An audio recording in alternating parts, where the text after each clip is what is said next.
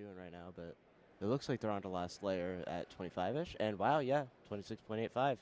Curtis and Ethan are going to be pretty happy with that. They look Yo, kind of yo, frustrated, yo. actually. Yeah. Hey guys, what's up? It's me, the Cubing Bear. Welcome back to another live stream, guys. Welcome to day 3 of the North American Championships 2026. We are currently on blind, 3x3 blind right now, which is trying to find it. Saturday 3 blind, round 1, looks like. If I'm not mistaken.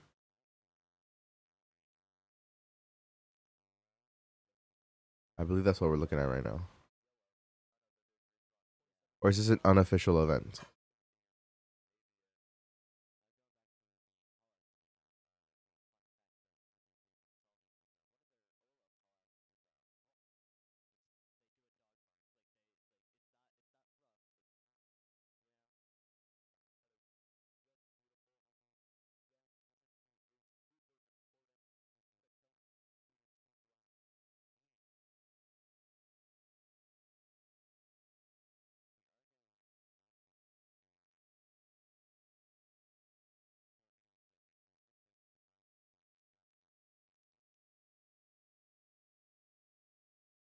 Okay. Right now it's 3 hours ahead, so it's 1:30 right now over there, which means we're not on 3 blind. We're actually on a different event. 1:30. 1:30 should be the start of 3x3 round 1, so that should be the one that we're going into right now. Right now we're just looking at an unofficial event. I'm going to change this to 3x3 round 1.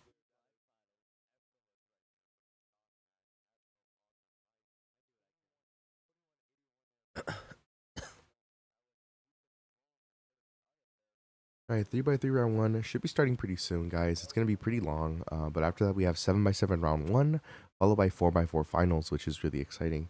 That's not the only final we have for today. We have Square-1 finals, 2x2 finals, and 6x6 finals. So a lot of good finals happening today. And of course, tomorrow is the last day, which is going to be the most exciting final, 3x3 finals. And yeah, that's pretty much the main event, right? That's the headliner. Everybody wants to come in and tune in to watch that. So that'll be really, really exciting to watch and do. And you know, I'm just as excited as you guys are. So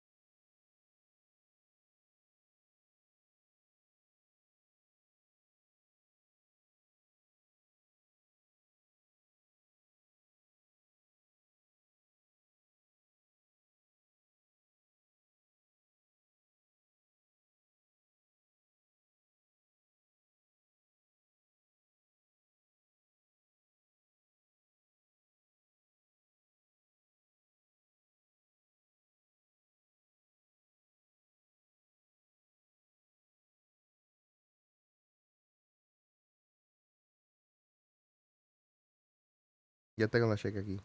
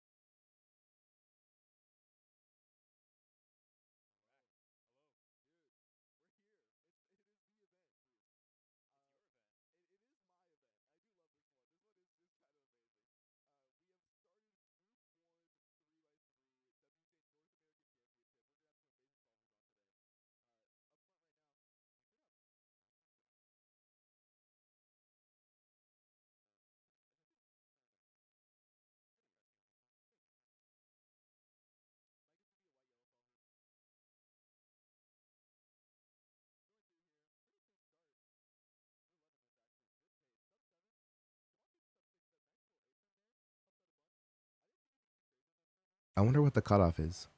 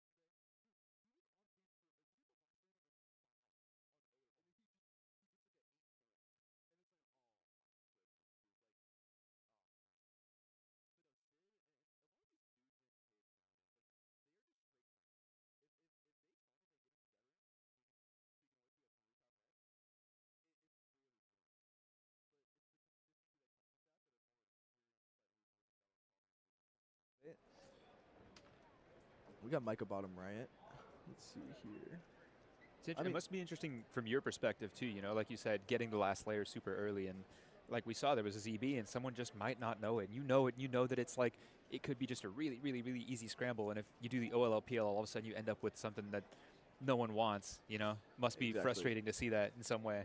Oh yeah, I mean, look, I don't know any ZBs. I'm gonna be real, so like I'm not the guy to kind of be saying this, but for someone like Zaruri who can get on pace really good, and this pace not looking there, unfortunately. Both, like the first two solves looking not great, just locky, choppy, whether it's nerves or he's in his head a little too much, I will say the good thing is that his fluidity in terms of look ahead seems to be there. It's just the execution is bad. Right. And execution errors, and like this is what I was saying. This is the hard part of being a turning kid. I've been a turning kid for forever, dude. And oh my goodness, please, I like kind of envy the white collar solver in a way. You know what I mean? Where they're just like solid and like they just kind of get it done.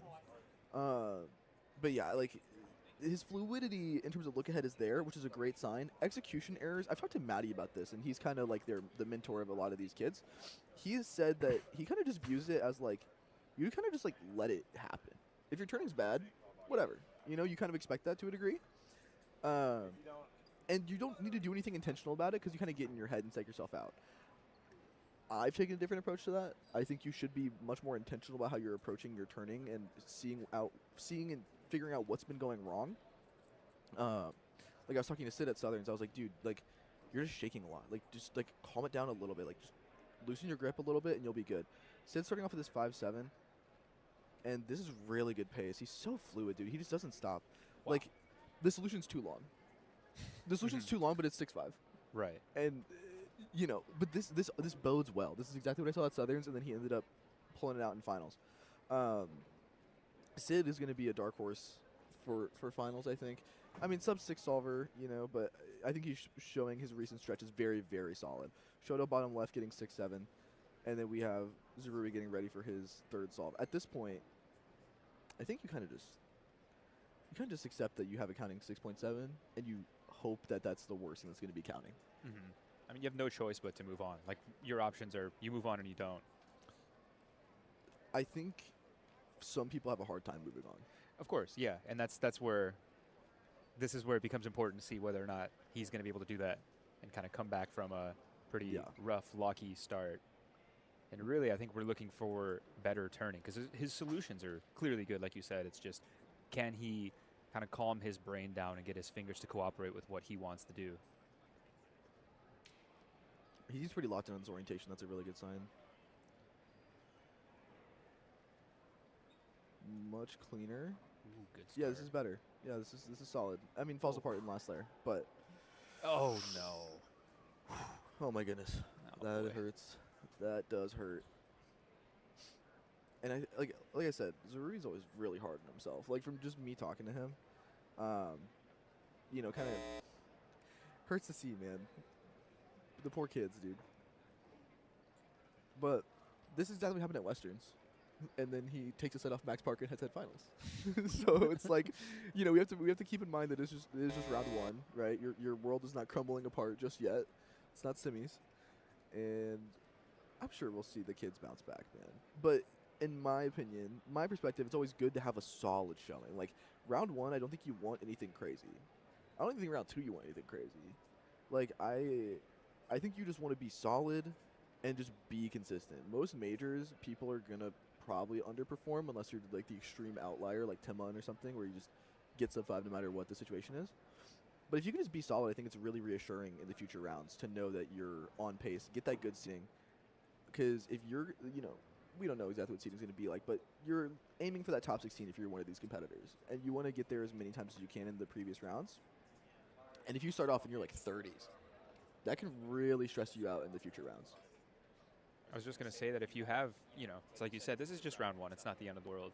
But going into round two, coming from a position like that where maybe you're not doing great in round one, you put a lot of pressure on yourself to kind of come back from that, maybe even do better than you expect yourself to do and just push yourself harder and harder and just, it stacks. Those nerves stack and they don't really go away unless you're able to actually perform that way. Yeah. Most definitely. I mean, Shoto just dropping another 9-1. Mike is solving very consistently this round so far. Sid top left, slightly locky in that start here, and getting his way through it, but this is just not going to be enough. Yeah, Wow. too many lockups. And I kind of like that reaction from Sid. Just brushing it off. Just brushing it off, dude.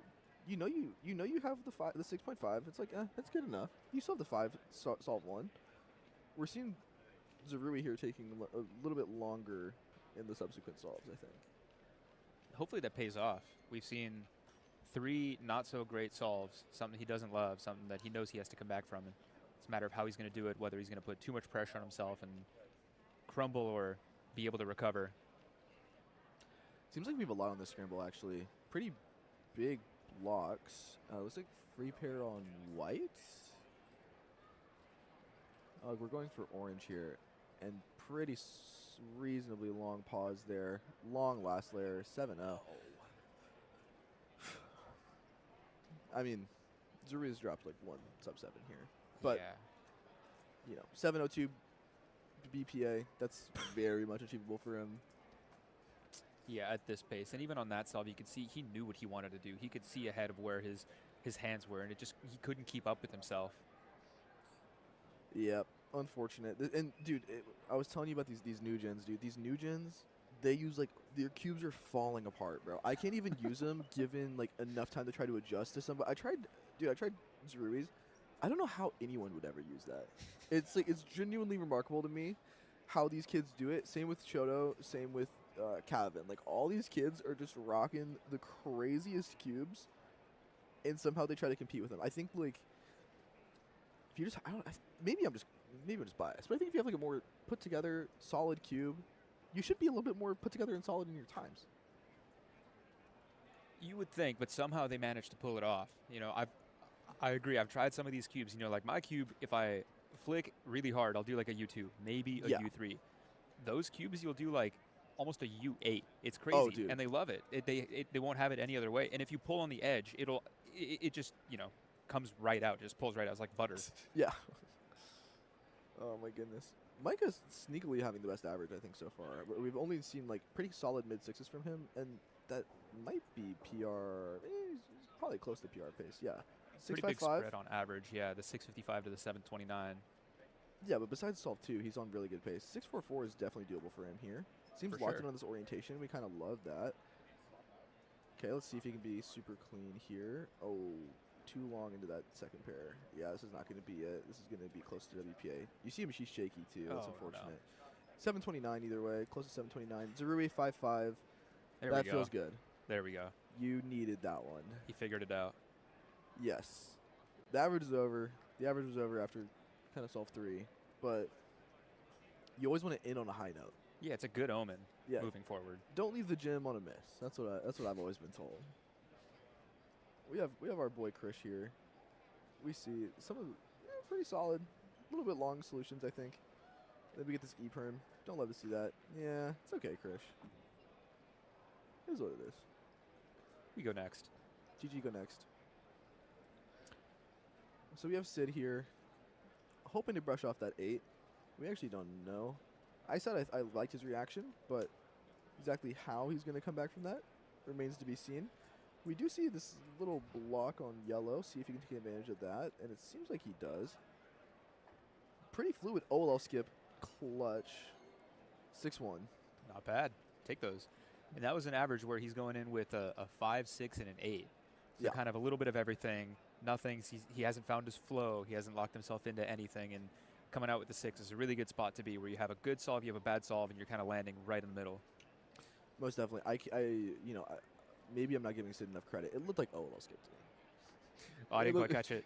It looked like OLL skip to me. So in the world where this is OLL skip, meh, you probably want it to be better. Last year's a little locky, but in the world where it's not OLL skip, good job, Sid. Congrats. Hey, these days could be anything. He might have forced an OLL skip. This is true. That kids are doing a lot these days. Oh, locky into that nice little C shape, and then not too pleased. That's fine. Oh well, laugh it Fun. off. Funny number. You can laugh that one off. I know it took a lot for you not to say anything. I will refrain from now on. We have Shoto here. Let's see. Dude, he looks so locked in. I'm loving this actually. Dude, he's dialed. Let's There's see. nothing else in the universe but this one station. There's nothing else but this singular cube. Oh. Long transition into what seemingly was first pair. Nice transition to that OLL. Slightly lucky on that AUF there, but 7-2. I think that's one of his better solves of this round so far. I've only really seen I remember seeing like a 9 in there and some other maybe low 7s. Sid here, if you put up a 6-1 average, that's very solid. That is, I think, very comfortably going to project to make finals. Oh, overhead, lovely. We have this big block on white, and we also have these edges solved on yellow. They work for both. Sid's going to try to build an X cross here. It shouldn't be too hard. Nice little turning. Oh, it's just too long. Oh, man. And then finishing off there. No. So WPA with a 693 average. Yeah. That kind of hurts. Well, look. Wow. Silver lining. His solutions. Starts seemed fine. I think a lot of times whenever you're in that situation where you're trying to just get a good average, like you get up on the stage and you just don't think at all. Sid at least seemed like he was more composed than most of the other competitors here. His turning was ridiculous too. Like once he saw something he wanted to do, his bursts were insane. Yes, It was just kind of the in-between periods between those bursts. Most definitely. And we're about to hit a little in-between period of our groups here, and we will see you for Group 2 right after this ad break. Cubing and competitions have been such a big part of my life for a decade now. I don't know where I would be without this whole community and organization. So I've met some of my best friends thanks to WCA competitions, and I'll be forever thankful for that experience. So I don't know where I'd be in life if it wasn't for this community and this organization. He's made me feel all of the emotions in the world. I've laughed, I've cried, but all along the way, I've had the best times of my life.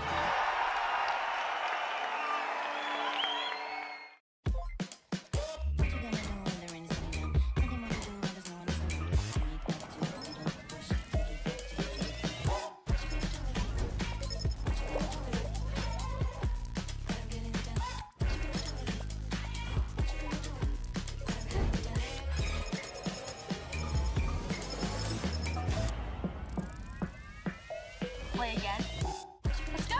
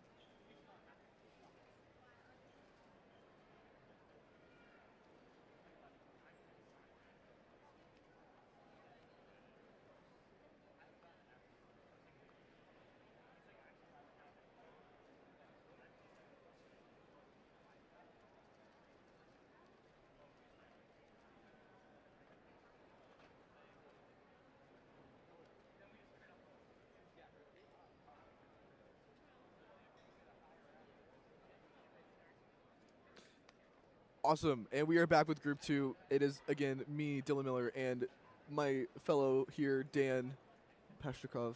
What is up, buddy? Always a pleasure. Oh, yes. We just missed 7-3 from Zeke off stream. We're going to have a bunch of pretty solid competitors here. Very excited to see them. We're getting Katie Hull on stream now, famously across on top solver. That's right, and flips all the way over for F2L. And recently been blowing up her little TikTok, too. I don't know if you've been seeing her TikToks, but big FTO fan. Love KD. OG FTO solver. OG FTO OG. solver. This is true. Not a bandwagoner. No bandwagon over here. No. No. For the love of the game. Yes. Pure passion. And then, yeah, here we have Alex Nealand going up. And, oh, pretty clean cross plus 2. Nice little transition here. Good pace. Unfortunately, not ending it too well. That's going to be a 7:55. Here we have Darshan coming up. Pretty solid showing in Pyraminx for Darshan in the finals. Now resides in Canada, as far as I am aware. So I haven't seen too much of his 3x3 solving, but I am very much curious to see it now. Let's see. Going through here. Nice little start. Pretty clean. Nice F moves at the end. Unfortunate PLL there. Or dude, he gets like the 4 edges flipped case. Yeah, the rarest OLL. Yeah, it's, oh my goodness. We saw like he made that turning look effortless. Very clean. Simon looks like he just messed up cross somehow. Had that free pair and then just got a little stuck onto this LZB recog. Does he know it? Oh, he got there, dude. You've already committed to the time, dude. Yeah, When you've already recogged like that, you got to keep it going. Carter here. Pretty solid. Oh, actually did a little B move there in the F2L. Gets his way through. Messes up that A perm. Oh my goodness. Man. Wow. We're seeing a lot of rough starts in round one. Sloppy solving from our competitors so far. The good news, if you're a 3x3 solver on today, it's only one round. Right. If today you're not feeling good, today you don't get the best results, doesn't matter. You have a literal reset tomorrow. Yeah, you have a whole night's sleep. Sleep it off. Yeah, you are wake good. Up, drink some coffee, right back at it, fresh mind. Exactly. It's not like you have to just instantly go into the second or semifinals at the end of the day here. Zeke, sub-6 solver, very competent. Looks like he's locked into this specific angle. Curious if we have anything here. We have Jerry Yao in our top corner. Seems like good start. Maybe try to build an X cross. I'm not entirely sure. Yeah, it's just too much. Too many moves. Jerry again. Yeah, just all around, man. Seems like kind of locky turning. Turning. No one's too happy with kind of what's going on right now. You know, the psych sheet said it's about like a mid to high 8 to make round 2, and all these competitors are more than capable of it. But you know, it doesn't seem like they're too worried. But still, you know, not everyone's doing great. We might see that number change and kind of skew who thinks they might end up in round 2 and who might not. Most definitely. I mean, again, like I said, it's fine for today. You can get your way through it. Don't worry about it. And these are also just the starts of the averages. Like I was saying, I just think having a solid showing round 1 does so much for your mental going forward. Of course. You never want to start off on the back foot here. We got Simon going through. Oh, nice little R3 there. A solid 7-7. Yeah, it's totally fine. Not the greatest solves, but some pretty great finger tricks there. Here we got Alex Needland. Oh, this is a really clean red-green first pair. This cross looks pretty straightforward. I'm imagining you see that into back right. Yep, most definitely. Transitions here, pretty solid into these next pairs. Yeah, 7-3, that's a lot cleaner. That easier start allows you to get everything else so much smoother. And that's going to be our solve 2. So we'll see how Carter can take advantage of this same little red-green situation. I imagine that's what we'll be seeing most of our competitors go for, unless there's some multi-slot opportunities, but I don't really think so. Interesting. Seems like he went for a different first pair, but this F2L is on pretty good pace. Yeah, does the little clean U-alg into our PLL. Much better than that start here. Oh, Taliki off stream almost pull a Jada McNeil. Darshan inspecting with this same. He didn't end up going for that first pair either. Interesting.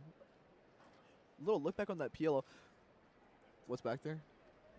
There's no pot of gold back there. There's no pot of gold back there. No, sir. You never know. Maybe one day there will be. Maybe one day, dude. That would be awesome. I mean, that's wishful thinking. See, the thing is, you don't check for it. Maybe I've missed some pot of gold before. Zeke is, oh my goodness, this is so fluid. Yeah, that's exactly where you want to be at. Nice. That was okay. Long solution, but he just did not stop turning. No, that was that's beautiful. that's very, very clean. Jerry inspecting here, going into solve 2. Yeah, this is pretty solid on the way here. We got our little diag, fat pie aug, 6-8. You know, yeah. He seemed pretty nonchalant about it, and then see that little classic cuber head shake at the end. We go next. GG go next. Seb looking very patriotic today with his beads, dude. We love that. We had a parade actually at the competition. We did, yeah. Woke up to some bagpipes. That was interesting. Right outside of my window. That's awesome. See, Seb, I was talking about it like the kids nowadays. 7-9, okay. Seb has a very good average, right? It's like mid-6 or something. Something like that. Yeah, he has a solid average. The thing is, though, he is a TPS kid, and TPS kids don't normally have high consistency. This is why we saw like Zaruri kind of struggle. This is why we saw Shoto kind of struggle. Seb, Sid being slightly inconsistent. It is so hard to control your turning on a major stage as someone who is a TPS kid. Oh, Alex Needland, top right corner on really solid pace and just locks up hard on that ZB. Oh, feels bad. But that's pretty promising to be on that pace. We have Carter going on here. Through his F2L. This is nuts. Great pace. Good transition into the PLO. Decent last layer. That's fine. Yeah, That's fine. it works. Seems to be saying something about the overhead cam, so I don't know what that's about. Yeah. Here we have Darshan. Darshan off stream dropping a 936.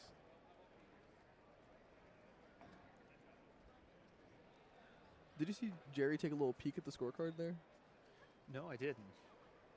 Is that something you ever do in your rounds? Oh, I covered the scorecard when I sign.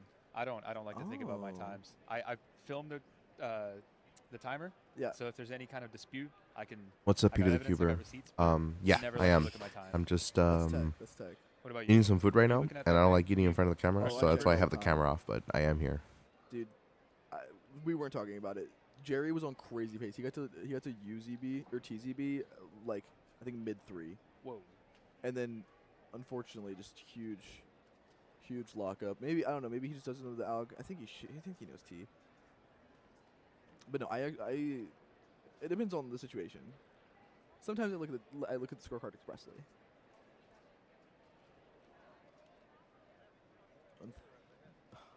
Yeah, this is fine. 6.7. We take those. We're still seeing some lockups. And is this? Do I believe my eyes here? Am I Is this seeing things? Manu Sig Hall on the live stream? Oh my goodness, this is amazing. Manu knows a handful of ZB. Maybe we'll see some craziness come out from him. Oh, it's ZBLS. Oh, he doesn't know H. Skip. Oh, he knows it. Oh my goodness, goat. stone cold, dude. Oh my Light work. goodness. No reaction. That is my senior delegate. Oh man. Okay, Alex Needland coming up here.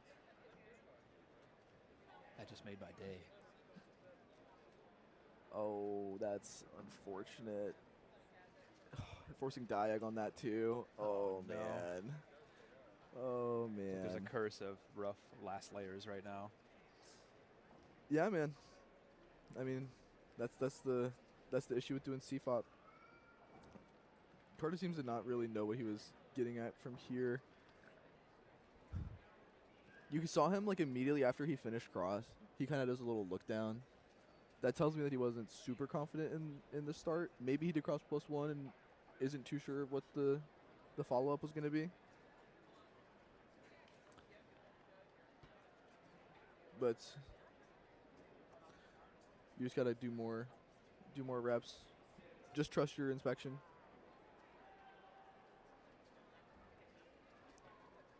Zeke prepping here.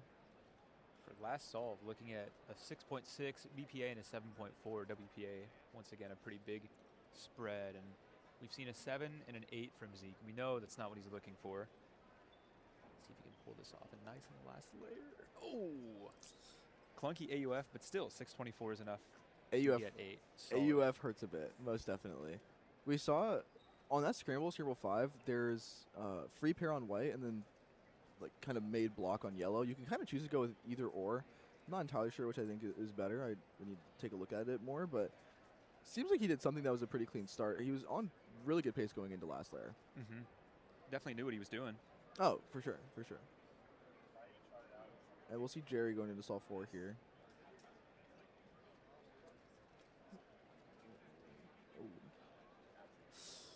Yeah, he's hitting EOZB 6.7. That honestly, for the way that solve started out, you take those. Yeah, no, I mean that's a really clean finish for him, and you know he's rolling off a 7 and 3 6s, so he's just trying to stay in the pocket, stay consistent, and just finish clean at this point. Oh, this .OLO, not what you want to see. He seems pretty gassed. Yeah, for one reason or another. I mean, dude, dot into F perm, really clean turning, getting that at the end, like, bro, I'd be pretty happy. No, for sure, for sure. Alex all bundled up, making his way into this solve.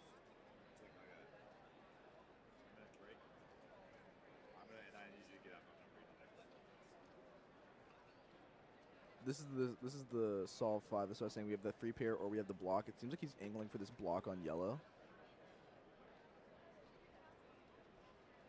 Pretty clean. Pretty clean. Last 2 pairs, pretty big pause going into it. EOZB. Oh, and just can't get the ZB done fast enough. Sebastian rounding it out too.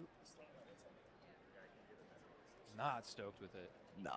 Not happy at all. And it's again going back to the momentum in round 2. We know Sebastian makes round 2. It's just, can he come back from the kind of subpar performance that he didn't want in round 1 and reset tomorrow, get that rest, wake up in the morning and have a fresh mindset to try it again. Let's see. Making his way through. This just seems very long. Very long. Few pauses.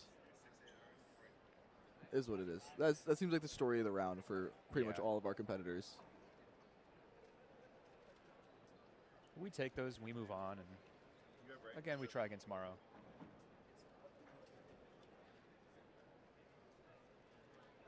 Okay.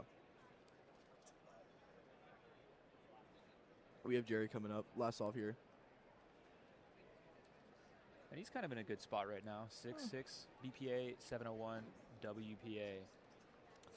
I don't know if that's necessarily a good spot. As far as it goes for this round, from the performances we've seen, you know, he's stayed clean here. We've seen people get on good paces on this at last solve. Like I said, right. A bunch of stuff you can build off of. First pair pretty solid. Going into this little last layer. Oh, this is nice. Yeah, Nice. You hit the BPA Clean. pretty easily. Clean. Yeah. Very Yeah. well done. There's a lot of stuff you can pretty reasonably go with on there.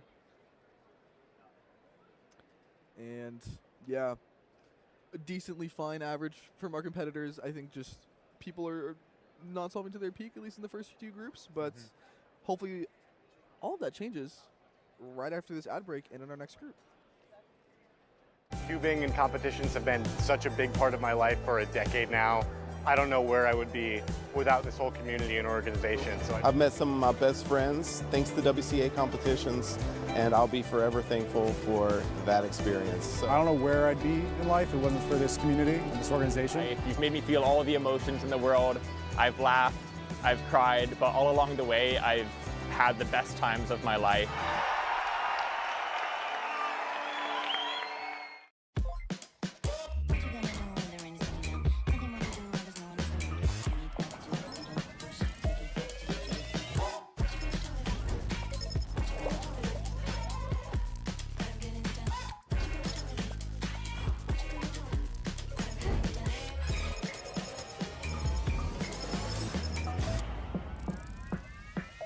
Play again. Let's go.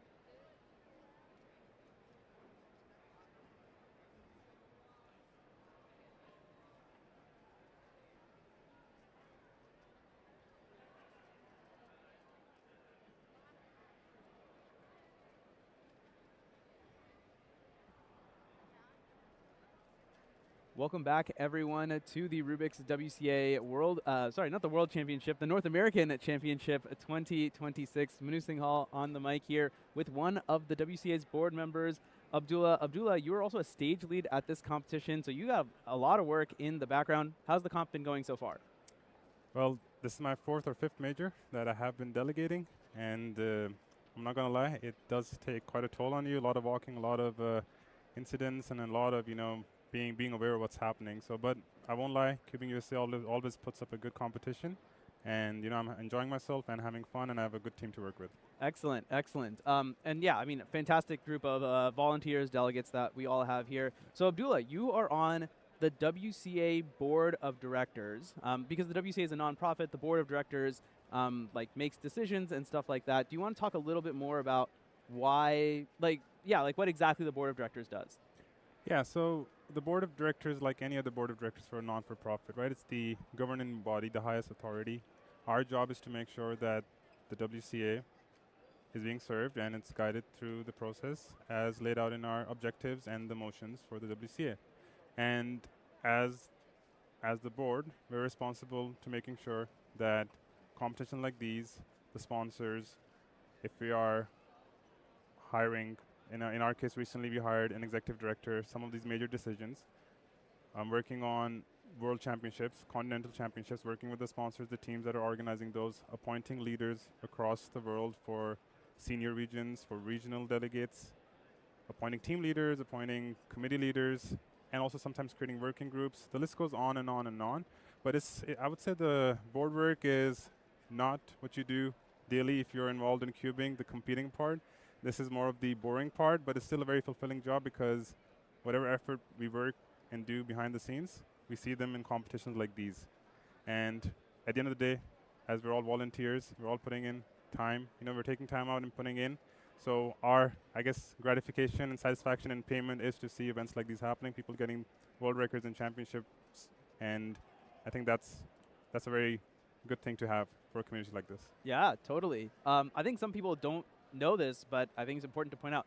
The board of directors is currently 5 people, and they are actually all volunteers. So the only employee is Dan.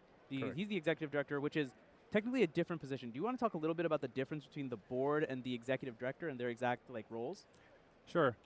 I mean, if you look at the WCA, we've been here for over 20 years, but the community has grown exponentially, and we were all volunteers. Obviously, as volunteers, there's a limited amount of time that you can take out. And as the previous board of as the board of directors in the past used to do, they were taking care of a lot of operational issues. They were, you can get an analogy of similar to how managers sometimes manage individuals. The board of directors was kind of being forced into that role as well. We were having quarterly meetings. We were following up on every single detail and contract, and we were kind of taking our time with the governance and strategy, vision, building a new purpose statement, addressing the values, and in general, just working more on the direction on where to take the WCA. And for that specific reason alone, for the past 3 to 4 years, we've been working on a paid position for the WCA. And in this case, it was an ED role. And we were fortunate enough to have one of our community's longstanding members, Dan Smith, who was hired for that role only recently, and that has been a great, you can say, burden off the board's shoulders. And now we can actually decide on, making sure we're focusing on the competitions happening, our sponsorships, meeting with folks, reviewing and approving contracts, and replying to all of those hundreds of emails that are sent to our inbox daily. Sometimes I tell folks that I sleep and I wake up and my inbox has 40 emails. and I have to just go through quickly, before I go to my actual job, I have to go through some of these emails and, reply to them. But we're fortunate that, I'm here, Dan is here at the North American Championships, but there are 4 other board members, and it's all a team game. They're working in the back end right now, supporting us because we are so busy with the competition and actually coming and talking to folks here that we cannot really keep up with all the stuff that's happening in our emails. Yeah. I mean, you guys are just popular. That's what all the emails are. It's all fan mail. That everyone's like, thank you, WCA, for doing so awesome stuff. I mean, you've been around in the community for a long time. How did you get into cubing, and then what made you interested in the board position? Oh, that's a very deep question and a heavy question for me. I've been cubing since 2013, and my first official competition was in 2014. I still remember that because my parents, when they dropped me off, they ended up getting a traffic ticket because they took a left turn accidentally, and that memory has been ingrained because they drove me quite a bit distance into downtown just to get me to my first competition. So it's been a long journey. I became a WCA volunteer back in 2018 in the ethics committee, and then I became a delegate in 2019. And eventually I became a full delegate in 2022. But since then I've also been part of the disciplinary committee and the integrity committee where I was a senior member. And then in 2025 I finally thought that, okay, I've spent a lot of time in this community. I've met a lot of good people. I've already given thousands of hours. I have no count of how many hours I've given, and thousands of dollars towards basically this, I would say, organization. So I was like, it's maybe time that I'm also I play a role in making sure this community, I play a part in taking the WCA forward. And I applied for the board of directors last year, and I was elected as one of the members. And then on the board, I have served as the treasurer and the vice chair, and most recently, I'm now the chair of the WCA board. Yeah, awesome. I mean, yeah, fantastic stuff. I think that's the left turn parking ticket story. I think is hilarious. That's a good one. It's a memory that will live forever alongside the great memories that exist with the WCA. Being around so long in the community, what's kind of surprised you the most about how cubing has grown recently?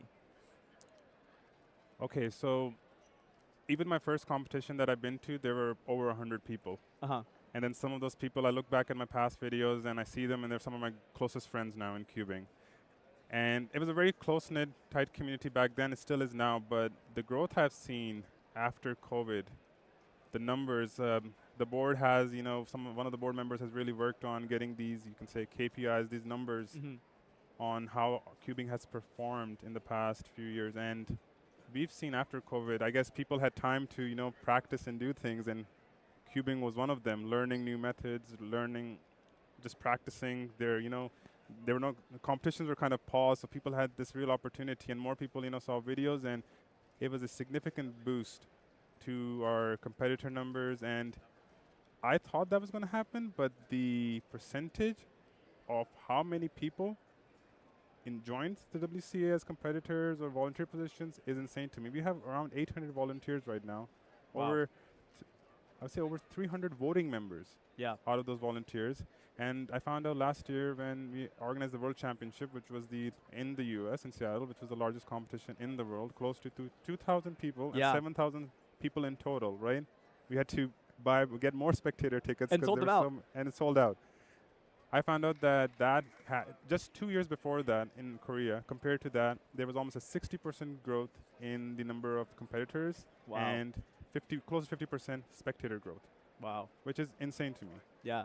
So what I see from that is cubing is growing at a faster pace than we ever thought of it. Yeah, it's just incredible. I think one great, as a broadcaster, one of the great things that we get to see from that is all these live streams. I mean, I think about our setups going back to, I used to watch Nationals, the U.S. National Championship on Twitch, and you compare the 2017 Nationals to where we are in 2026, in 10 years, everything is bigger, everything is better, and it's true all around the world. It's funny you bring that up. I remember back in 2014, I heard about the U.S. World Championship happening in U.S. Yeah. And the only way I found out about those were through certain vloggers and YouTubers. Okay. And I was like, wow, this is so cool. And our head organizer for CubingUSA right now was also present there in that video back then. So people have been in the community for so long. But now, our production value, our branding, bringing this championship live to thousands around the world, to the spectators here, this is amazing. This kind of quality we had never seen before. And it's improving every single championship that I've seen. Yeah, certainly. It really feels like it's a real event. I was talking to William Morrell. He's from the speed stacking community. And he's like, when I walked in here, I'm like, this is a big major. This is legit. You can feel the energy in here. And, it's thanks to all the board work and stuff that makes it happen behind the scenes. And of course, it seems to me how esports grew and what kind of production value they had. I think we're pretty close, and they have a lot of backing and money behind them, and we're doing this all through volunteers and people just helping on their own time. So it's amazing to see that. Yeah, absolutely. Abdullah, I think something I think the community has been kind of talking about recently is, and some decision that the board has to make. It's a pretty big elephant in the room. But the WCA made a decision to de-recognize Clock after the World Championship next year. So after that, it will no longer be an official event. I kind of want to give you this time to talk to the community rather, and just kind of speak a little bit more about this decision and the subject. Yeah, of course, it's the big elephant in the room, so to say, right? I'll be honest, the board, as I mentioned, I'm a cuber myself. I've been part of many forums, many Reddit groups, Discord, you can say groups. I'm part of those. I've heard lots of comments. We've taken a lot of time to make this decision. However, at the moment, we have seen the amount of feedback we've gotten. We've seen the amount of, you can say, positive, constructive criticism, and also obviously, positive comments and constructive criticism regarding the decision that we made. And we're still navigating through all of the comments. It's only been a week since we made the original decision. But as of right now, what I will say is that we have not taken a firm decision on the path forward, but we are working on what that best path forward looks like. So we are taking the feedback and the, you can say, reaction into account. We know, the good thing with this I see is that it tells me that there is still a huge group of community that's passionate still, which was obviously a no-doubter, but it comes to light. And there are people who really care about the WCA, want to see it grow, and I'm happy to see that. And that's why our team, as I say, I'm here, Dan is here. We've been meeting enthusiastic people, passionate people who have talked to us. I go on. I was told I was given some breaks, to have lunch and stuff. But those breaks are usually occupied with me, talking and chatting with folks and getting the information. And that's the reason why we're here, right? The entire board right now, apart from myself, is working on what that best path forward looks like, and we're reflecting on that. Obviously, we are developing these thoughts, so we'll share more information as these thoughts develop. But I want to let the community know that we have taken that feedback and considered it. And we will be, actually the entire board, plus Dan, -1 member. So 4 out of the 5 board members, plus Dan, we will be at the Euros, the European Championship, awesome. next week in Netherlands. So if you are, coming to Euros in the Netherlands, please find one of us, take the time to introduce yourselves, chat with us, let us know. We'll be happy to answer any questions. Yeah, there you go. I mean, that in of itself is a big shift from the board. Just being open and willing to talk, I think, is a great move forward. Yeah, I mean, I'll just add to that. Unlike other sports organizations, this is a pretty unique board, we're competitors ourselves. We've been in the community, we volunteered our time, and we're walking around amongst, the community to be open and, to engage with parents, competitors, cubers, whoever, sponsors, it's open. Yeah, I mean, Dan, I think, has been chatting his mouth off. Dan is a people's person. He loves this, and I'm happy he's doing that, because that's one of the main reasons we have him as an ED as well. He's our face, so to say. Yeah, certainly. Well, yeah, stay tuned for all things WCA. Abdullah, let's leave off with one last thing. Yes. What does cubing mean to you? What does the community mean to you? The community to me, I would say, is basically a second home to me. Yeah.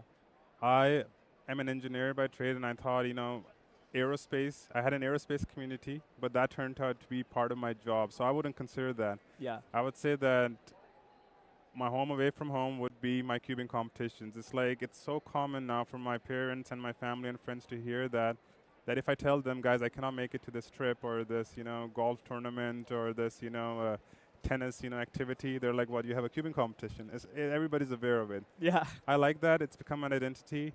It's helped me make good friends, good connections, not just, in cubing, but outside of cubing. So I'm really happy for cubing to be part of my life, and I'm hoping it stays like that going forward. Yeah, I mean, our friendship crosses borders too, US and Canada, right? So exactly, we wouldn't have met each other if it weren't for cubing. We have a cubing relationship. We have a relationship outside of cubing. So, it works out.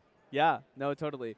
Well, thanks so much, Abdullah. He's the chair of the WCA, for sitting down talking to us a little bit at the North American Championship. You are one of the stage leads also, so I know you are very busy, so I'll let you get back to it. But thanks for taking some time out of your day thank you for having me. to talk to us, Abdullah. Appreciate it. Thanks so much. Thank you very much. We're going to get some more 3x3 action shortly after this. Don't go anywhere, folks.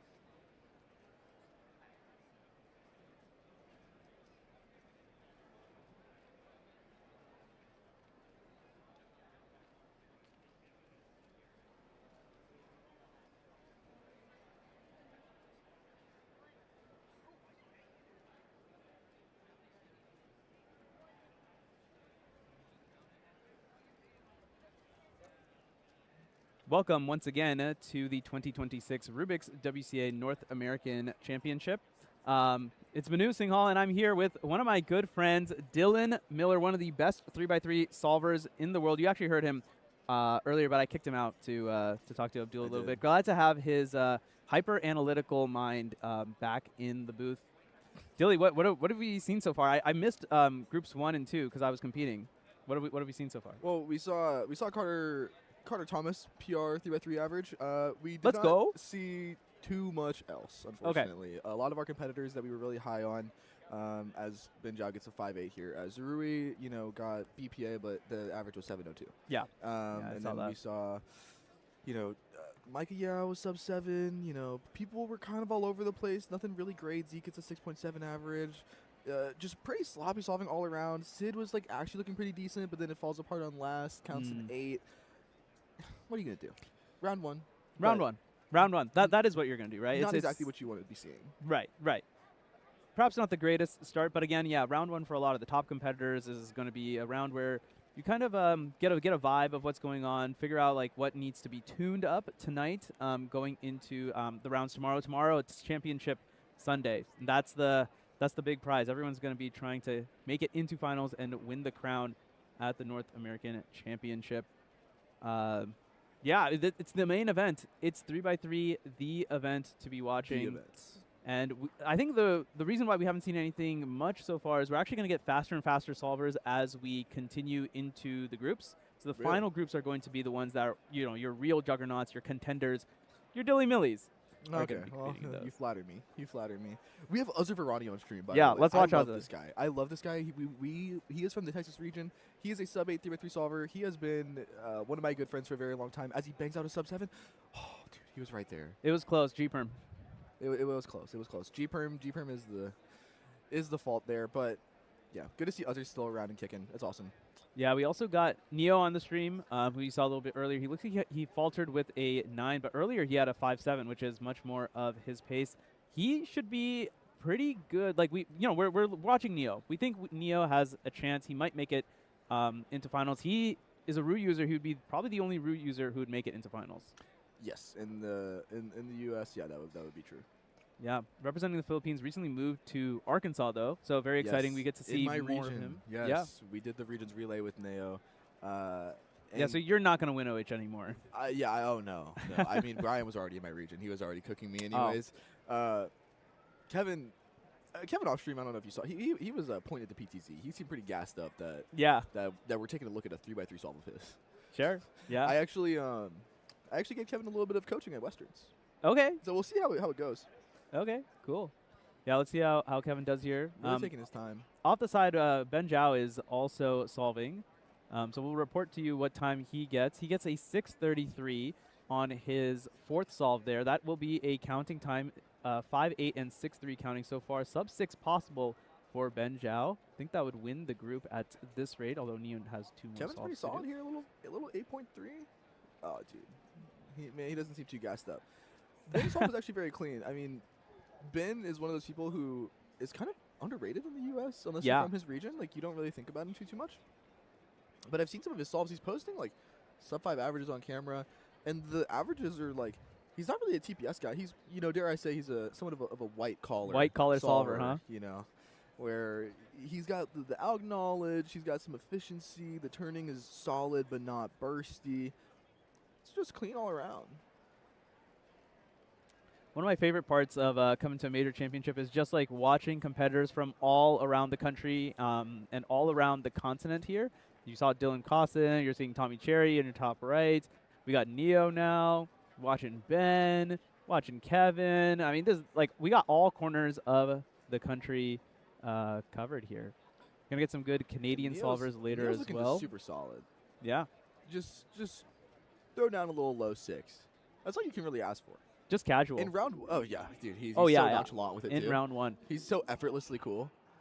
Talking to him. Yeah. That's the vibes I get. But I was talking with Dan about this. All you really want is just be solid. If you pop off crazy round 1, maybe that translates into positive momentum, or it actually kind of throws you off for the remainder of the rounds. If you have a really bad average, then you feel like you're on the back foot. If you're one of these competitors that's trying to really push for 3x3, you know, whatever that be, make finals or get some type of podium, just place well. Ben drops a 7-1. You just want something solid. And Ben still does something solid. Even with that, like, near WPA, you know, above average time for him, 6-4, that's going to project you into finals. It's going to make you feel okay going So in. so that's what I'm going to ask now. What do you think is making finals? Dude, it's a big question. I know, and I know it's only round 1. And, you know, I know it can go one way or the other way. Depends on the scrambles, yada, yada. Simple question. What average makes it into finals? Just give me numbers. Let me think.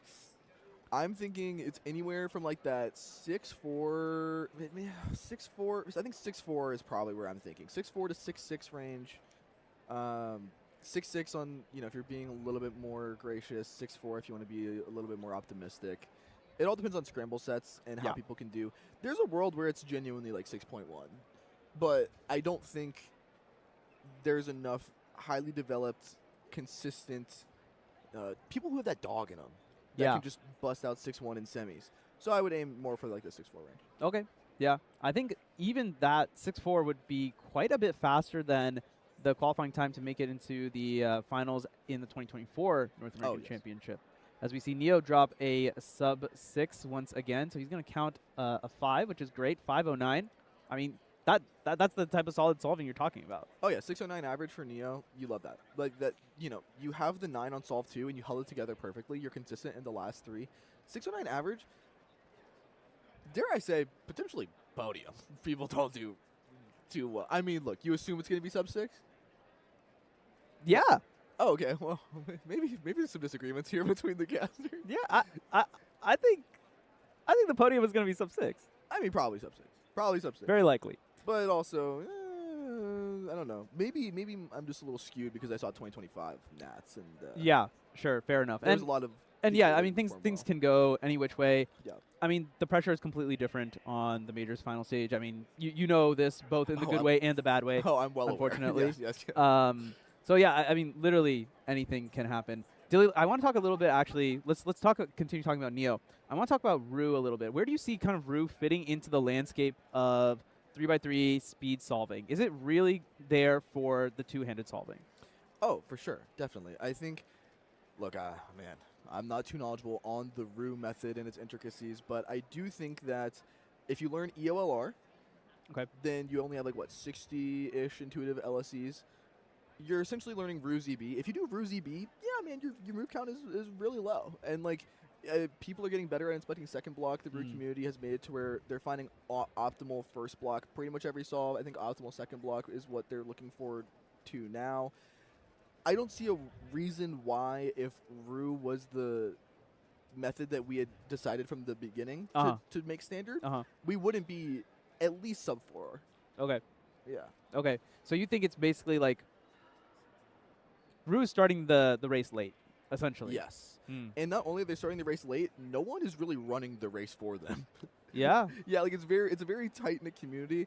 Like imagine the world where all these top CFOP solvers, instead of dedicating themselves to that method, they did Ru instead. Right. Like the pool, the population for Ru is just not nearly as high. Right.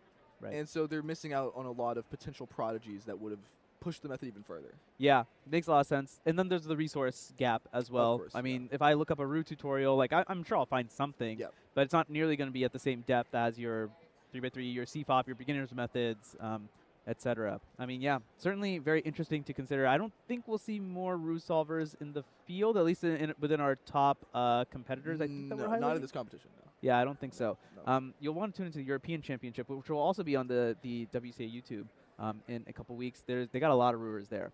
I think we're getting ready to go to an ad right now, just a quick little group transition, and then we're going to bring you some more 3x3. We're only halfway through 3x3 here at the largest competition in the Western Hemisphere. So stay tuned. We're going to get some fast solvers on your screen real fast right after this. Cubing and competitions have been such a big part of my life for a decade now. I don't know where I would be without this whole community and organization. So I've met some of my best friends thanks to WCA competitions, and I'll be forever thankful for that experience. So I don't know where I'd be in life if it wasn't for this community and this organization. You've made me feel all the emotions in the world. I've laughed, I've cried, but all along the way, I've had the best times of my life.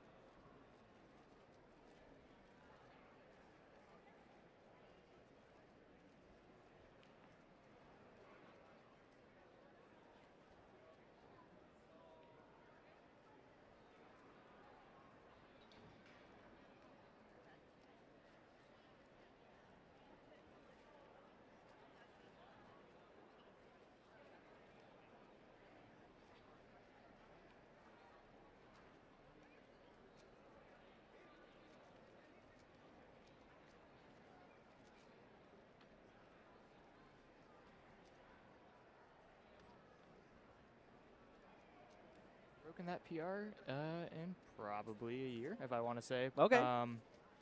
Yeah, normally don't practice 3x3 at home. I was kind of switching cubes there, but ultimately settled on a slower one, and it worked out pretty well. Not bad. Not too bad. Good to see good results come out from our stream team as well. Because, yeah, I mean, all the commentators, everyone, we're doing double time back here. It's not just, hey, they just talk on the mic and then they, like, go have fun. Everyone's running around. All these the cameras that are getting moved around and stuff, that's all being managed by us. And, of course, the lovely production team in the back. All right, enough talking about that. Let's talk about the competitors, including one of the best competitors in this group. This group 5 of 3x3. This is Brennan Lin. He was your 2023 Canadian national champion. He's joined by another Canadian, Arhan Serene, in your top left as well. Brennan, yeah, I mean, one of the best solvers in Canada. He's a really, really solid solver. Actually, recently, he hasn't been solving as well, so I'm really hoping he can make a comeback here at NAC. Yeah, absolutely. I mean, in comparison to his Canadian peers, he is up there. Only people who's probably better than him are Kyle Santucci and maybe Bill Wang, but he doesn't really compete anymore. 7-11 there to start off for Brennan, not great, but still beats 7-12 from Arhan. by 100th of a second. And then we got Lucas Kuchai in the top right as well. Yeah, I mean, a trio of Canadians. Other competitors you are going to see, Eason Peacock. He is a phenomenal solver, an up-and-coming solver, very young solver from the Northeast. You're also going to see, speaking of the Northeast, Alexei Sinyavin. We'll get a couple solves from him as well. On the blue stage, we're going to see Carson Wijaya. He's one of the best solvers in the Mid-Atlantic region, alongside Ray Bai, one of the best solvers. I mean, all these guys are the best solvers because they're at the North American Championship. They're on the stream. We want to highlight them because they are just amazing. Yeah, and this will ultimately kind of give us a preview of what our 3x3 finals will be. Carson Wijaya, Arhan and Brennan are kind of in that middle area where, given the right circumstances, they could sneak on. Alexei in the top right, Ray Bai in the bottom left. Ray with a 691. He'll want something faster than that. Alexei with a 710. Andreas Lambropoulos in the top left as well, one of our featured competitors from right here in North Carolina, actually, so maybe a little bit of home field advantage. I don't know. Do you think home field advantage exists in cubing? Maybe a little, just because of friend groups, honestly. Like, if I were going... Friend groups? Yeah, because if you're around people who you're more comfortable with, I feel like your heart rate kind of lowers and there's less things to kind of focus on. Oh, okay. That's interesting. Kind of my thinking there. Interesting. I like it. But between a local and a major, since hopefully, like, the people you compete with come here, it's not nearly as different. But if I were going to a local in, like, middle of California, like, might be a little harder to compete and acclimate there. But majors, I think it's more a product of the stage if people do poorly.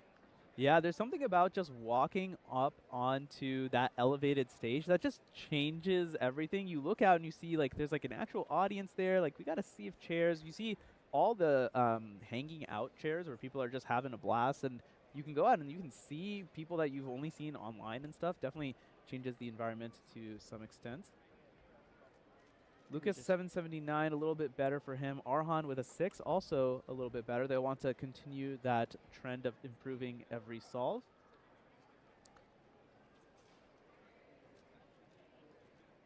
I believe we have Benjamin Gottschalk in the bottom right. Yeah, he's the region lead for the Pacific Northwest. He manages all of the delegates out there. Flew all the way across the country to attend this competition. And yeah, I mean, yeah, he's one of the volunteers for the WCA, so appreciate all the work doing behind the scenes. 949 for him. Ray Bai to his left. 691 on solve number 1. Can he do better here? Yeah, he not quite. 708. He's going to need to clean this up a little bit. I believe we have Carson in the top left, Brennan in the top right. Brennan will get started first. What time can he put down here? Can he beat the 2 7s that he currently has? He can, but not by much. 667. Last layer looks like didn't quite work out for him. And here's Carson now. 713. I actually thought he was doing okay, but I think maybe lost the sauce there in last layer. Yeah, I kind of thought the same thing happened with Brennan. I believe he got to OLL at around 4 seconds, which should pretty easily be a low 6, but certainly wasn't the case for him. 6-6 isn't bad and will easily make the next round, but definitely not something he's looking for.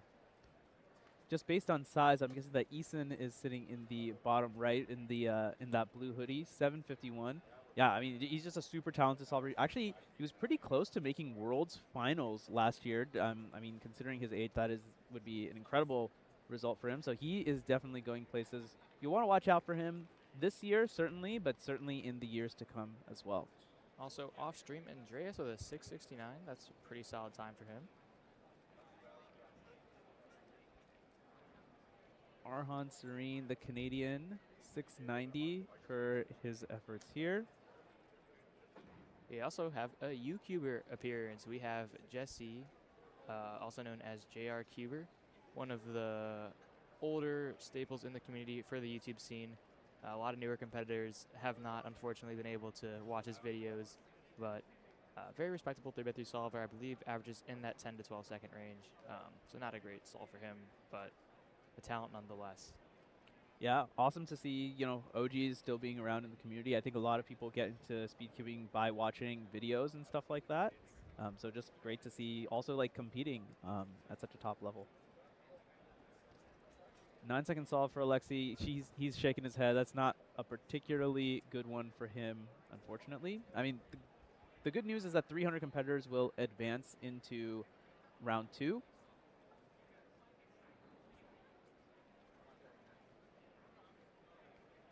And as more and more data is entered, the data team working as hard as they can to manually process every single scorecard and make sure that the results are being entered correctly. So far, only one sub-6 average. That was from Dominic Radisi, 599. Neo, who you saw in the last group, 609. Yeah, no one's really putting on their top solving, but for Dom, that's very solid. I believe his PR is in that mid-5 area, so 5.9 in the first round of NAC is a good sign. I liked Carson's turning here. I felt like he was turning quite fast. Unfortunately, his solution looked like just had a few too many moves, and he's going to end up with 632. I mean, 632 is okay, right? We're in round 1. It's not too bad. I mean, you can't win the competition here, so you don't need to go all out. But I think I asked Dylan this. What average do you think is going to make it into final? What should competitors kind of be thinking about going into Championship Sunday? I mean, ideally, you don't really want to think about what the cut is and just focus on doing your best solving, but obviously for the more talented solvers, you do have to consider it.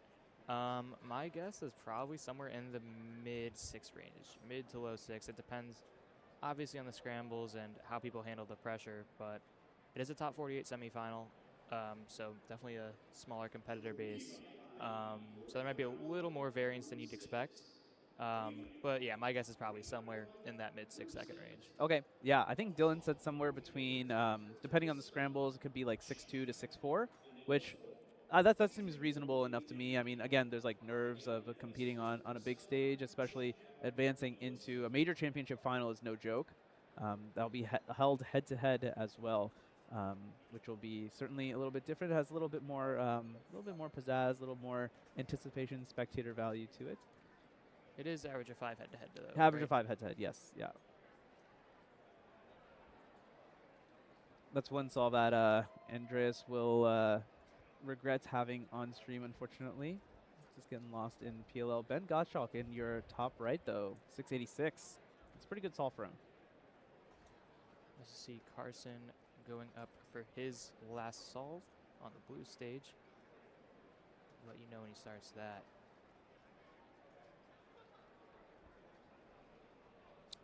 Yeah, here's Carson now.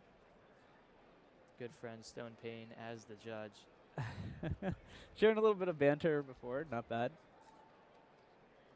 Best possible here is 639. Worst possible, 672. Hoping to count that 6.1 from solve 2. Haven't seen this scramble yet for any of our competitors, I believe, so not too sure how great it is.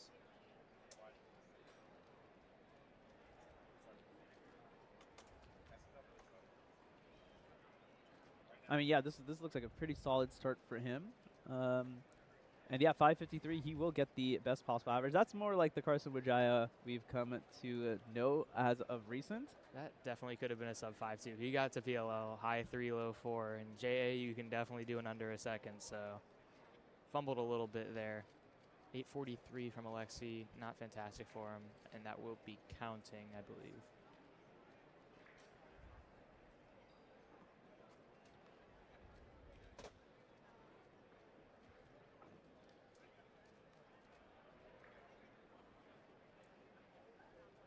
In other news, Trevor Mendelson, 626 PR average. That'll put him third in the round so far. Yeah, watch out for Trevor. So Trevor is from my region in the San Francisco Bay Area, and he was like up and coming even a couple years ago when I moved to LA to do my master's, and he was already improving at a really fast rate then, and to hear his name coming into like an NAC, like to get PR at NAC is no joke. I think he was in contention for some finals, like making it into some finals as well. So keep your ear out for that name, Trevor Mendelson. Is he a 3x3 specialist, or does he do other events? He does other events. At least back when I remember, yeah, he would do like loads of other events and like compete for at your local finals and stuff like that. I think Clock also. Okay. He was pretty good at Clock back then as well. Gotcha. Yeah. So yeah, just a little like recap of we've gone through 5 groups, so we've seen a lot of competitors so far.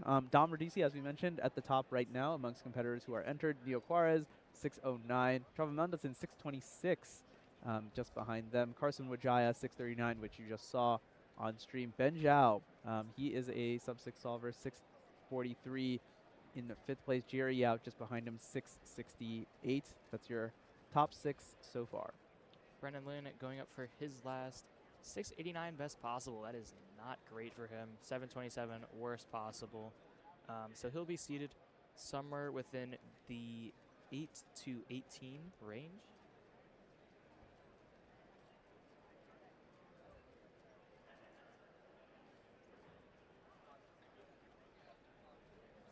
So yeah, even though he can't get a sub-6 average, he'll still want to put his best foot forward here. 664.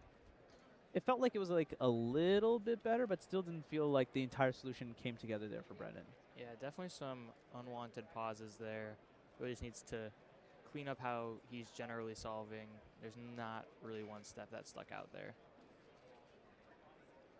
Braden Roten here, not sure what solve he's on. I believe he's also a sub 7 to low 7 solver. He's actually in group 6, so this is actually probably one of the early solves coming from him. So we're going to start to see a new batch of solvers here. Unfortunately, a big cube drop in, a +2, 2 critical errors. You get one solve that you get to give away. Use up all your bad luck on that one solve.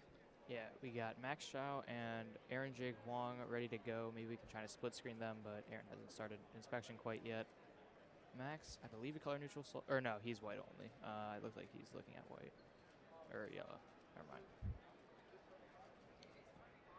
So Max is, on paper, he's one of the better solvers in this field. Has an official sub-6, but because he's been focusing on other events and as he gets older, hasn't had the same time to focus on 3x3.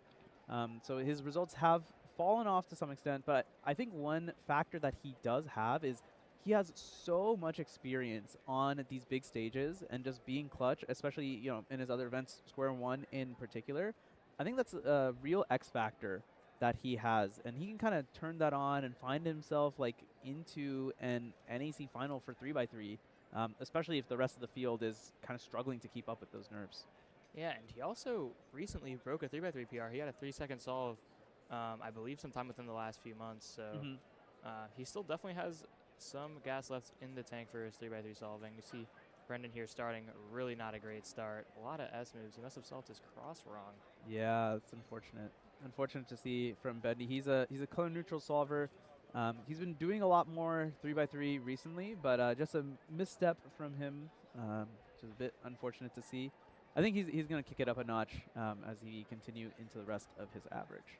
Yeah, really not great solving on this first scramble. I believe we saw a few +2s and then a 9 there from Brendan, but I believe Nicolas Sanchez 694, Caius Young 764. It's not bad for him. Michael Nielsen has his cube. The cube cover is off now, so No more extra inspection time, extra warm-up time. It's time to go, go, go. As you saw last night, he is a very clutch solver. Knows how to take the pressure and turn it into diamonds. Yeah, I've noticed he starts off his solving pretty slow and then gradually speeds up. I saw this in Pier a little bit too. Maybe it's transfer from trying to solve the tips as cleanly as possible and then moving into turn spam when you finish the rest of the solve, but curious if that transferred over to 3x3. See Aaron Jake Wong, current clock North American champion, going up for his second solve. I believe he started with an 8. Yeah, 850 on his first, so not a fantastic start for him. Oh, a 530. 530. Okay, all right, Aaron. Good stuff from him. Yeah, that was a sledge inverse sexy last layer, a pretty clean way to end the solve. A little bit lucky, but getting lucky is not a crime. Certainly, certainly. On the other side, on the blue stage, Brayton Roden was just solving. He got an 879. He actually almost DNF'd off by a slice, but realized it just before he stopped the timer. So unfortunately, he's going to be counting that 8. Not the way you want to start your round 1. Max Shao going up for his second. His first was a 668. Brendan off stream starting his second as well. Some of the best solvers in Group 6 of 3x3. Unfortunately, Max getting a little bit lost. 776, perhaps an homage to it's 4th of July, homage to the country. But maybe he's glad that it wasn't 1776. Another 9 from Bendy. That is tough. That one will count, unfortunately. Rather, the previous 9 is going to count now. That is a rough performance for someone with a sub-6 official average. Really needs to step it up. I'm not too sure what top 300 means in reality for this 3x3 second round cut. I would imagine it's over 10 seconds, but might have to look at that again. Yeah, if we take a look at the psych sheet here, so the psych sheet seems to suggest that at position 300 is an 885 average. Now, of course, that's if everybody gets their PR, but that's definitely not happening. I mean, we're just not seeing that happen here. I guess you got your PR, so perhaps you don't really relate. But it will certainly be worse than that. I think it will probably, I think it's going to end up being like 10 or potentially even higher than 10 here. So, I mean, for your best solvers, again, it's round 1. It doesn't matter too much in terms of advancing. But it is interesting info to get the download on so that you can kind of update your firmware, so to speak, overnight. Yeah, I mean, even if Brendan solves just as poorly, he'll still probably end up making it. Purely isn't happy with those 2 solves. Will probably just look to go a little safe and just clean it up gradually.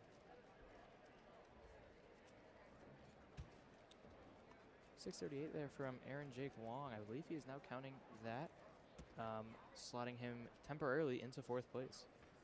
Yep.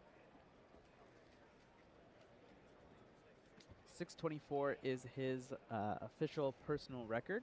So, yeah, we could see him make a run for that. If he can get another solve, that's a 5 or even sub his PR, then certainly he has a chance. Unfortunately, the 8 means that is going to be a little bit tough potentially. I believe this is Alex Prasad. 668 there. Not bad. All right, well, we have an on-field interview with the one and only Alyssa Esperaz that we're going to bring to you for a little bit during this 3x3 group. Let's send it to Alyssa. Some very special guests on the stream. Would you like to introduce yourselves? I'm Karen Garrett. And I'm Brad Garrett. And tell us who your son is. Luke Garrett. Okay, so last year, Brad, we famously had you on the stream, big hit, and we played a game. It was How Well Do You Know Your Cuber? So, Karen, it's your turn this year. We're going to put you to the test. So, this one is, okay, firstly, I think I'll just give you a low ball, easy one to start with. What world record does your son hold? The OH average. And what is the time of that world record? I believe it's 7:72. You are correct. Okay, do you know his 3x3 cube, like not one-handed, two-handed, at PR average? Honestly, no. And that's Excuse me. I don't know. So whenever I'm watching him cube, I download his records and I look at it before literally every event because I know it constantly changes, and then I know what his PR is. I know what he's aiming for. So then I know if he breaks something, if he did it or not. So I don't bother memorizing because it changes all the time. It's true. I think a lot of cubing parents can probably relate to that. Okay. This past fall, he podiumed at 2 events at the national championship. Do you know what those 2 events were? At the nationals, take me back. Where am I? What city? Rhode Island, Providence. Oh, at the All-Stars. Oh my gosh. One hand. And did he podium in 3x3? He did not. 6x6. I remember. There you go. Crazy. That was a different, and I never know what city I'm going to be in. I'm like, where was I? So there, that's being a cubing parent, never knowing what city you're going to be in. What is your favorite city that cubing has taken you to? Oh gosh, of course, Australia. That was an incredible trip, and we got to go to New Zealand when we were there. So that. I think my favorite was Luke graduated high school and wanted to go to Hawaii and see Maddie in Cube. Oh my gosh! And so we went to Hawaii. Yeah. Yeah, we did. We did Oahu, and Maddie's mom and Maddie like greeted us with a little bag of all of his favorite Hawaiian treats, and that was amazing. I love that. I think Cubing community, shout out to them. Okay, I'm curious to know, what do you think, I'm going to ask each of you this question. What do you think is like Luke's characteristic that is the most like Brad? And then I'm going to ask you the other question, the other way. Most like Brad. Gosh. That's really hard. How are you going to answer this about me? Luke's characteristic is most like Brad. That he stole his face. Honestly, I'm like, yeah, it's true. That is very true. Okay, Brad, what do you think is Luke's characteristic that he's most like Karen? Very much right and wrong, very like true, good character, does not think about doing things wrong. That's very much how Karen is as well. Like everything has a right and everything has a wrong. I like that. I love it. Okay. What advice would you give to like new cubing families? Like, you guys are obviously so familiar with this world. What do you wish you knew when you were starting out? Goodness. It was a learning curve for us. Make sure they take breaks, and make sure they're, before each comp, creating realistic PR goals for themselves, not them against someone else, or I have to make a podium, or I have to make the final, that they write, because we had to do that with Luke because he had such lofty goals right away, and he was pretty good. But it was devastating for him at first. So we were like, he had a notebook, and we told him right before your comp, you have to write down what you'd like to hit. And as long as he had one PR every time, he was good, and he could see his progress. So yeah, little bites. Don't be too hard on yourself. Enjoy, have fun. We always say to Luke, have fun, even right to this day. I love it. I actually want to ask you about this, and either one of you can answer this. Luke made a video this past year about cubing and mental health that I thought was just so powerful. And I remember when I watched it, I was like, who are these kids' parents? Because it was such a great video. And so I'm curious just what your perspective on that has been, watching his journey with mental health as it relates to cubing as his parents. Like that video, I was so proud, and I told him, you have no idea how many kids' lives you just touched. You probably saved lives, and like right when that went out, like you don't even know, like, and you put yourself out there, you're vulnerable, and I know what a huge difference it made. And he just said he felt like he had to. So yeah, it's been amazing. We're really proud of him. Yeah, I would say for me, cubers today, like, well, even when Luke started as kids, and a lot of cubers literally grow up in the cubing community, and so remember that they are kids and that they're growing and learning. I think the thing for me with the video was not only just letting people know that they have similar thoughts and experiences that Luke did, but also making it's okay, right? And it's such a high pressure community when you're in the top of the cubing community, and social media can be amazing and it can be not so amazing. And I think just understanding and accepting, and so yeah, we're very proud that he made that video. Maybe don't read everything on social media. We love you guys. You guys are awesome. Such a staple in the US cubing community. So thanks for all you do and all the encouragement. Wishing you all the best for the rest of the weekend. I know it can be nerve-wracking as parents, so cheering you guys on too. Thank you very much for having me. Brad and Karen Garrett, Luke Garrett's parents. Thank you. And we're back here in 3x3. We've actually had two competitors who are chasing their PR. So Aaron actually missed his PR chance, but the fact that you even have the possibility to PR is a great position to be in. And we have another competitor, Michael Nielsen. He has a chance to PR as well. 6.45, we believe, is the time that he would need to tie his 621 personal record average. Let's hope that he can chase that. Of course, his cube is being scrambled right now, and then we'll see what he can bring to the table, bring to the solving table when he comes up for solve number 5. I think this is solve 5 for Max Shout too, so maybe we can get a little look at the scramble here. See if we can get any sort of download. Yeah, Aaron did yellow here. It looks like Max is looking at the same thing. Or maybe he just switched away. No, it's just yellow. Yeah, I mean, it looks like white had a lot of edges that were unoriented. A ZBLL from Max, perhaps? Something didn't quite go correctly there. 930 for him on that final one. It looked like he did ZBLS and then got a Soon case, which he probably doesn't know. Okay. Did Soon and then did a U-perm. So probably not the best last layer strategy, but nets him a 705 average. Yeah, among competitors who are already completed their average of 5s, that is 15th at the moment. Not a great position to be in when we're thinking long-term, talking about the final. But then again, anything can happen. And Max Shao, he can flip a switch. 588 best possible average for Michael Nielsen. In order to get that, he would need to count 547.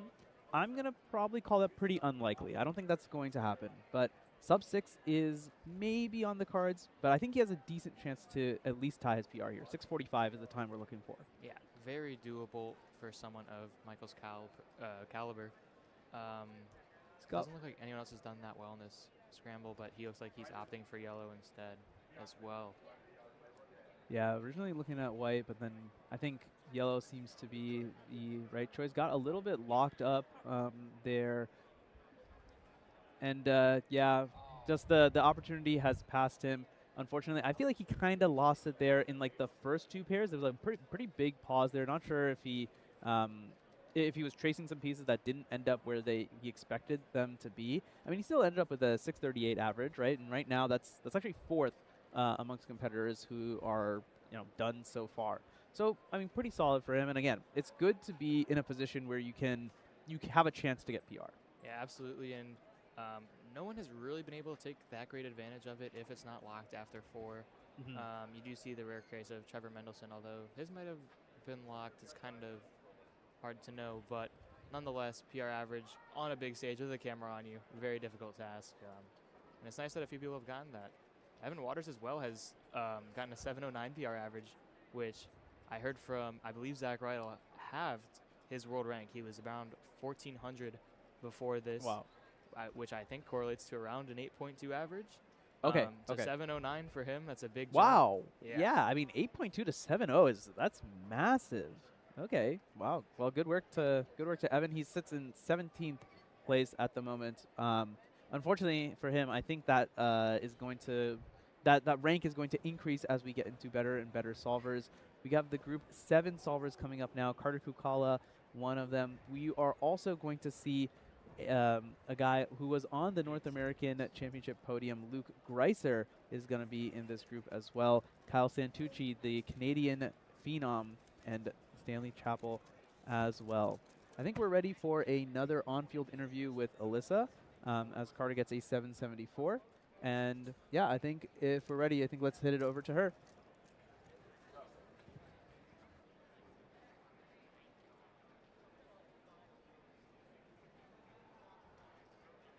We're going to play a quick game first, and then we'll introduce you and do a cuber reveal. But we're going to do how well do you know you're a cuber? So first of all, when did he start cubing? He started cubing when he was about 8. And what year was his first competition? It was in 2015. do you know what his PR 3x3 average is? It is 532, I think. Let's see. Close, 538. Almost. Okay, this might start to give it away, but what place was he at the last North American Championship? He got 3rd in the last North American Championship. And he's a part of a kind of new 12 seconds.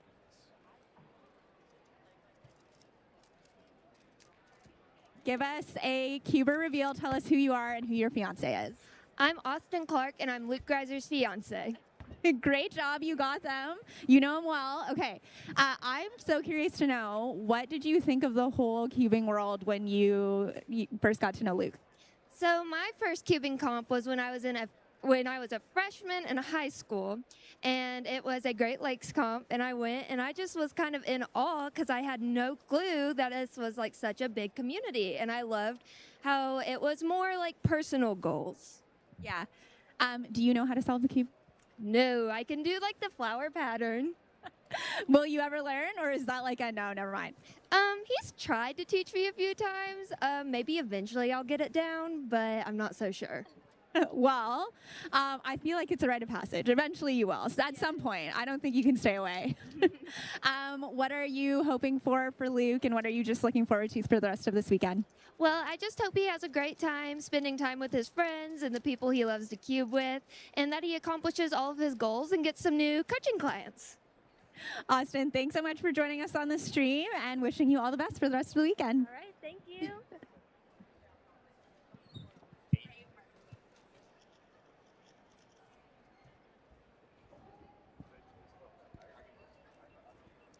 Seeing some fantastic solving already coming out from all of our competitors. A much better solve there from Carter Kukala, a big WCA volunteer. Actually knows like a ton of different methods and one of the better all-rounders in the world. Yeah, they use roofer one-handed too, so they definitely have a lot of 3x3 prowess. Elijah Rain Phelps dropping his cube, letting it sit there for about half a second, and then finishing the solve. I'm not too sure what that was about, but we will see Stanley Chappell go up for his first solve, I believe. Second for Stanley. He is one of the folks who have already gotten a North American Championship title, that being in the 5x5 blindfolded event. He is by and far the best in the world at that. We're watching Luke Greiser on your main screen, 536 from him. He's looking quite fluid, very, very solid stuff there. Yeah, that scramble must be pretty decent for yellow. Or, no, I'm trying to remember what color it was. But Kyle is looking at white, but it seems like people found pretty good solutions on it so far. 536 is The Canadian national record holder is Kyle, so he certainly has the chops. 582, he's shaking his head, but like a 5.8 is like a pretty good solve at this stage in the game. And somehow that's probably only the third best on that scramble. For this round. Carter 541, I believe that's one of their best official singles. It's pretty solid for them. I'm actually curious, yeah, what is Carter's PR single? 471 it looks like. You got a good eye. Yeah, 471. 471. 649 PR average. I believe that one's pretty recent as well. So that, yeah, this is kind of what I've been talking about. Like the level of competitor is gonna steadily increase as we get to the later and later groups, and then by the end, I think we will not be able to contain our excitement at the level of solvers that we're going to see. You're going to see Max Park, multiple-time North American, the defending North American champion. You're going to see Matty Inaba, who also won the North American Championship back in 2022. Loads of fantastic solvers to come. Back to Carter now.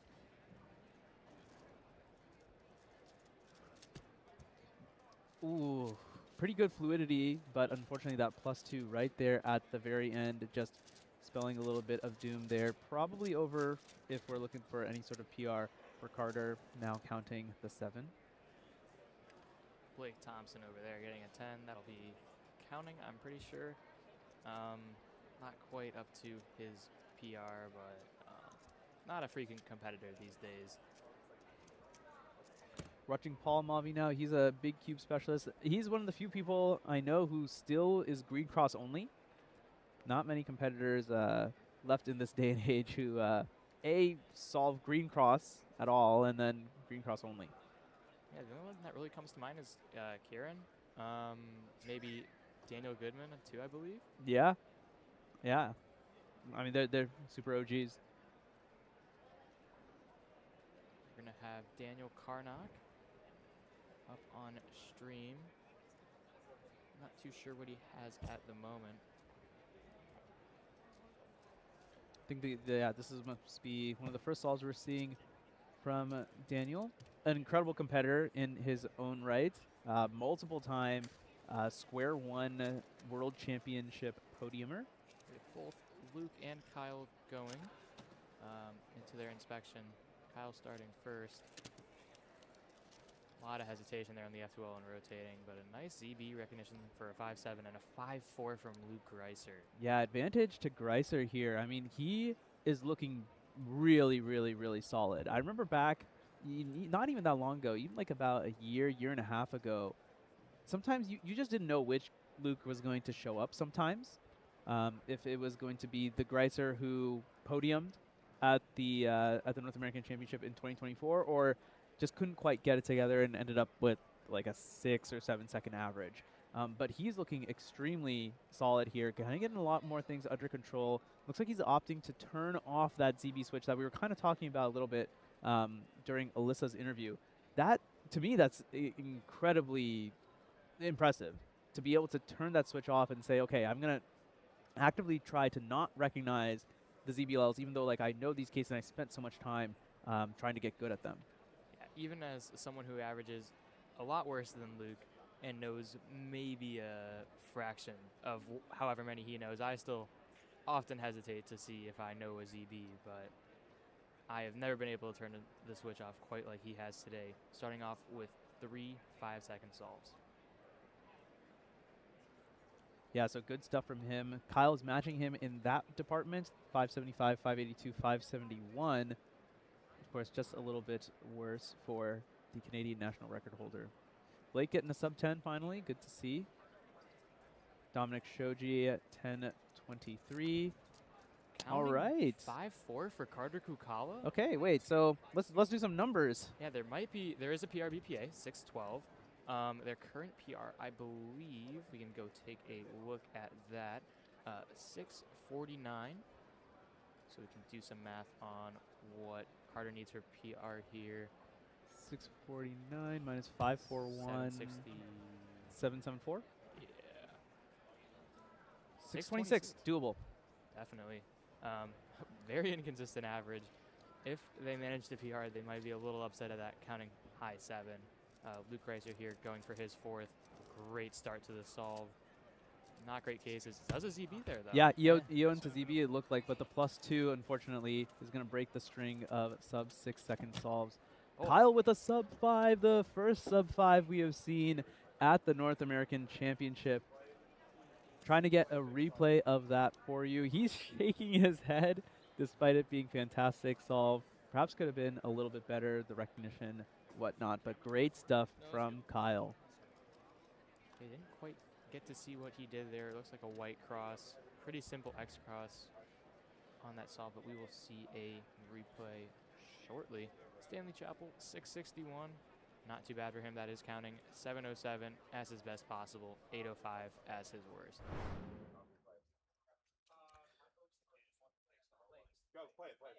So this is the So this is a replay, I think, of yeah, there we go. So yeah, let's see what so white cross was the choice. I mean, just great F2O. Looks like it was a U.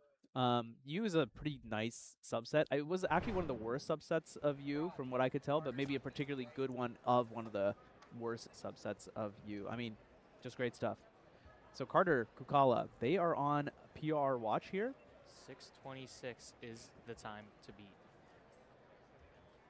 This 5th scramble, I believe we haven't seen quite yet, but white looks pretty nice. Not bad turning. The F2L is way too long here. I don't think this is happening. Yeah, and the +2 to boot. This is all over the place. average, unfortunately, for Carter Kukala. Looks like they had to do an extra F2L pair as well, which is really rough. Yeah. Yeah, not what you want to see, especially when you're on that type of pace. Counting a low 5 when your PR average is mid-6. All right, looks like Greiser has a 555 best possible average. 555 would be very, very, very solid, and that would be an amazing confidence booster going into round 2. I mean, your first round of NAC, again, you're using this round to kind of scout it out and kind of just get a sense of how you're solving, right? It's okay if it's not good, but 555, I mean, you got to feel good if you end up with something like that. Yeah, he definitely doesn't have that many averages quite that quick on his profile. From a cursory glance, no more than 5 or so. We'll see him do his solve. He shook his head in inspection. Yeah, definitely not going to hit that best possible. Yeah, I mean, one solve to give, and that's fine. Again, at the end of the day, it looks like he actually locked up pretty badly on just the first several turns. So he's going to end up with a 576 average. Oh, excuse me, 642 average. Ended up counting that 7.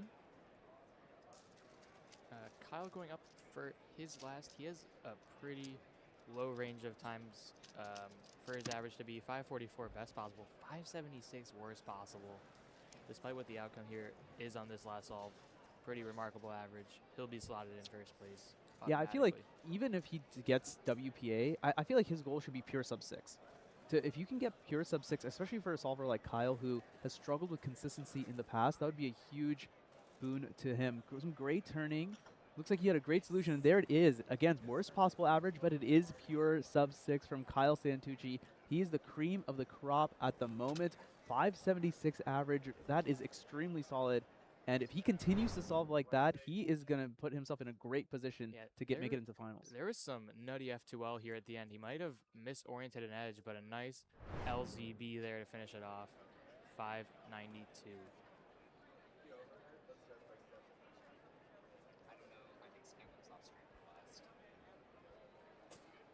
That is the type of solving that I think we are going to see here from the rest of the solvers. Of course, they will be getting slightly different, well, they will actually be getting completely different scrambles.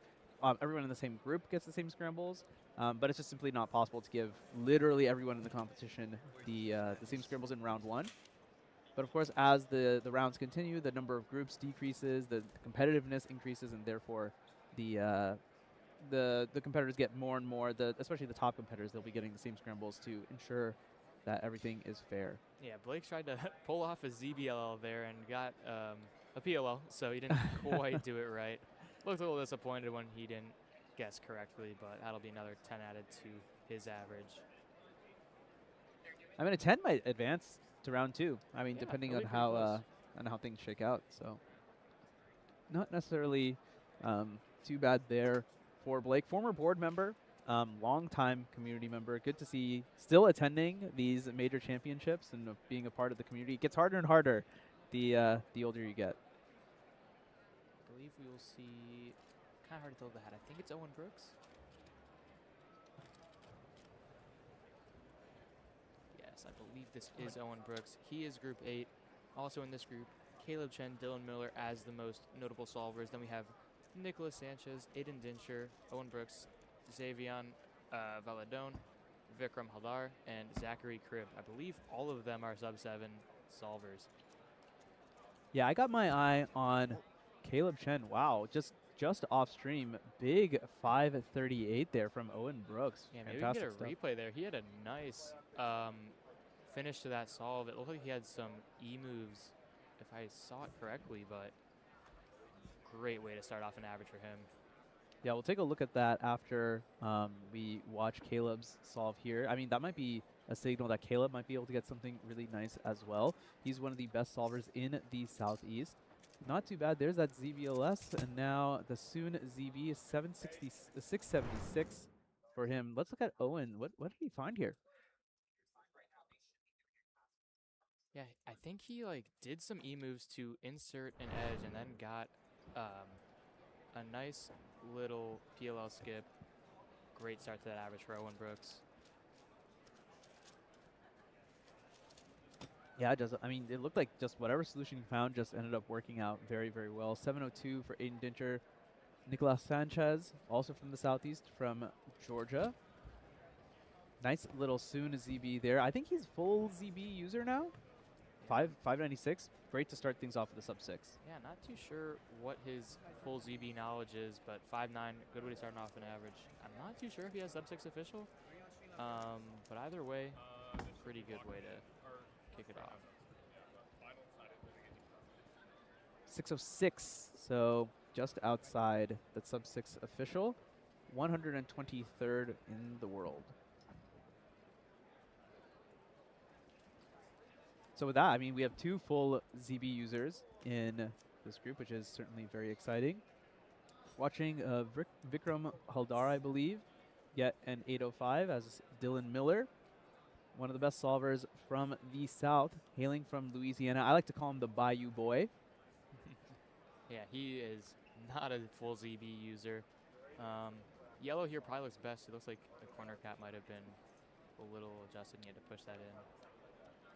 But yeah, he's got white on the bottom now. Yeah, white is the cross color of choice. Looked like his F2L had pretty decent turning, but the solution is just long overall. 704, that's not really a time that he is looking for. It almost looks like he tried to do ZBLS. Like he did 2 hedges or something to try and orient his edges, but he ended up with a bad OL nonetheless.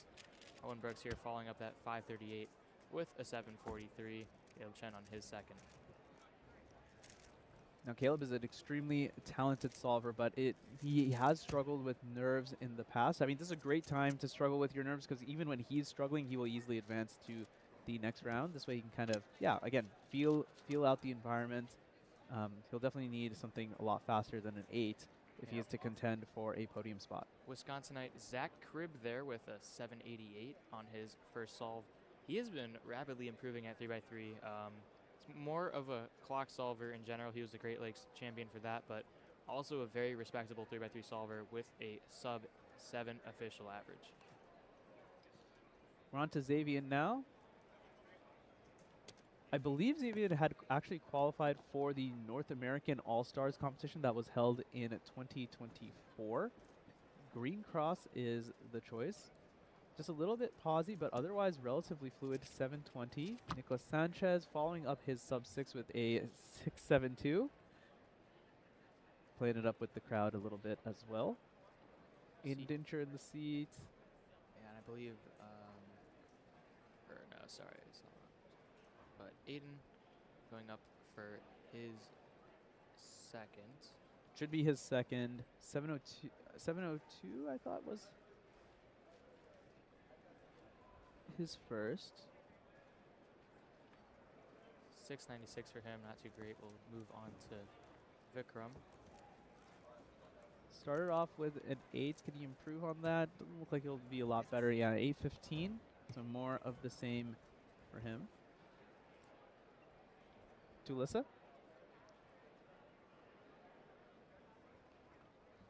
So, first one, when was his first competition? 10 years ago. 2016. 2016, that's right. You got it. Okay, how many national records does he hold? He held 10 different ones.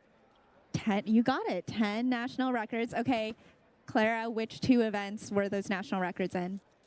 2x2, 3x3. You got it. Absolutely. Do you remember what his first national record was? Well, it's 2x2, 1.729. Okay.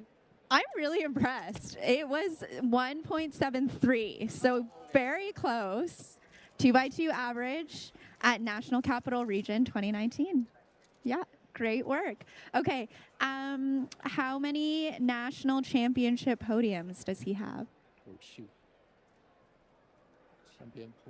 Championship podium. National, so it's Canadian, right? So 4. Yes, yeah, you got it. 4. I'm very impressed. Okay, and we are at North American Championship. He has 1 North American Championship podium. What was that and when was it? Oh, I was in Toronto, 2023. 2. Two. 2 by 2. Second place in 2x2. Okay, give us the cuber reveal. Who's your son? Go. Brennan Lynn. From Canada. And this is, introduce yourselves. Clara Lynn. And Jameson Lin. Brennan's parents. Now, give us some cubing parent advice. What would you say to a parent who's just starting out? What do you wish you knew when you were starting out as a cubing parent? I think let him find his passion. If he will love it, and he would continue to be involved in this community. And it's a great community. You get to meet many wonderful people. And whether it's fellow competitors and delegates and organizers, there are many, many amazing people in this community. And I think it's a wonderful place for your kids, your children to be involved. Yeah, great community. I think that how he got inspired was when he attended the first competition.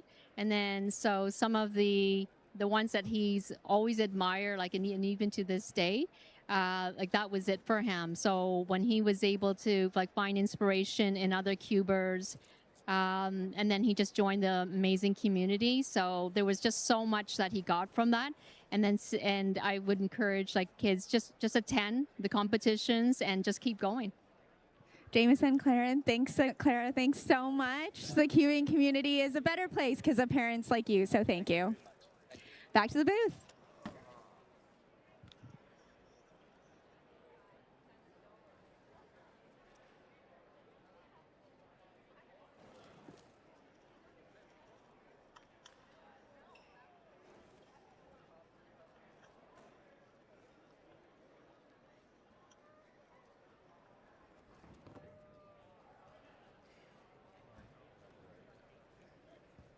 Yeah, welcome back, everyone. Yeah, thanks to Alyssa for doing these field interviews. Trying to find people is not easy in this big venue. We're seeing some great solving coming out from a couple solvers. Caleb Chen getting a great 5.11 earlier. Yeah, Zach Cribb with a 5.53. His PR singles a 5.01, so pretty solid performance there. Nicholas Sanchez 6.20. That will count towards his average. See Vikram, I believe, do his 4th. Did get an 11-second solve on the previous, unfortunately. So, yeah, definitely off the pace of what you would have wanted to see.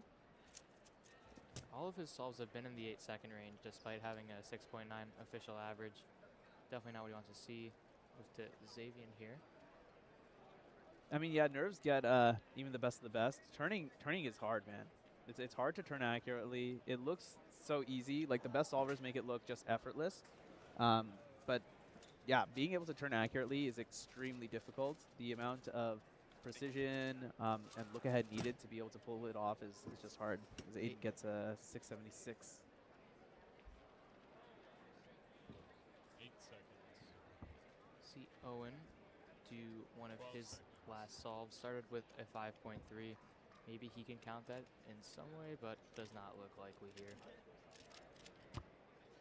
795. It's going to be a 7 average. Caleb Chen, this could have been something, maybe. 532 is great. I mean, being able to count that is nice. Unfortunately, he's counting 676, so 673, excuse me, is his best possible. Kind of looked like he struggled there a little bit, and yeah, just could not get the F2L going there. Soon ZB, he's going to count a 7.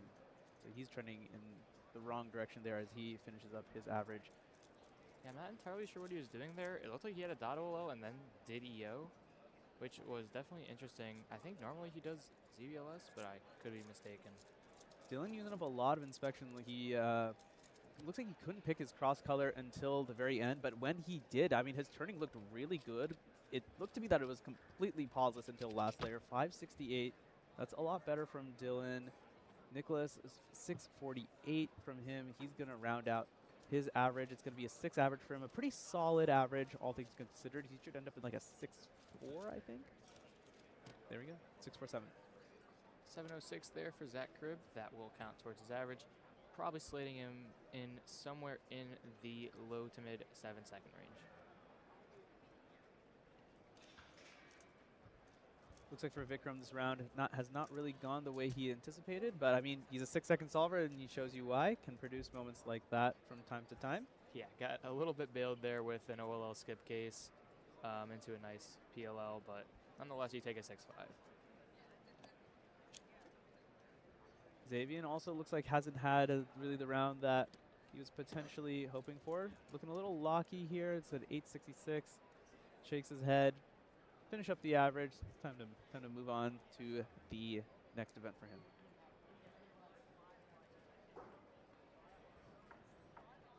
Aiden Dincher, I believe, on his 4th solve, currently has 3 6s so far. Might try to add to the count here.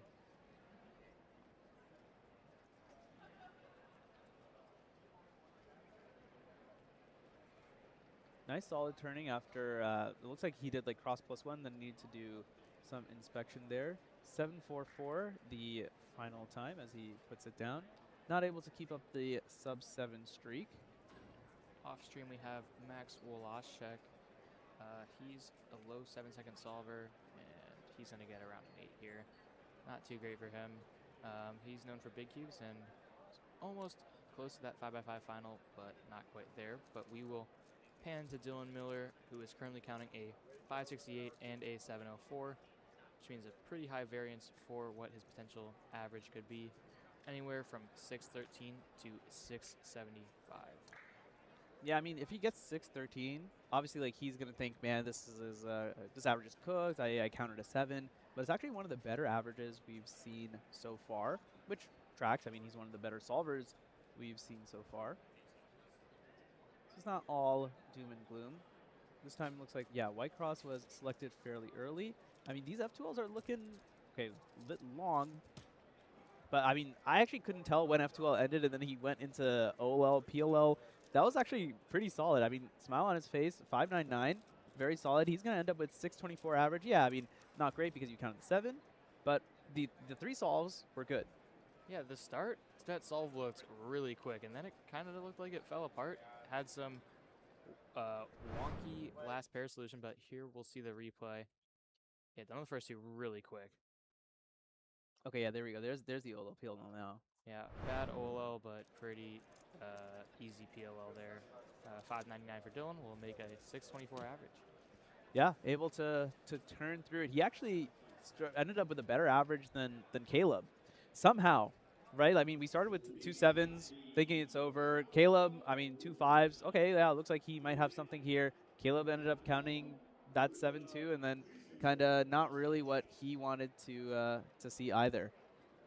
So yeah, the top 3 right now, as we're through 8 groups: Kyle Santucci, Dominic Radici, Neil Juarez, 576, 599, 609 respectively. Behind him, yeah, you just saw Dylan Miller get a 624. Trevor Mendelson, 626 PR, still standing up after a bunch of, top tier solvers. So, I mean, good work to him. Yeah, and we'll also see some notables from our group round out the top 20. We had Nicholas Sanchez, and we also saw Aiden Dincher. Didn't see that their last solve, I don't think. But I think we must have missed one somewhere in between. But somewhere between a 6.8 and a 7.1 average, so pretty solid there. Yeah, as we load up the results to kind of show you in a little bit more detail what everyone. Yeah, here we go. Thanks to the production team for getting this up and running for us. Carter, while we have like a little bit of a break here, kind of want to ask you, who do you think is like kind of like of the solvers that we've kind of seen so far, who do you think is kind of like an up and coming solver that people are not paying enough attention to right now? A few years ago, I would say Ben Zhao. He placed, I believe, 3rd in NAC semifinals. He was the 3rd seed for that final, but fortunately with college starting, he's kind of petered off a little off his really good trajectory. I think Aaron is a really respectable 3x3 solver as well. He showed really good improvement in clock, and nothing's really preventing me from saying that he'll have quite as good of an improvement story in 3x3. Someone like Carson Wajaya has also been very good for a while. I think he has a decent bit of potential as well. Okay. Yeah, I mean, tons of rising stars in the field so far, which is great to see. I mean, speedcubing, again, it's a sport that's always evolving, and sometimes it feels like it's evolving at a breakneck pace. So good to see that, you know, here in the U.S. and Canada and the rest of North America, we have a bunch of solvers who are just getting their names out there. I mean, it's important for them to be able to, yeah, like on these live streams, right? Like we mention their names. We see them do some solves. It, like, you know, lives in the public consciousness a little bit, so to speak. So next time you see one of these guys at a competition, yeah, congratulate them. I mean, they're here at the North American Championship. They're one of the featured competitors.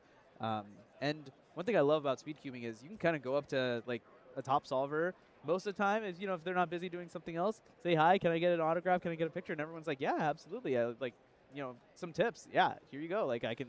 Here's a little bit of knowledge transfer as well. Yeah, and even on the other side of that, if they're not wanting to be approached, it's nice that of the last 2 major championships, we've had a quiet area, so yeah, people at least know when they're not like able to do that sort of thing where they interact with the community. But a lot of the time, you'll see them out and about and free to ask questions too, which is fantastic.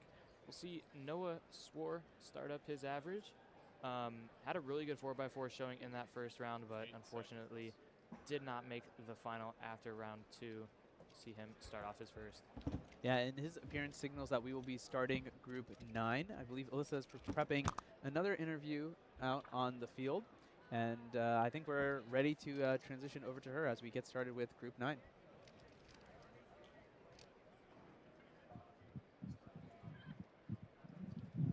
All right, some more special guests. We're playing How Well Do You Know Your Cuber? So what event is he the highest ranked in the world? OH. Do you know his world ranking? The last time I checked, it was like 87th. Yeah, 87th, I think. Yeah, fact check. It's better, actually. You flip the digits. It's 78. Yeah. What is his PR average? 10.02. Correct. Okay. This one's easy, but he won a regional championship. What year was that? When was it? That was 2025 in the fall at Richmond, Virginia. Mid-Atlantic champion. Okay, give us the reveal. Who's your cuber? Sean Mack. And introduce yourselves for us. Heidi Mack. I'm Aaron Mack, also known as Sean Mack's dad. That's fair. Everyone is known by their cuber around here. Give us, you guys are like staple parents in the cubing community, Mid-Atlantic region. Give us your like best cubing parent tip. Enjoy getting to know the other parents. Yeah, I would say get involved. Truly learn how to judge, learn how to run. Running judge, whatever you're doing, just do it. Get involved, honestly. Yeah, I love it. What is your go-to cubing competition day snack? Definitely like sour gummy situation or nibs. Yeah, that Diet Coke. Honestly, sodas are free on Cube Comp days. That's my personal philosophy. What do you wish that you knew when about like for Sean when you started cubing? You go first. Oh, I would honestly say I did not know and maybe not expect. I did not know it was so community oriented. I love that aspect. When we first started, we were really like sports parents. Like, this is a hockey game, this is a soccer game, cheering, showing emotion negatively sometimes. We've learned from that. I know I have learned from that. So just the community, honestly.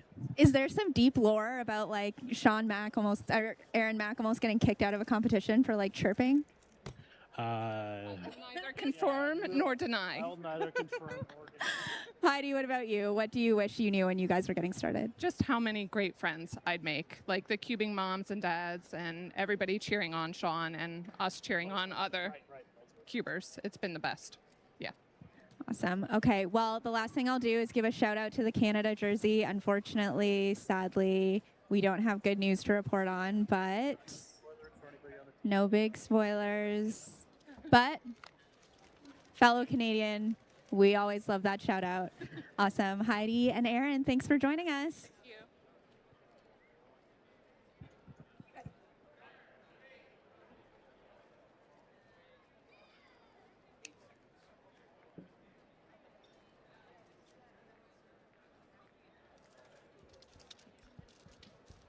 Welcome back, everyone. We've seen a couple of solves in Group 9 of 3x3. We're going to be watching that kid, Kevin Prince. He's an up-and-coming star from the eastern seaboard side of the country, 6'11" official average, and I believe he is not even 13 years old. Yeah, that's 7.5. Unfortunately, had a misrecognition of that ZBLL case. But nonetheless, from what I've seen, he is a very good solver. Zain Kanani, longtime veteran, multiple-time world record holder, getting a 7.6 right there. We have Chris Sun in the bottom right of your screen now. Chris Sun, he is a big talking point at this competition because at the U.S. National Championship last year, he stunned the country and stunned the world by getting second ahead of Matti Rodionava, getting a 569 average at that competition to steal the silver medal just behind Max Park. A big story here is, can he keep up that momentum? This is only his 4th competition since that one, which took place in November of last year. 665 on his second, as we watch another one from Noah Swore. Yeah, nice LZB recognition there. I didn't know he learned those. He's more of a 3 blind guy. Didn't realize how heavy he was. Graham Stone picking up a 621. Yeah, pretty good. Good stuff from him. Started off with a 596 as well. He might be in a little bit of a PR watch. His PR average is 690. Okay. Okay.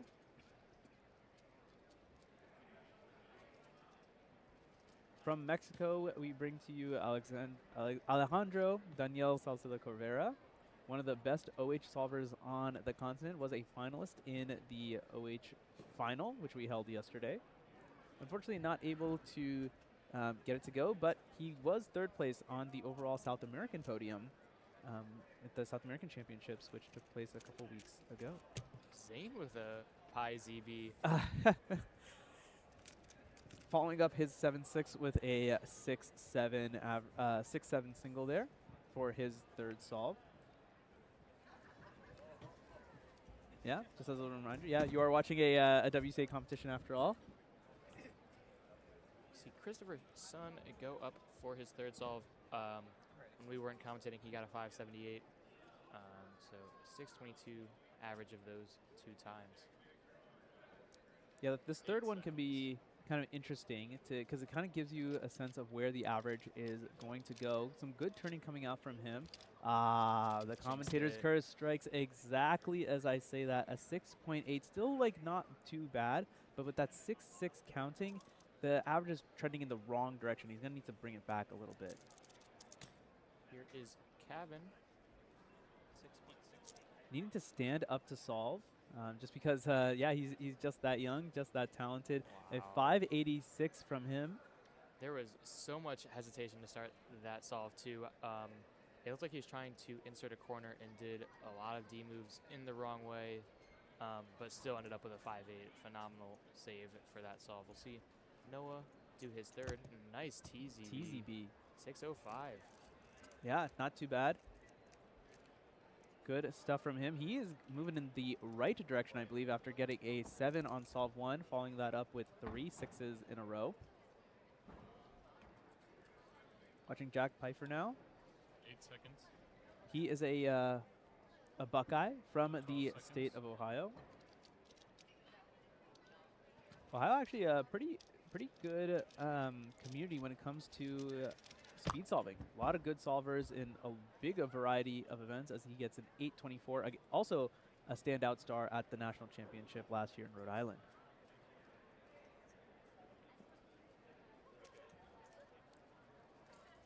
So I believe Noah can get a PR average here, if I remember correctly what his average was. Pretty sure he has somewhere in that 6-second range. Yeah, 699. Oh, okay, yeah, so this is definitely possible. Yeah, currently 655, BPA 711, worst possible. We can calculate what exactly he needs. We're going to watch another solve of Chris Sun's, then Alyssa has an interview ready for us. Chris, Son again, yeah, I mean, a big name to be watching out for. No one really knew him until the national championship last year, but he's burst onto the scene in a big way. A 6.6 from him, so this is going to end up being a pretty solid average for him overall. Let's go to Alyssa. She's on the field with some more interviews.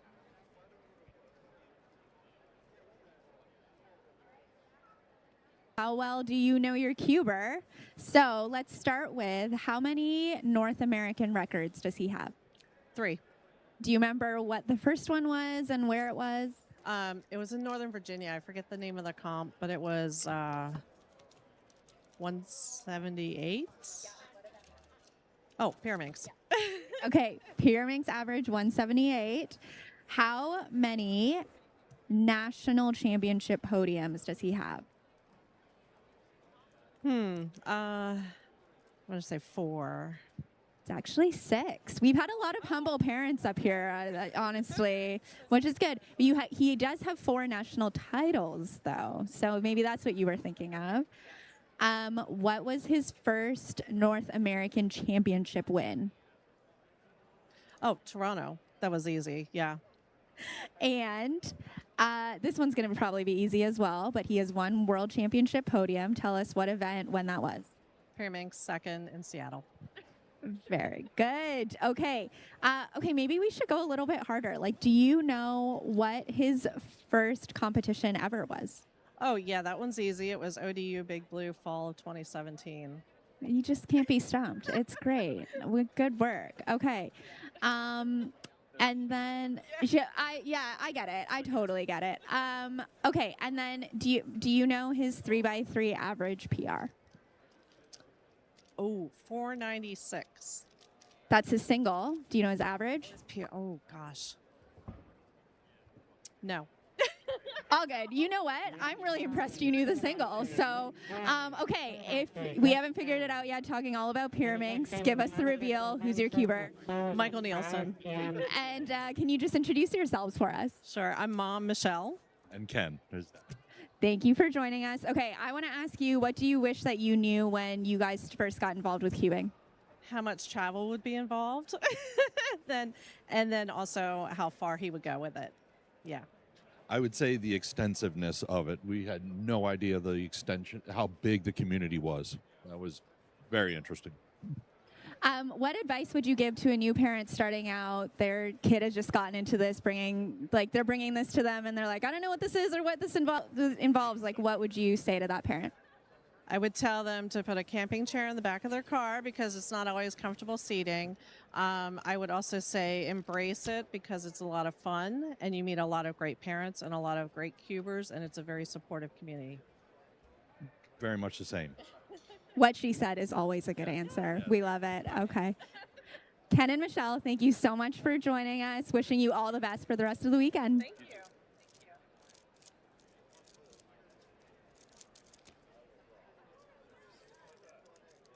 All right, folks, a couple great solve there from Chris Sun to round out his average. Off stream, Kevin Prince getting a 662. Ryan Pilot on stream getting a 581. Just completing their averages here as we look ahead to Group 10 of 3x3. Oh, boy. Here we go. 2 big hitters are going to be on the stream for Group 10.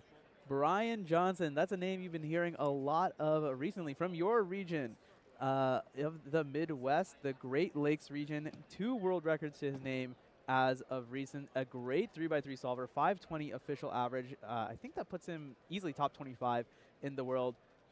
And the one and only, the current North American record holder. He set it last year at the national championship, 4.72 to his name. The hero from Hawaii, Madi Hiroto Inaba. If you've been watching his Instagram reels recently and his stories, he's been getting some insane solves. You will not want to miss out on that as Brian steps up to the solving station. Yeah, we're going to get things started off here. We're going to have a short commentator switch as we watch Brian do solve number 1.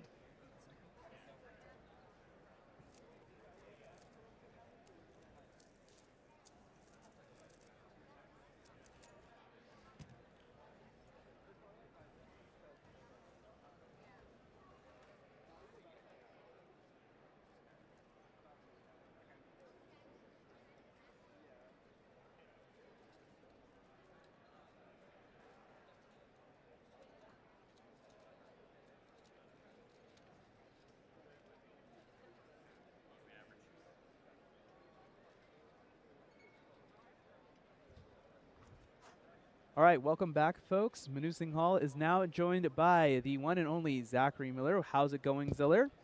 Well, I mean, I wish my 3x3 results could have been a little bit better, that I had just gone, oh, that was not something I should have put up. But, well, you and I are the same there. Oh, My yeah, 3x3 was not particularly fantastic. Yeah, I was either. like, oh, that was not something I should have put up in terms of my results. I mean, it was like, I started off with a 9. I was like, yeah, and then I got like 3 13s and +2 to 12. Yeah. Unfortunate. Happens. That's why we're here and not there. Yeah. Isn't that right? Exactly. No, but certainly joined by a very, very capable voice. He's actually pretty close to professional, I got to say, and a great time to jump in as well because yeah, as we alluded to just earlier, Brian Johnson, Matty Hirodi-Nava should be in this group alongside this guy, Matias Marcantoni Nunez, Jeremy Blambaugh, Eli Parker, Ron Giorama, Calix Tang, Jake Maddox. Oh, man, these are all such great solvers. They put in so much work into their craft. Brian Johnson, I've known him for years. I actually got coaching from him. He's actually my coach, so shout out Brian. There you go. And he's given me a lot of great advice, even though I didn't do as well here at NAC. Just a lot of nerves here at the thing. He's giving It's me just different. Yeah. I was talking about this with Carter. Like, you step up onto stage, and it's weird. You don't think about it, but it definitely affects the subconscious. Alejandro from the previous group is going to be, I hope, finishing up his average here. If not, it shouldn't be too big of a deal. Z-Perm there at the end, getting a little lucky. 8:49 for him. Yeah, and after that, we should be moving in a little bit quickly into this 10th group. Let's talk about Matty. Yes. So Matty at the last major championship, the U.S. National Championship, he gets 472. He breaks the NAR that was long held by Max Park in the semifinal.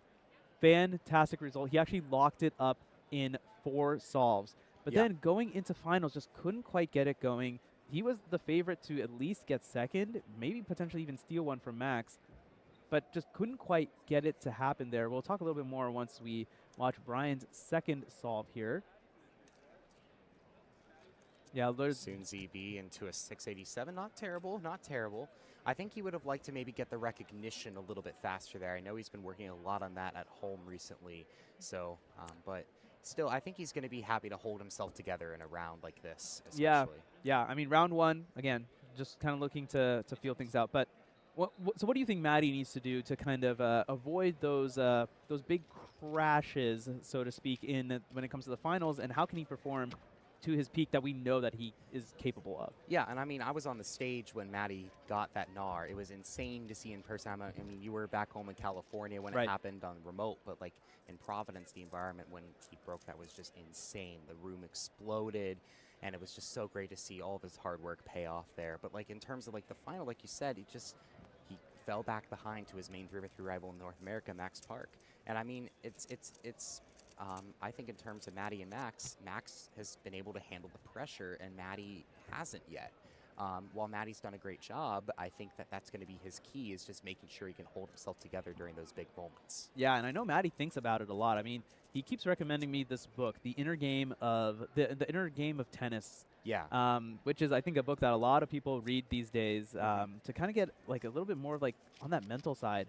And kind of clue themselves in. So he definitely thinks about it a lot. He's a golf player. Again, golf is a mental game. I've been talking a lot about this too. I've been sitting at the table. Everyone's been hearing me. I'm like, if you're looking to improve your mental game, read a golf mental game book. I swear to God, like it actually really, really helps. Like you learn a lot of visualization techniques, a lot of breathing techniques, a lot of manifestation is a big part of cubing, actually. Like coming into a competition, like knowing what you want to get. And being able to visualize yourself solving is a great, because you're not going to be able to turn unless you know what you're doing, right? So yeah, certainly. But look, here's Matty. Yeah, we shouldn't even need to. I mean, his solving just speaks for itself. Yeah. I mean, that was like, I think by his standards, not a particularly good solve, a little bit locky. But I mean, he was able to turn through the lockups and ended up with a 554. Matty has been one of the best turners in North America for some time now. But I feel like his solutions have also improved. The really thing I really want to cue in the listeners here. Pay attention to, this is a major difference, I think, between Matty and other solvers. His transitions are just incredible. As we pull up the I'm not replay sure if here. we're going to get a replay here. Here was this last solve. You look at this turning, and he just flies through every step without even a pause. Like, that just is what sets him apart from every solver. That's something that Max is also incredibly good at. Yeah. So, like, the turning for Max isn't the best, but he excels at that. Maddie has the turning and the look ahead. So it's just a matter of, can he improve the turning now? He has the skills that Max has. Max has been able to, even though his finger tricks aren't the best, he's able to be an accurate turner. Maddie sometimes struggles with keeping himself accurate. So if he can work on doing that throughout these rounds, I think he should set himself up for a good performance at this competition. Another big advantage, a potential advantage that Maddie has against some other competitors in the field is, and he along with Max Park are color neutral solvers. He can solve on any cross color. That means that he has 6 potential starting points. Now, why does this matter? This matters because that means that you have 6 chances to get lucky to some extent. And the luckier you can get on the first several moves, the easier it is to look ahead into your next several moves. At the best of the best solvers, as we see Matthias get another 6 there, very, very solid for him. The best of the best solvers, instead of doing a bunch of turns really quickly and then thinking about what they do, they actually do the thinking and the turning at the same time. That's what we call look ahead. Sometimes people call it tracing pieces. And Maddie is just incredible at that. Like, you will rarely see him pause. Well, I think Alyssa is set up for another little mobile interview. She's standing by right now, and we're gonna send it over to her.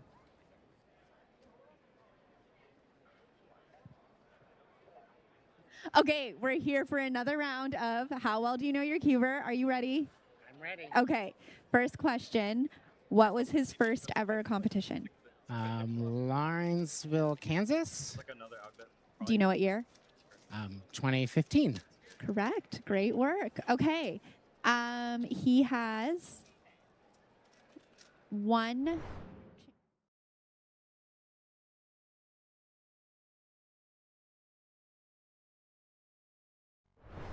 2020. What year are we in? 2024. Pyraminx. 3rd for North America. 2nd for US. Correct. That's right. Okay. Do you know what his winning time was or the time that he got to get that podium placement? 2.03. Again, so many humble parents out here. It was just 2.00 flat. Everyone's just like shooting above, and then I get to correct them and be like, it was better. Do you know what his PR 3x3 average is? 7.76. Again, very close. 7.80. Great work. I'm so impressed. Okay, one more. Let's see what I can ask you. Do you know his ranking in North America for Pyraminx currently? Currently, 27th.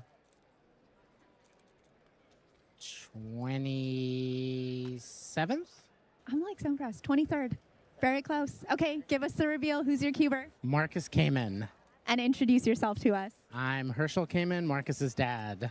Awesome. Thanks for joining us. Now, I would love to know, what's your best cubing parent tip?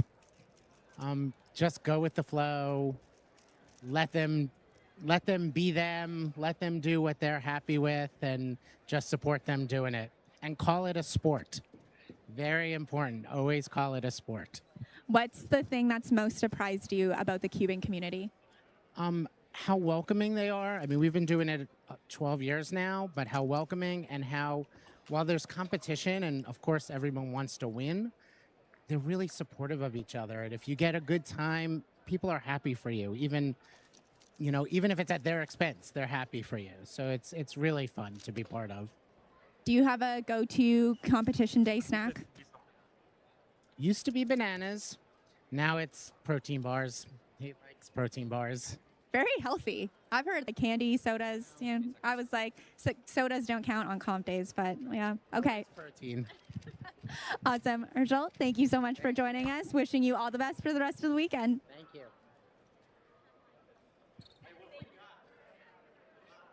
Bro, like 8, 1, 6, 9, 14, this.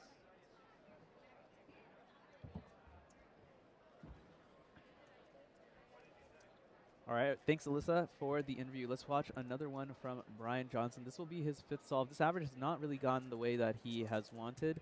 Not a single sub 6 in this average. For someone who has a 520 official average, would have wanted to see a little bit better. Worst possible average, 706. Good news for him, it's only round 1.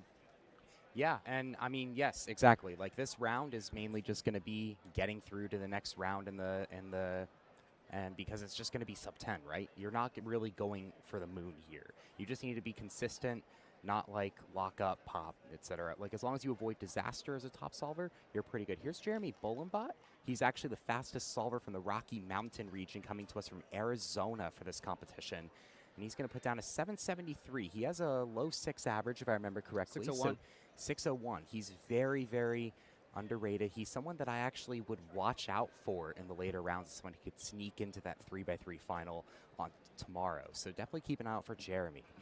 Here's also Calix Tang. He's another cuber from NorCal, an area that Manu also knows pretty well. Was just in Team Blind finals with Tommy Cherry.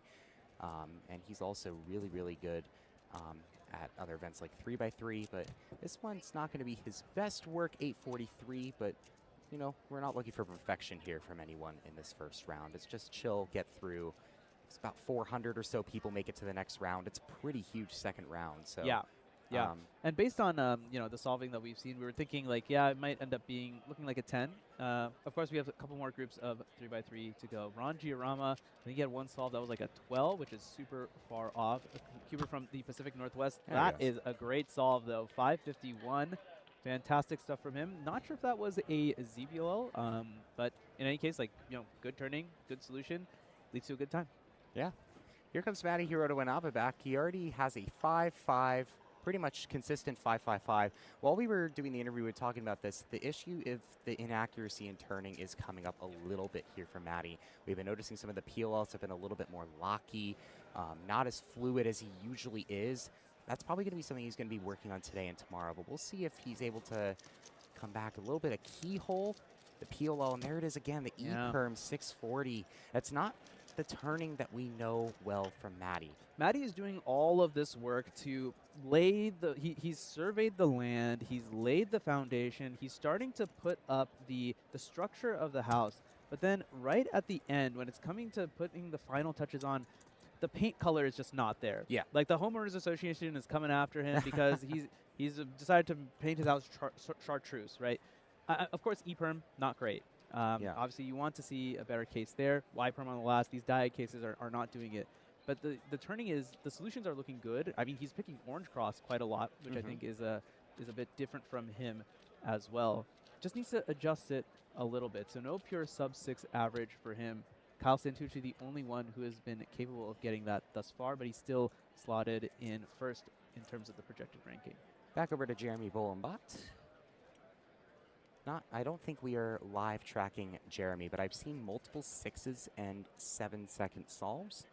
And does he know the ZB? Yes, 652. Yeah, he's been messing around with some ZBL. I think he doesn't do ZBLS. Yeah. So obviously his chances of getting ZBL are much, much, much lower, aside from some EOZB cases. But he did tell me he was messing around with it a little bit. He's a great OH solver. Yes, by the way. So, so I think a pretty solid average from Jeremy. I think he's probably ended up in like your high 6 average, dare I say a 6-7-ish average, which is, you know, very, very solid.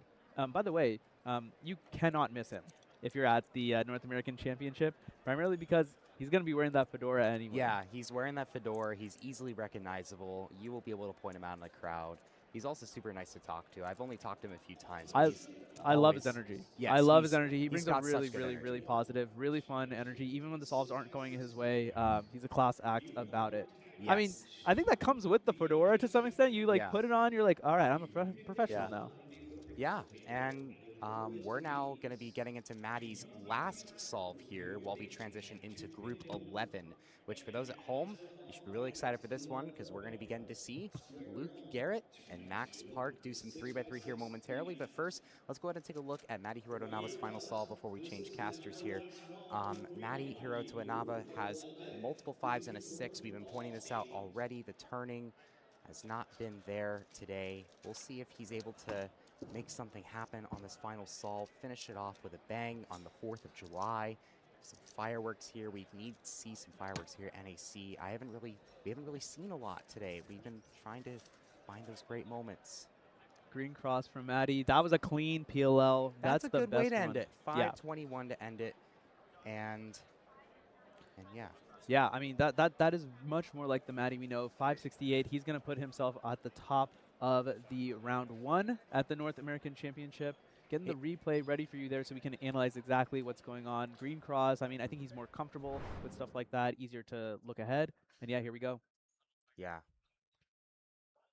Pretty smooth turning. Look at that transition just great. into Olwell. Just great. That is something that just sets apart Maddie. Like, he's just able to, his last layer recognition is insane.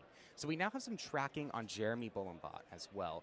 He's pacing for a low mid-6 average, and he currently, with everything inputted into live right now, would place 12th in the round. So he's doing really, really well. That's what we're talking about. This is someone that can easily sneak into the 3x3 final today. And here he goes. 636 best possible average for him. Would need to beat a 628 to get there. Looks like he came close. He came close. He came really close, and he's going to do a really good job, get a 653 average. He's actually going to get a really nice average here. 644 average. That'll place him 14th so far. Obviously, we still have the last group to go, but I think he'll finish in the top 20 for the round. Yeah. Yeah, I mean, great stuff there from Jeremy. I mean, I feel like you can't really complain too much if you're him. I mean, he just ended up getting some solid solves. All right, so as we transition into the final group of 3x3, I'm going to leave you with a certainly much more capable commentator than myself. I will leave you in the trusty hands of Dylan Miller, and we'll be back right after this for MillerCast. Yeah. Cubing and competitions have been such a big part of my life for a decade now. I don't know where I would be without this whole community and organization. So I've met some of my best friends thanks to WCA competitions, and I'll be forever thankful for that experience. So. I don't know where I'd be in life if it wasn't for this community and this organization. He's made me feel all the emotions in the world. I've laughed, I've cried, but all along the way, I've had the best times of my life.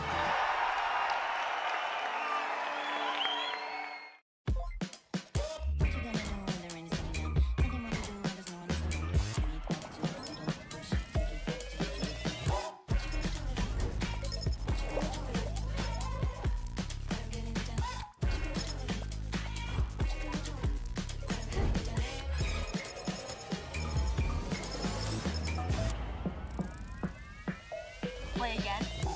Let's go.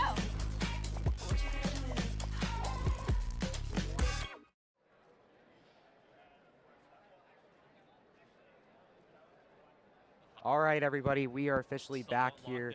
We got a Miller double cast. Zachary Miller here with Dylan Miller. Before anyone asks, no, we are not related. I wish. He's awesome. I love Dylan. Thank you. I appreciate the glaze. It's very sweet. Luke Garrett, first solve. This is someone that is going to he's already had a great comp. Won OH yesterday. 8 seconds. And now he's got 4 rounds of 3x3 to show off what he's got. He's going to start off with a green cross. Really quickly into the PLL there. 575 with the E-perm. Not a bad start there. No, not at all. He didn't seem too happy with the scramble. I mean, as a CN solver, he did lock into something pretty quickly. Maybe that's just a way to kind of be safe. You just want something solid here. And pace into F2L, or pace into last layer from F2L. Very, very clean. Transition into OLL. Turning's great. Slight lock up in that 4th pair, but overall, super, super solid start from Luke for the cases he got. While we're waiting for Max Park as well, we're also going to be tracking Curtis Chai, who's currently the New England record holder for 3x3, as well as Henry Lickner, as well as also in this group. So we're going to be taking a look at him as well. Nathan Phillips DNFing 791. Not the best start for him there, but here's Curtis Chai from Connecticut. Really, really smooth turning. 3rd and 2x2 at NAC 2024, 655 to start. Currently has 8 Connecticut state records. Really, really well-rounded cuber here, Dylan. Yeah, seems pretty gassed off that 6'5". I mean, I don't think there was anything particularly amazing or poor about it. You know, you kind of just sit down and get your solve done. Just try to be solid. Yep, and here comes Max Park. Here is probably the solver that everybody here in this room and everyone at home in chat has been waiting to see today. The real question of today has been, can Max continue his 3x3 dominance at majors, or will someone else finally take his throne? this is where it's all going to start, this first solve right here.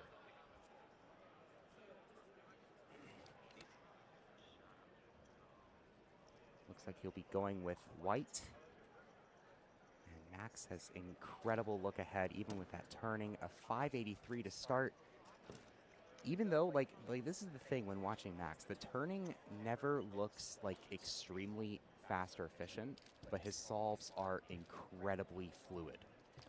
Yeah, I mean, Luke's putting up not a great time here. I mean, yeah, he's kind of messing around with that timer stop. Yeah. On Max, I mean, 5.8, you know, you kind of think of that as kind of a drop solve from him, right? Given the cases that he got in last layer, Max notoriously single flicks all of his U moves. Never does double flicks, never has, never will. And he got pie case, and pie case for even people that do double flicks and such is the worst cross case.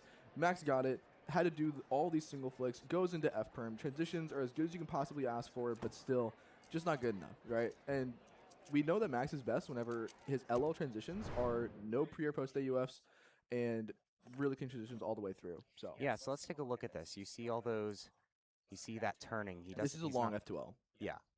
Then you get these single flicks here, boom, boom, and now you have to go into that F perm. Also one of the longer AUGs that you're going to do. It's executable, but it's not amazing, right? Yes. Curtis Chai, 573 on solve 2. A lot better for him there. He's someone that I know is also capable of getting sub 6, but it is a bit of an ask. But he's an incredibly skilled cuber from the Northeast United States. Good at Yo, what is up, you guys? We're back at it again in 3x3 round 1. This is Max's group. Max with a 583 as his first solve. This is looking really good for him. But the competition for 3x3 is much more intense than any other event. So here's a replay we'll see if Max can even get to the podium. CN solver, by the way. I don't know if that's known, but Curtis is CN. And the solve is just clean. I can't tell if that was necessarily an OLO skip or not. Yeah. I'm also also a little. I think it might have been. But into J perm, right? Yeah. You know, you like that. JB on last solve too. You know, you're happy to see those cases when they pop up. Yeah, we got. I think Max and Luke are going at the exact same time, so I'm not sure if we can get a box. But here is Max's second solve. And it looks like Luke is going off stream Max right with now, his and second he's solve gonna get a bit of a better time of the than day, last, ladies but and still not gentlemen. great This for his is a standards, treat obviously, to be in. 644. Oh, this is so clean for Max.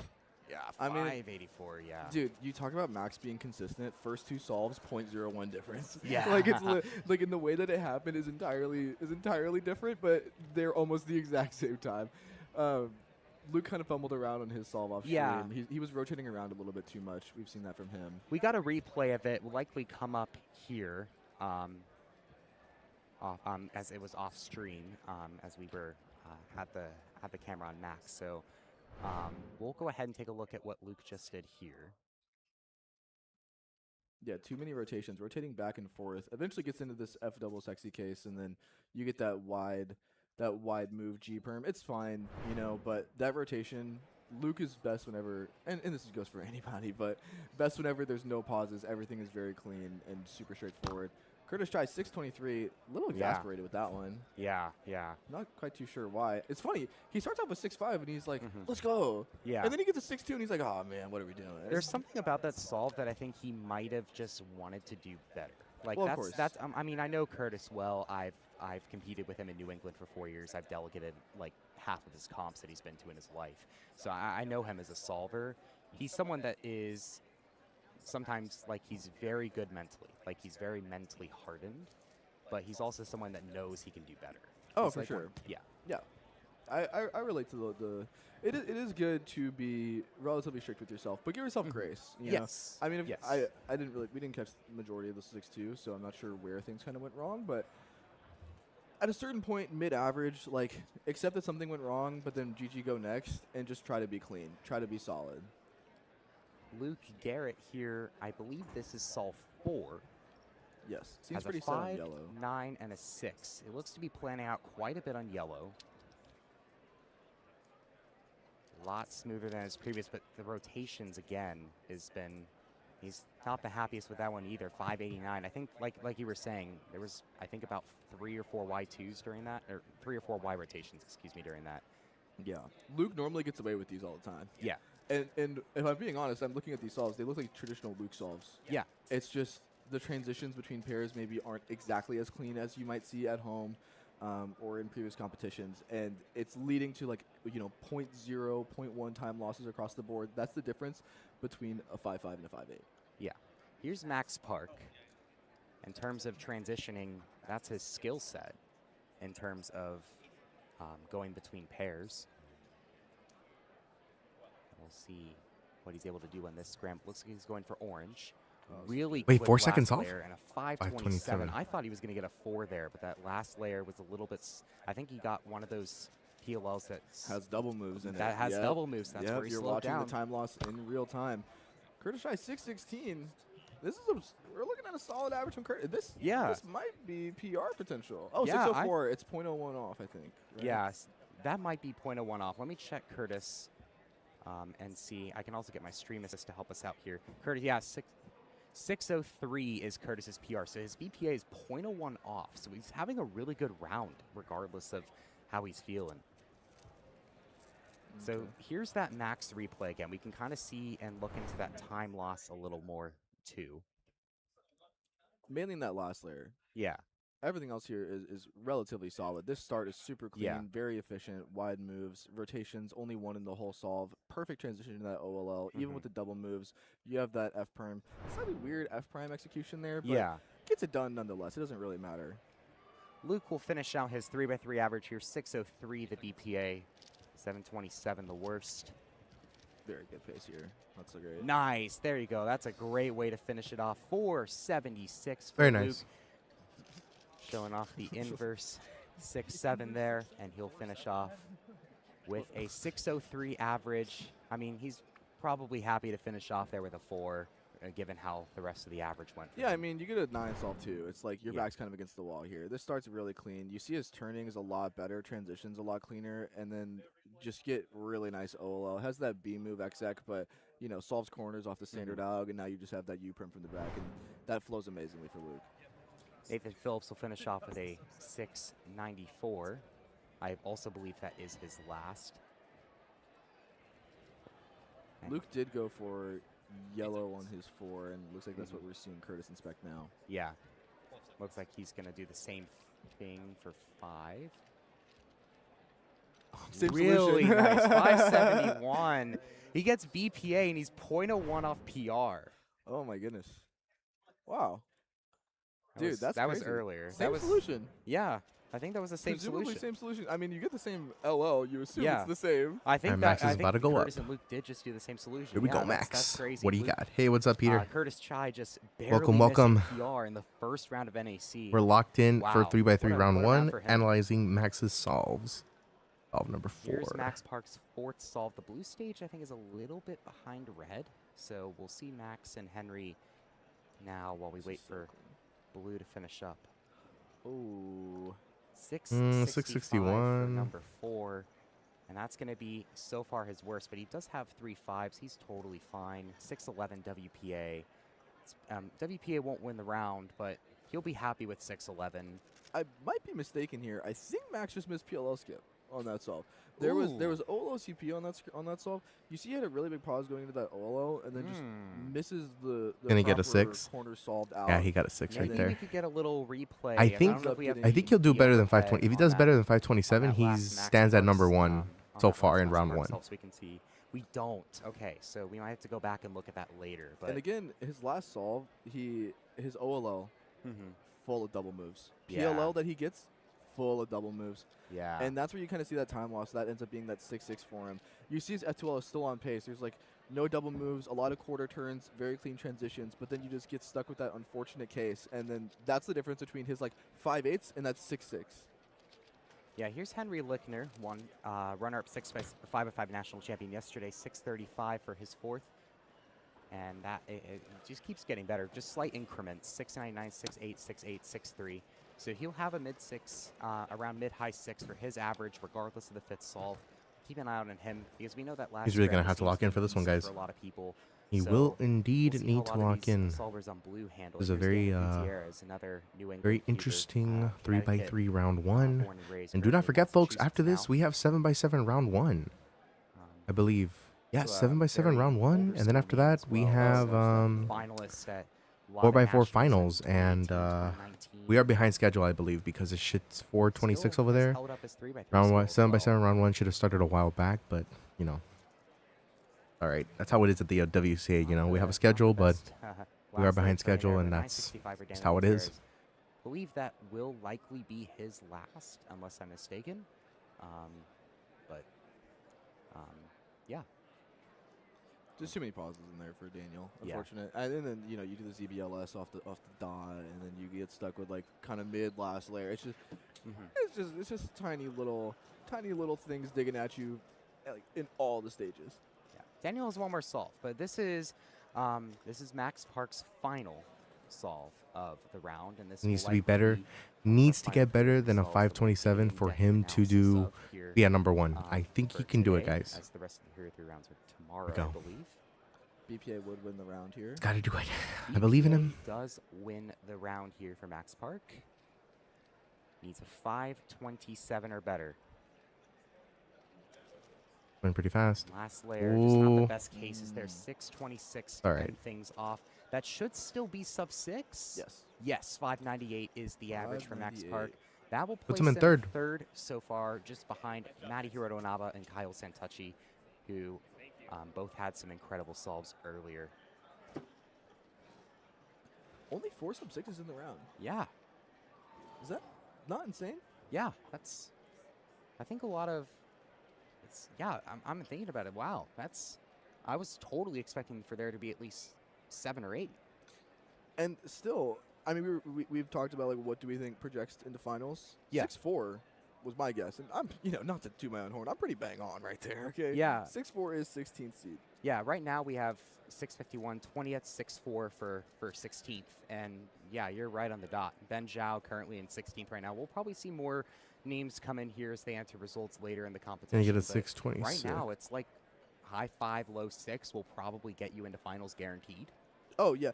What I think happened here is the top end did not perform very well. Yes. The middle of the pack performed very well. Yes. We see Trevor up here getting a 6-2, not projected previously. We're seeing, these other solvers who like seem to have performed better to their average. Michael Nielsen dropping like a 6-3 average. That's not Yep. always constant for him. Matthias dropping a 6-3. These are people who are very capable of doing these, but have not been able to do them very consistently. Max solidifying And himself in so third I think we'll place still have in 6-4 round and 1. 16 going forward. But I think the distribution is going to be a lot more gradual as Yeah. opposed to it being very stacked up in that. Because the difference between 5th and 9th, 5th and 10th seed is only like 0.2. Yeah. While Daniel Gutierrez finishes his last 3x3 solve, we're going to go ahead and transition to our next event, which is 7x7. So that was a great 3x3 round, Dylan.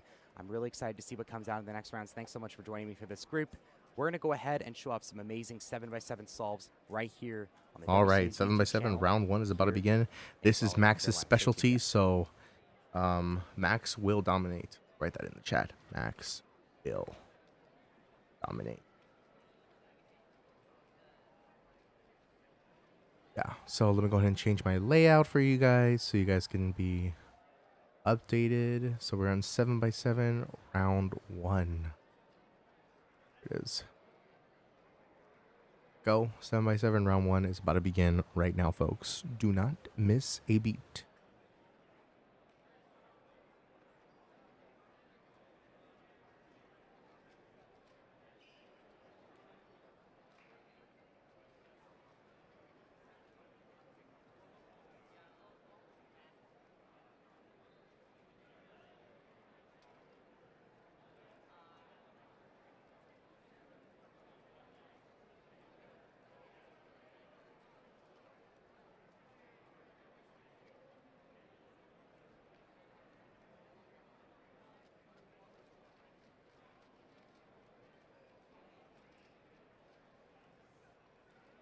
All right.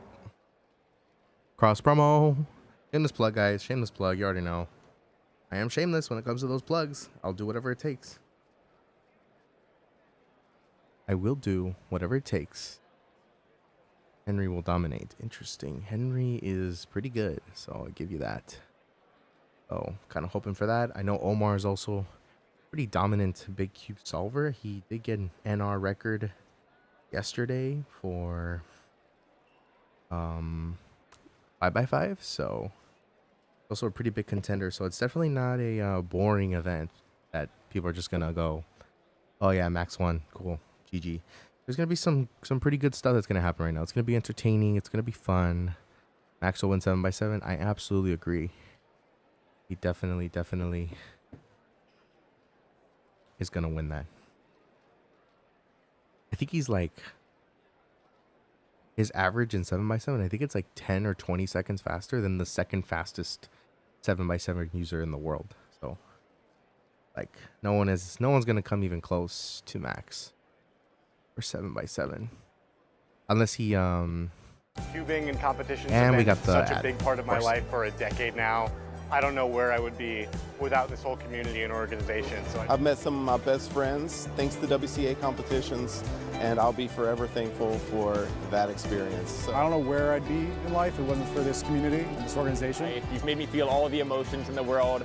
I've laughed, I've cried, but all along the way, I've had the best times of my life.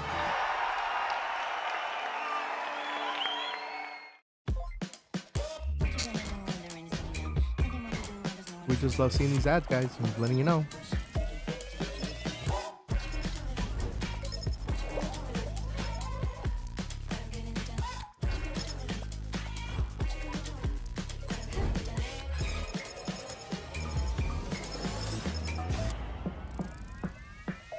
Play again. Let's go.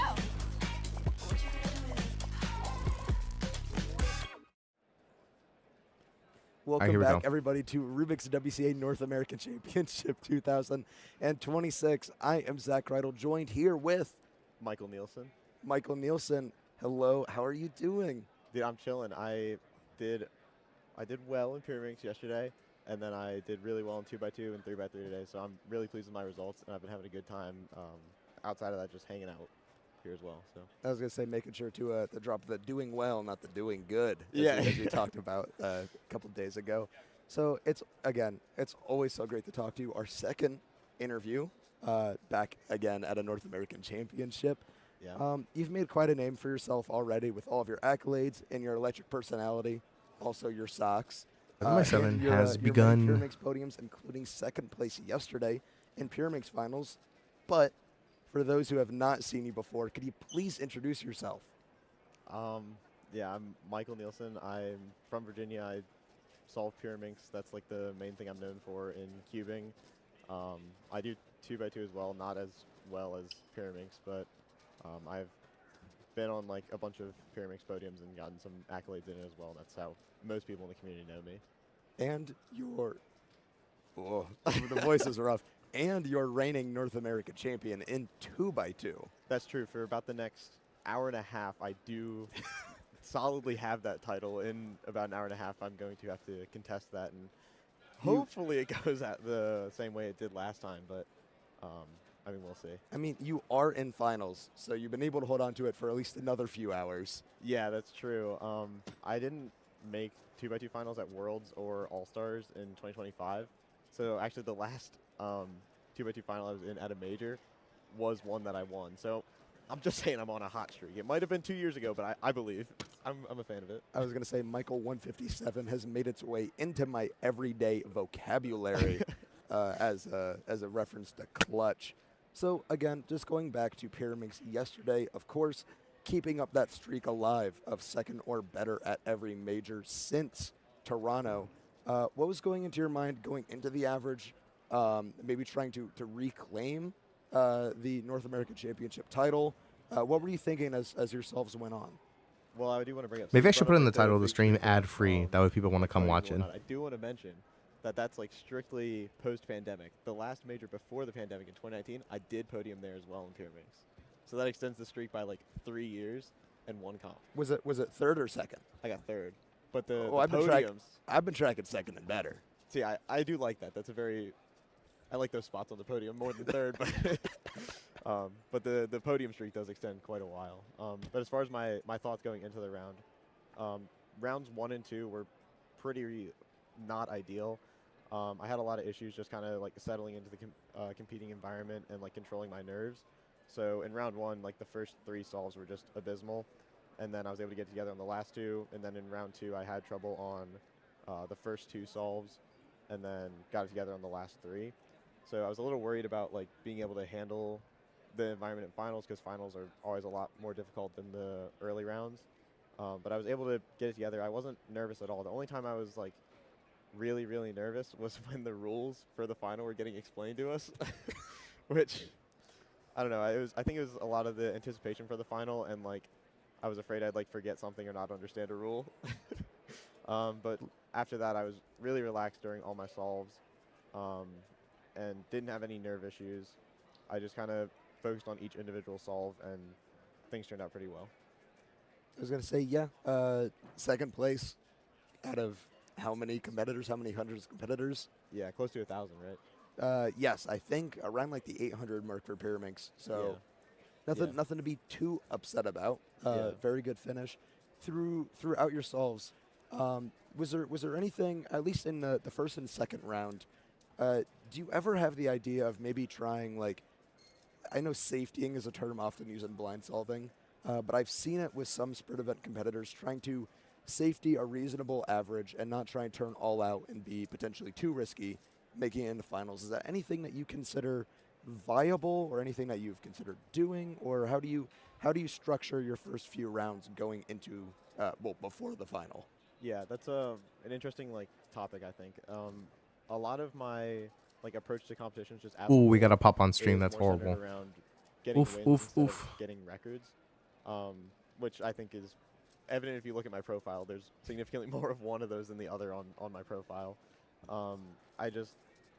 Other people value things differently, but I've always held championships in higher regard to records, because the championship, everybody's It's gonna get there good, under guys. It's gonna get ideally the good. same circumstances are very similar, competing environment, and with a record you can compete 100 times a year, get 100 tries, and then maybe somebody who's just as good as you competes twice. And so it's like, does the record We really see the mean GOAT, Kevin Hayes. this guy is much better than that guy? It's a lot harder to compare and really say that you are like the best or better than somebody, whereas like at a championship it's a more even playing field. And also with like my mindset going into finals, I was just like really happy and like grateful to be competing here. It was just a really, really fun time. I think in the last year, it's kind of weird because like I am an adult, but I feel like I've grown up a lot in the past year. So my perspective on competing and cubing, how it fits into my life, I think has shifted significantly, and it's sometimes you have to turn it down and make sure that life, being an adulting comes first. I mean, there have been times I've turned it down when I was so younger, but nowadays, I mean, I understand it's not the only thing in my life, and there's more important things, and that's something at All Stars was going through my mind a lot during Pyraminx finals when I did win, and then here when I got second. So it's just something that I think is a big change in how I've been approaching cubing from even this time a year ago. I was going to say, familiar face on both of those podiums, besides you, of course, David Andron Silva, podiuming at All Stars and then taking the win home yesterday. Thoughts on him as a solver? Anything that you maybe want to implement into your own solves? What do you see in him? Do you see him as a very stable threat for the future? Yeah, threat seems very serious, but he's definitely a very strong competitor and incredibly You talented. can switch at the Pyraminx. cube. That's I mean, cheating. won How a are we not going to championship notice that without there's a being cube under the incredibly table? talented and very good at what they're doing. So I do need to look at his solves a bit more. I don't think I'm not as good at studying as I used to be in Pyraminx, and maybe that shows with my performance in recent years. But he's incredibly talented, and I like the way that he approaches the event, and it made me very happy to see that he and Kyle were on the podium with me, because the way that they, at least as I see it, the way they approach Pyraminx is very similar to how I approach it, and so it makes me very happy to see that these these guys that'll be cubing after I've quit, and will be, you know, taking over Pyraminx for years after I'm no longer competing, approach it similar to how I see it. I was going to say Kyle Mead, definitely not a name to be left off the conversation when talking about the podium. I think we are both very big Kyle Mead fans. For sure. If I am not rooting for you, I'm rooting for Kyle. But I'm rooting for you. I'm in the same boat. I root for me first, and then he usually takes, if I can't root for me for some reason, then I'll cheer for him. Of course. So again, you have a very large collection of hardware from major championships. North American Championship in 2022, you took home to win. U.S. Nationals 23 and 25 took home to win. Do you have a favorite win from these, or even just another round from a local competition that you look back really fondly on? That's actually a great question. Thank you. Yeah. Actually, I had the chance recently to like go through all my trophies because my parents are moving, so I had to pack up all my stuff in my bedroom.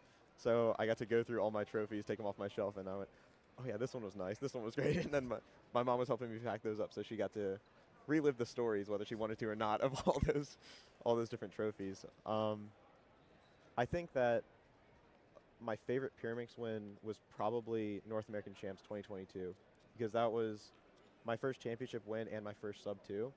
So it was like really just like 2 big accomplishments wrapped into one. And then it also started this like path of really like successful rounds that I had. Later that same year, I got my first North American record. 4 months after that, I got my first world record. And then a couple months after my world record, I won my first national championship. So it was like that kind of kickstarted all this success that I had. And then I think my favorite 2x2 podium was actually not at North American Champs. I think it was at Nationals 2023, because I always felt that like I was a very underrated 2x2 solver. And then I think getting a national podium helped back up what I thought about myself for a while, that I was as good as I thought I was. And 2 years ago proving that wasn't a fluke. Yeah, and, exactly. And getting it again. Yeah. I hope to today at least put up a good result that proves that it was not a fluke and that the last year has just been bad for whatever reason. So, of course, there is, well, I'll save it for a question. After the question, I'm going to ask you now. Looking into the future, you are a recent graduate of Virginia Tech. I have in my notes, go Hokies. Got that right? Yeah. And you're starting in pursuit of a master's degree in data science. How do you foresee this affecting your cubing, and again, in quotes, career, even if not just the time commitment, but maybe the way that you approach preparation for competitions? Yeah, it's definitely had, like, cubing has impacted my, like, academic and professional life, and my academic and professional life has impacted cubing. Kind of chronologically in that order as well. I think a large part of, like, my college application process did revolve around, like, including cubing, because I think it is a big differentiator. There's only so many times you can look at somebody took calculus in high school before it just kind of blends together, and then you see, oh, this guy, you know, competes at Rubik's Cube championships and he wins at these, and I think that's a better differentiator. He went and he won. Yeah. And then I think that's a bit better differentiator than, oh, this guy did calculus and statistics in high school. And then that also, I think, helped me get the internship that I have this summer. Cubing was a significant part of the interview process for that as well. I think just it differentiates you from everybody else who, you know, I have a decent GPA, and, you know, I have a couple extracurriculars. It's this, I think it displays like an ability to like stick with things and then perform at a very high level. They just had you do like Pyraminx during the interview, and like I actually did during one of the interviews. But yeah, I had like mentioned cubing as well during like earlier on, just answering some like the behavioral questions and whatnot, because those are incredibly difficult to answer, and so cubing was my cop out for that. But I'd say that like cubing and being at school have impacted or had impacted the opposite way as well, where like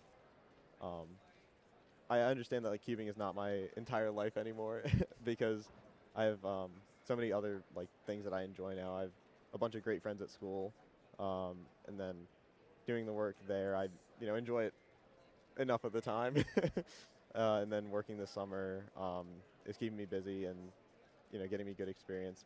And then cubing takes a bit smaller part because I can't get as much time to practice, and I mean that's just kind of the way life is. I'm not necessarily torn up about it. So, hence why I wanted to ask that first before the other question. Putting a lot more effort and time into, like, again, the adulting thing. The one championship left to complete your triple crown. You've won the national championship. Yeah. You've won the North American championship. You have hold on. Can I take a sip of water? You cool? Yeah. All right. No, I think I know where you're going with this. With Worlds. Yes, the World Championship, the only title you have yet to claim for yourself. Yeah. Do you think you're going to make a solid run for it again coming up this next summer in Sweden? It's a great question, honestly. I don't know the answer 100%. At this current moment, I think that I'll be there. I don't know how good a bid I'll put in for the championship, but the World Championship does mean a lot to me because it is the one big accomplishment that I have yet to do in cubing, and I got close twice.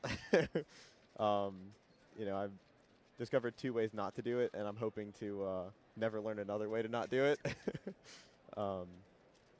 But yeah, I fully intend to go and compete in that. I don't know how that'll work with finishing up my education and then trying to take a big break. We'll see about that. It'll be interesting to see how that summer goes. But I fully intend to be there and hopefully make a good will bid. Will you be done with your master's program by then?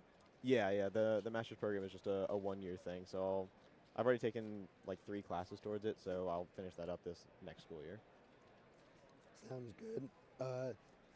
Taking a step back into the past, again, a common favorite part of the major championship experience is the social aspect of it.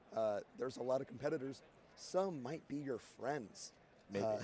What are you looking forward to doing in Raleigh besides competing, or that you've done already and really enjoyed? Yeah, I had a great time yesterday. I after the competition went and played 9 holes of disc golf with a couple Mid-Atlantic cubers. It was kind of crazy for a beginner course, honestly. There were some crazy holes there, but it was a good time, and I got second at that as well. So big day for getting second yesterday. Who got first, if you don't mind me asking? Braden Adams. He's pretty good. He hit like a pretty far 40-foot putt. I was very surprised by that. It was very impressive. Uphill as well. There's only so much to do in Ohio, really. Yeah. Yeah, that was a lot of fun. I really enjoyed that, and then just like hanging out here is fun. Getting to see all the people that you see, once or twice a year. Parker Traeger, I love hanging out with him, but I only see him at like major championships just because we live so far apart. So I always enjoy seeing him and hanging out with him. And then, it's also fun to see the people that you live close to because you can get them all together in one spot. So you can do group events like yesterday, going and playing disc golf. It's really just a great time. Yeah, I was going to say Parker Traeger, another one of the big names in Pyraminx. Again, from your region, you guys meet up usually in regional championships, but again, at these major championships, you guys also see each other. He likes to take a lot more of a philosophical approach to Pyraminx solving. I don't know if you got a chance to watch his interview the other day. No.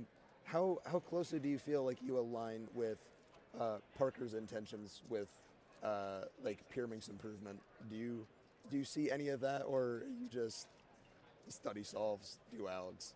I mean, I don't know. Without seeing his interview, I don't want to fully agree to anything. But I think a lot of time he and I have like similar ideas on things or similar perspectives. At least, if not the same, close enough that we see each other's point. And that's part of the reason that I get along well with him, and I like talking to him and hanging out with him. He's really, really a very talented Pyramixer. It's fun to talk to him about the event. Talk to the event. Yeah. Yeah. I just want the Pyramix there. The Pyraminx is now the interviewer talking to the Pyraminx. No, it's yeah, I really like talking to him about Pyraminx. He has a lot of like good ideas, and he has for a long time. Some things that I don't really implement, but I think are cool. I remember from his solves back in like 2020. There's stuff you can do with like 2 flips. You can do it like any point in the solve, so you can like kind of cancel sometimes. And I think I have trouble like executing that sort of stuff, but I remember him doing that in a solve way back when, and so it's just kind of stuck in my mind since then. And I really think it's cool to see. A question I asked him, again, being like not a Pyraminx unk, but being I mean, I am an uncle, so I am a Pyraminx unk. doing like a different generation of Pyraminx solvers. Yeah. Is there anyone in the new generation? I know we talked about David Andron Silva. But Yeah. Are there any Pyraminx solvers that you really think have a ton of potential and you're looking forward to seeing more on a major stage? Yeah, I mean, as far as like U.S. solvers, I think David is probably the one that comes to my mind the most, just because he has the hardware. You know, he got second at All Stars and then he won here, so he has the proven track record. It's kind of a lazy pick, honestly, if you pick him. But it's like because he is so good. I wouldn't be surprised if he started getting records soon. It would, be very fitting with his current track record. And then international solvers. Somebody I got to meet at Worlds, and I'm very excited to see him compete at Euros, is Aratz Laduzera. I'm very, very excited to see him compete at Euros. Worlds did not break his way, but seeing him solve, and he actually got the European record not that long ago in Pyraminx average, and now he's third in the world. Just an incredibly talented solver, and another one who has a similar approach to Pyraminx that I have, so I cheer for him even more because of that. But an incredibly nice kid and very, very, very talented as well. Awesome. Well, as we wrap up this 7x7 group, we're going to wrap up this interview, unfortunately. Any last shout-outs you want to give to anyone watching at home, any friends, family, coworkers, whoever you want? Yeah, I think my Nana's watching, so shout out to her. She's also like in Raleigh, but shout outs to Nana. Shout outs to my friends at Tech. I think Sam's watching. Shout out to Sam. He's awesome. I don't know if my mom's watching. Shout out to her. Yeah, and I'm just looking forward to the rest of the comp. I'll text my friends. I'll let them know. And anyone that wants to find more Michael Nielsen, where can they find you? I mean, there's not much Michael Nielsen anymore. I've gotten pretty quiet on social media, but I have some cubing on my YouTube. It's just my name.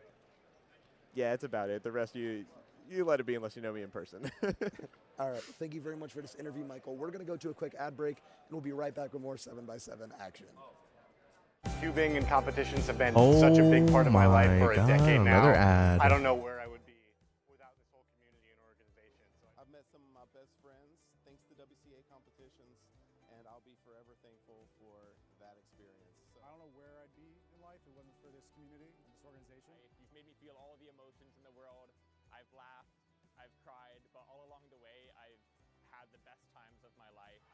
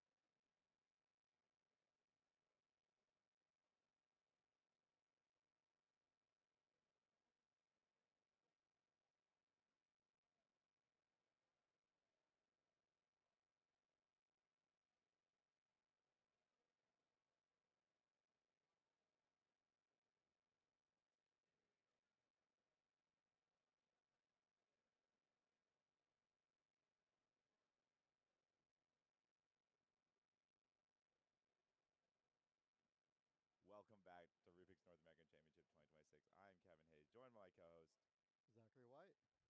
All right, we're here to bring you 7x7 action Group 2. Group 1 just finished up.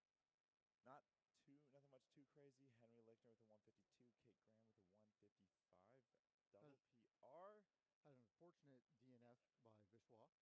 Yeah, actually that was probably the biggest thing. 7x7 definitely not as deep as 6x6, especially given most of the Yao kids. It's pretty difficult, and you have to actually grind some. You have to grind some Yao to be good in 7. And so like because of that, the skill discrepancy in especially North America is like much stronger on 6 and 7. All the decent competitors, there's much less depth. All the decent competitors will have no problem advancing, but unfortunate to see Vishwa not make it due to that DNF. I did see him with the cube on the floor, pieces out, and that's just the danger of round 1. So you gotta, the first especially at an event where it's not quite Worlds. You're not looking for that every second. It's going to be a safe final, Mag.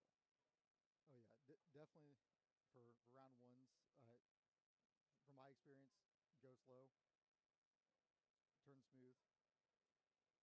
So we got Jeffrey Lee here, very solid cuber himself. Yeah, Ethan Cho and Jeffrey Lee. Jeffrey got a sub 2 mean a while ago. He came to NA US All Stars. Didn't perform that well. He did tell me he didn't practice the most. He was very happy to get sub 2 mean. Ethan Cho is going to be in your will be on deck. He's at 16 seconds. He's the hardware master. Made like half of the 6x6 finals cubes last year. Hand modded another half of the 7x7 finalists. Extremely accomplished though in his own right. 155 mean. 7x7 is definitely his main event. He has a lot of specifics there. He also does last cross edge before centers on Yao, which is very uncommon to be doing every single time. I have seen quite a few people recently doing last cross edge before centers. Yeah, I've seen an increasing number of people start to do that. Really? Yeah. All the time, every time, even when Yeah. it's like I know Omar is a big one who does that. Yeah, and Omar Kanik isn't very good at explaining why he's doing something, but no one has explained to me it like okay, so like something in order for it to be good, it either needs to be like there needs to be like a logistical or like a practical way it's good. Like so like Yao is less efficient on the bigger cubes, but because we are humans and pattern recognition is easier when you have the similar colors and the steps, like there's a real reason why Yao works so well. And Redux is the opposite, where like there's a logistical reason of like there's lower moves. Yeah, no one's been able to really feel like explain why the last cross edge makes sense unless it's like really easy. Which obviously one of those things is like when you get really good at those big cubes, especially or any of those cubes. The whole point of those rules when you're building stuff is that if you really truly know what you're doing, you're allowed to know when you're allowed. You can know when you're allowed to break those rules. Ethan Cho here on last 4 at 147. Last 4 is extremely high variance, especially on 7x7. There's a lot of those good bad cases. Looking out to be closing in on a low 2 here, or just under 2 if his 3x3 stage can hold together, but just over 2. Low 2. I mean, very solid time. Yeah, I mean the sub 2 barrier is like pretty common for most people's goals here. We're still at like these top guys, especially if we're talking like the world scale. Sub 2 is a gimme. Sub 150 is kind of the goal we're going for, and as we see, actually, are Omar, Jack, and Max all in this group? Yes. Oh, because I think Jack jumped. Did Jack jump rankings after the psych sheet closed and like some because like Omar, Henry, Jack, Omar, Max, Jack are the big players here. Like, yeah, Henry got 152 and that's great, but like honestly, well, like Max is the GOAT. Like straight up, it's not even close. Like 7x7 is now clearly his best event.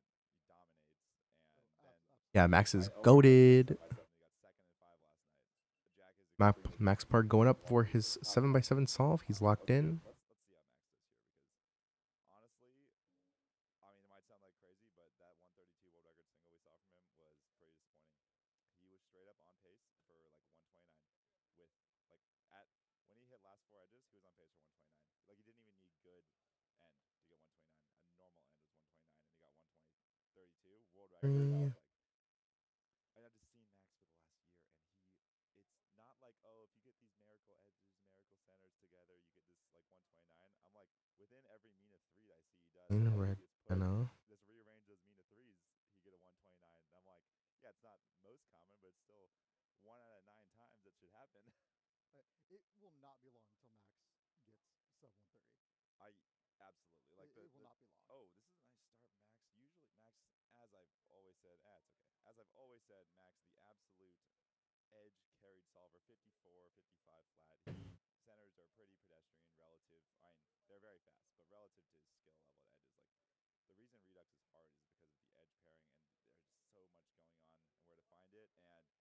And Max is the best in the world by a mile, and it's just amazing to watch. And his last 4 edges as well are just so smooth and efficient with no pauses, and especially last 4 because there's almost always a good thing to do. It's just determining what you're doing in real time quickly is just so hard. And here we go. We're at 128 last 4. I mean, that's just crazy. He could get like a 140 right here. Are we hitting last 4 here? A rough couple. 9. Hold to 3 by 3. That didn't even look good. And 9 for last 4 is so fast. Like, this isn't 6x6, it's 7x7. Like, just a nice run of the mill. Wow. 146. Solid 146 from Max. The thing though now is that like Max 146 is a great time, but like that is vulnerable. The skills have improved so much, especially with Omar Elbon, who we're watching right now. Although this solve is This not. seems to be a very slow solve from Omar. No, this is terrible. He's not even on last 4. Like Omar's. The thing is, I wouldn't worry about Omar at all. Like he's just so chill.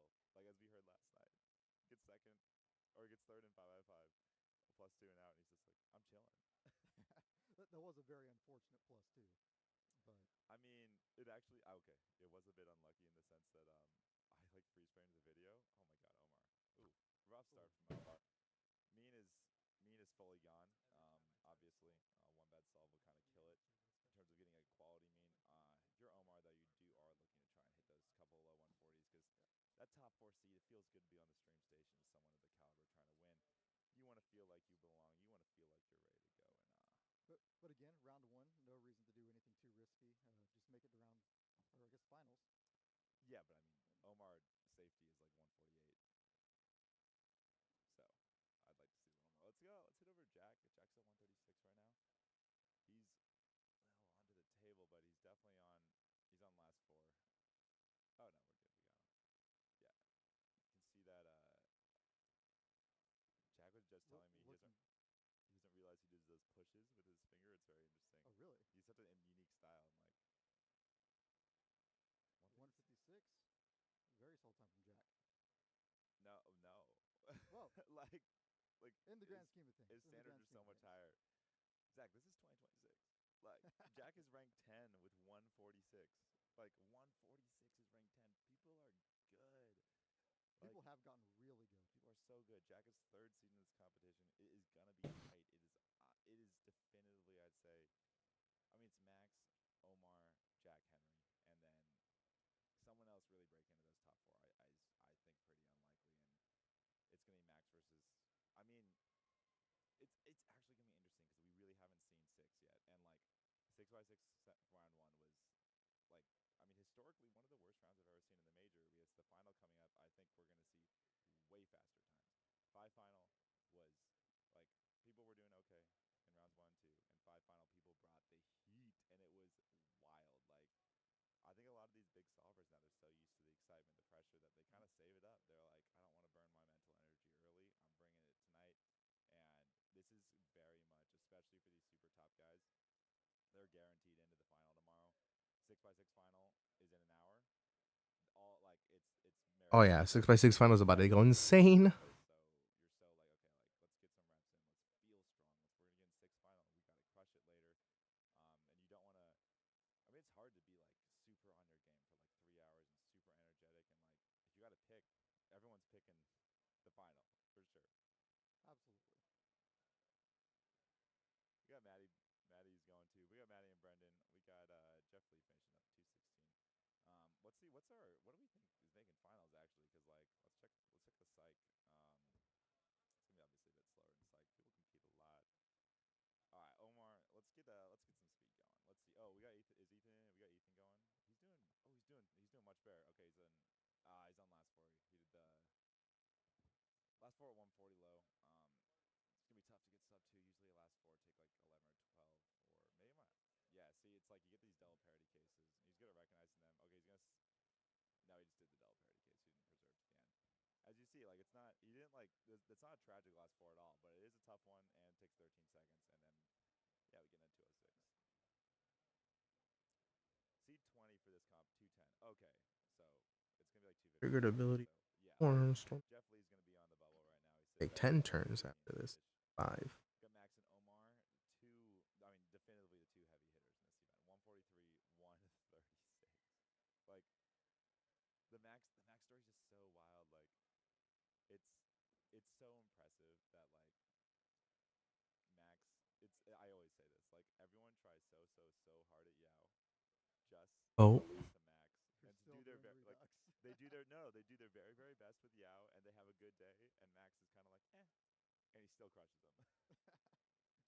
Like we'll see how Max is doing. He's been pretty. I mean, yeah, it's a been good comp for him.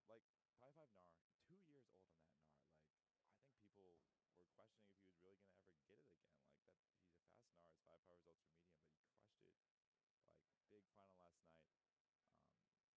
But I see where he's at here. that's something pretty typical for Max, though. He typically always brings it for these majors.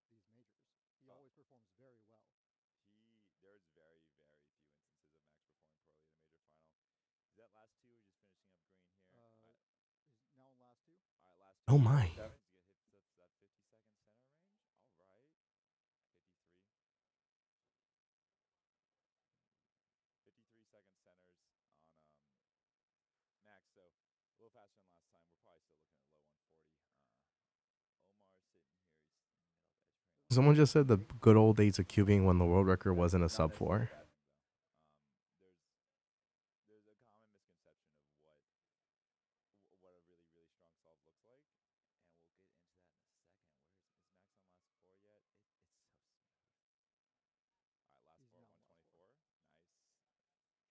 It's gonna be low 140 probably. I think he's hitting around 18 for last 4 plus 2 or 3. You can see Max's last 4 is very strong. Good air slice parity, and even then it still took like 12.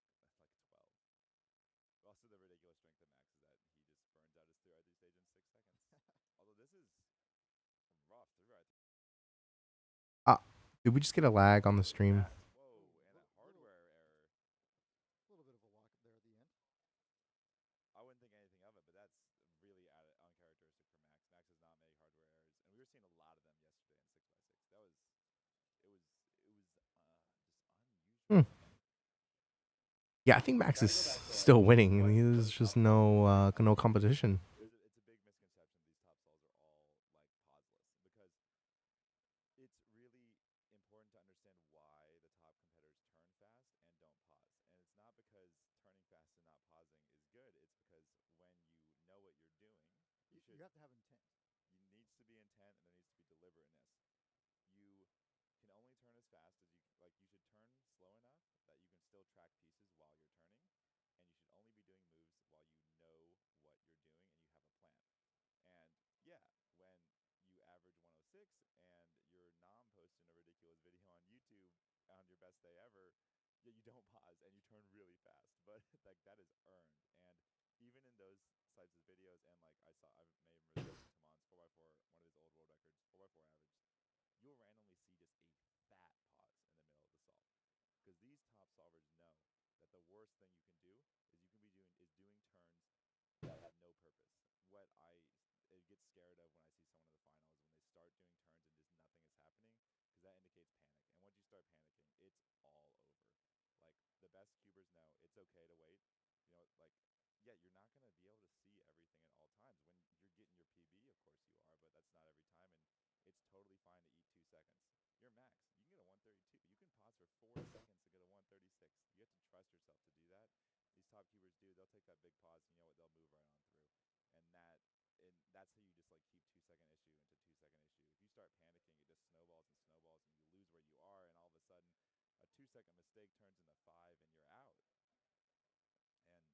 And yeah, bummer solve from Jack there. It's a bit of it's not a strong round, that's for sure. It's pretty slow. Like, 6x6, we better be bringing it tonight, because I have no doubt everyone in here is going to be bringing it for 6x6. 6x6 will be a very hyped final. I'm excited.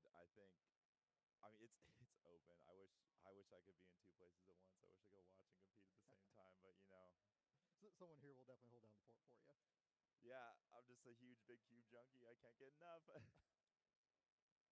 All right, we got Max facing 47, which is pretty rough for his standards, but well ahead of the field. Henry, like the guys that could bump into here, Henry or Jack is at 158 right now. Ethan's at 203. Like their ability to overtake Henry's low. They need huge low 140s, which I mean is doable, but just like not in their current form. And Omar 204.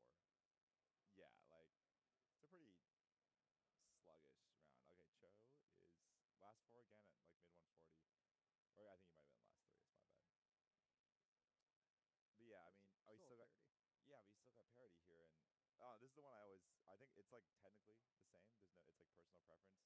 Although whenever you do it immediately or wait till last layer. Yeah, I don't think you should wait though, because like how hard is it to recognize OLL? Like pretty easy.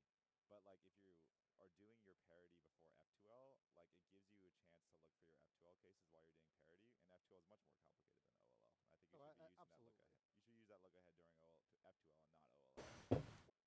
All right, Omar, let's bring some actual strength here. Is that 23 for first two? Yeah, very strong. That's good. We got Arhan also maybe on deck. Where is? Oh, we don't have his time zone. Yeah. All right. These mega fast solvers, like low one, under 110 is cooking. For Omar, probably hitting like 110 on like an average, like for a normal solve. You're seeing something under 110. Like on Lim's world record is like 102. Max about to start his solve here. I just want to let people know there was a time in 5x5 where a sub 1 on 5x5 was considered super fast. We'll keep you updated on Omar too on his flip here. It's okay. I mean, it's unlikely. Like the form usually continues. Yeah, you can pull off some crazy single, but like Omar hitting 206, 202. Like yeah, it's like get some rhythm in, but you know you're not hitting that low 140.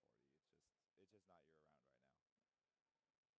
And also a very good example there of what you were saying earlier with pausing to make intentful moves. Exactly what Omar was just doing. Yeah, I mean, I was talking about this Bishwa and 6x6. Like, you can tell a lot from someone with what their solving looks like when they're doing bad. Because that tells you a lot about their mental, and it tells you, because at some point in these major finals, you're going to start doing bad. And if you want to do well, if you want to perform well, you need to know how to recover from that. You can't just gamble on feeling good every time. And that's what I see. That's what, although Max just kind of feels good all the time, but that's what I see from some of these competitors. Omar, at least get the sub 2 down here. Omar 201. It's going to slot in just ahead of yours truly. Man, Omar have been fun to sit together. We're 7 and 8 right now. Maybe maybe Arhan will like jump in between us to get us a table mate. It's always fun to be playing the. I'm already with Enrique tonight. Maybe I'll get him again tomorrow. The table mate game's always so fun. Max here is okay doing that Z2 all these. 123 last four. Yeah. Again, pace for low 140. If he gets a rough case, if he gets a great case, it could be. Oh yikes. That's good though. Oh, that's an easy inner slice parity case to recognize for the double parity. Looking to be a low 140. That was the ZB 42.9.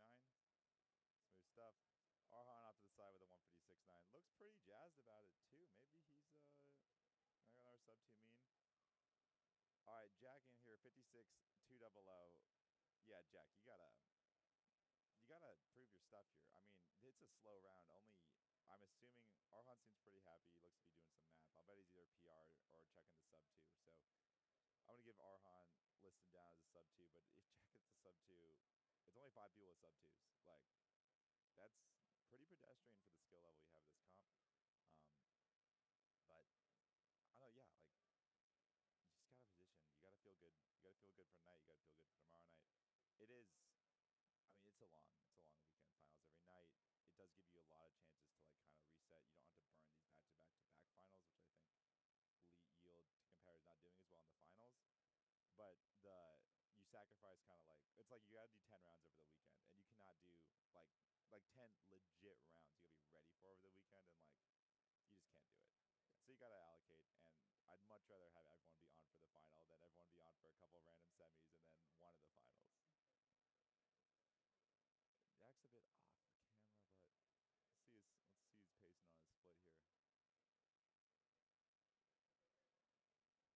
And interesting enough, the only person that I've really seen so far, there might have been one other that actually uses Redux, is Max. Besides 112 for Jack.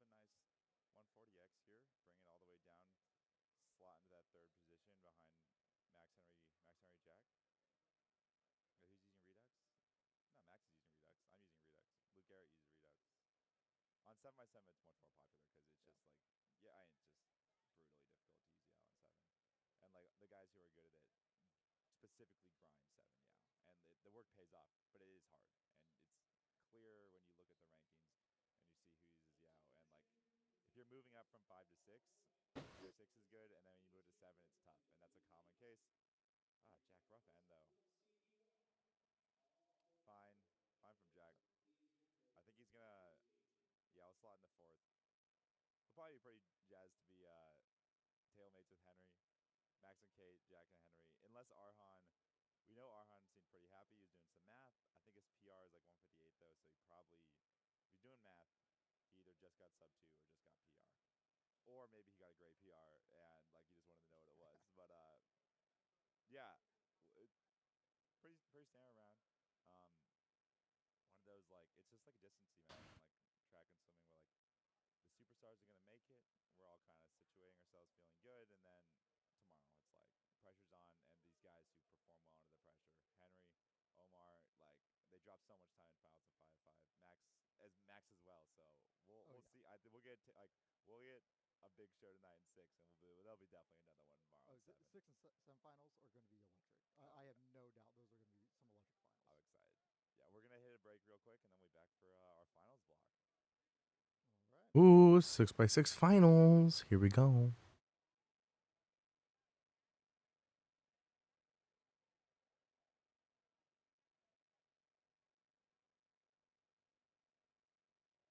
All right.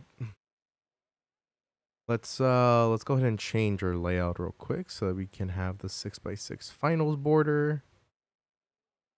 We are in for a treat here, guys. 6x6 final is the last event of the day, or is it 2x2 finals? Oh, 4x4 finals, right? Yeah, 4x4 finals is about to begin. We already know we gotta move around everything on this stream, actually.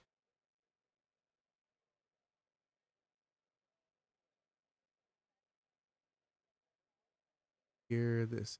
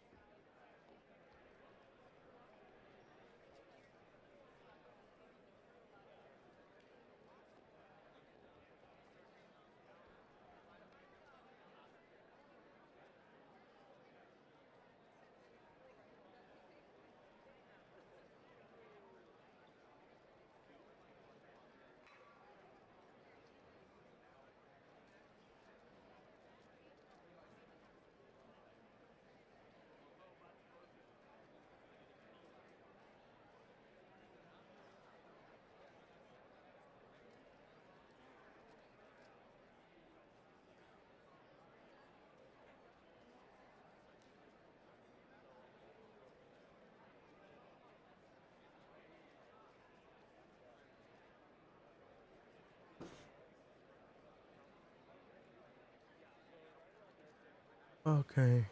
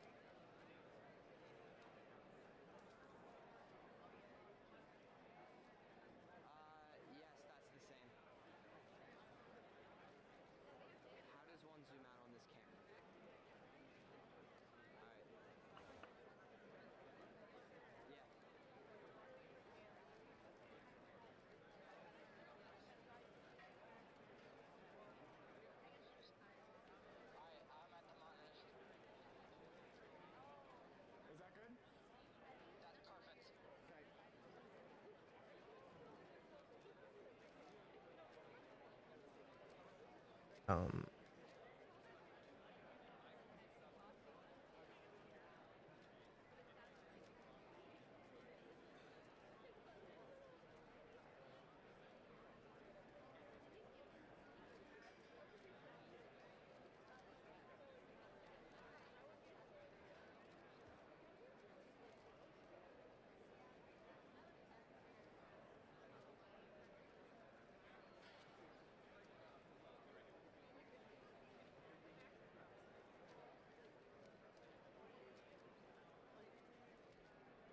no.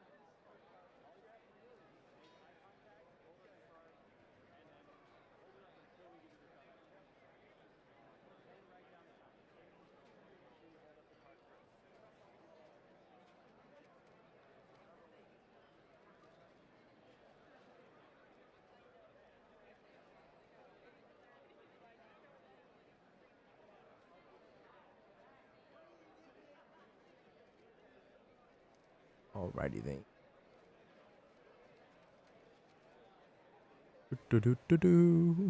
Just waiting for 6 4x4 finals to begin. It'll be very, very exciting.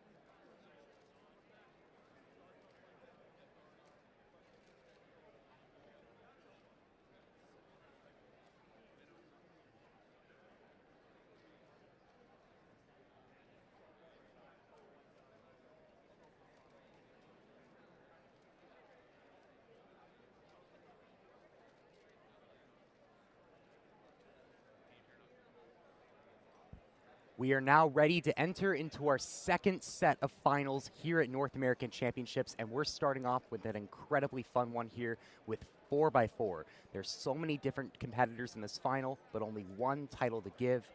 We're going to be looking forward to watching cubers like Max Park, Matty Hiroto Inaba, Ari Randers Persson, Ray Bai, and more. It's coming about to up here get in good. just a bit, Kevin. I'm so excited to watch this. This is going to probably be Max Park's title to lose, but we're going to be looking out for jockeying for second and third, especially with how competitive this top half of this final is. Yeah, I mean, it's definitely Max Parks to lose, but it's not like 5-5 last night. 5-5, I mean, Max ended up running away with it in continental record fashion, but he was going to win even with a mediocre result. 4x4 is much more, it's tight, especially with a little bit more variance. Obviously, we're going to be talking about Ari Randers Persson, who eliminates his variance with OPA, which we'll get into soon. And we'll talk about that more, but we got to get down to a list for these walkouts. been an action-packed day of cubing, and we have 4 incredible finals ahead of us. We are starting this evening with 4x4 finals. Here are your 4x4 finalists. In our 20th seed from New Jersey, USA, Carson Wajaya. In our 19th seed from Illinois, USA, Henry Lechner. In our 18th seed from New York, USA, Alexei Sinyavin. In our 17th seed from Texas, USA, Ryan Pilot. In our 16th seed from Georgia, USA, Nicholas Sanchez. In our 15th seed from Georgia, USA, Vishwa Sankar. Oh, yeah, it's about to get... In our 14th seed really, from really crazy. Illinois, USA, Carter Thomas. In our 13th seed from Michigan, USA, Stanley Chappell. In our 12th seed from Pennsylvania, USA, Christopher Sun. In our 11th seed from California, USA, Paul Mavi. In our 10th seed from Washington, USA, Max Shao. In our 9th seed from Indiana, USA, Luke Garrett. Looky. In our 8th seed from New Jersey, USA, Jerry Yao. In our 7th seed from Texas, USA, Ray Bai. In our 6th seed, placing second at the last North American Championship from Hawaii, USA, Maddie Hiroto Inaba. That's Maddie Hiroto right there. Our 2nd seed represents the Philippines, placed third at the last Philippine National Championship from representing the Philippines, Neo Juarez. And our top 4 North American seeds, in our 5th seed, the current Northeast champion from Connecticut, USA, Curtis Chai. Our 4th seed is ranked 4th in Canada for 4x4 average from Ontario, Canada, Arhan Serene. Our 3rd seed placed 3rd at the last North American Championship from Virginia, USA, Ari Ronders Pearson. Excellent. This will be quite an exciting thing for us to watch today, folks. And our 1st seed is a 3-time national record holder, an 8-time North American record holder, including the current single and average, a 17-time world record holder, 17-time world champion, 2017, the GOAT 2018, himself, Max 2019, 2023, 2024, and current U.S. national champion, a 2-time world champion, and the defending North American champion from California, USA, Max Park. Good luck to all our finalists. There goes Max.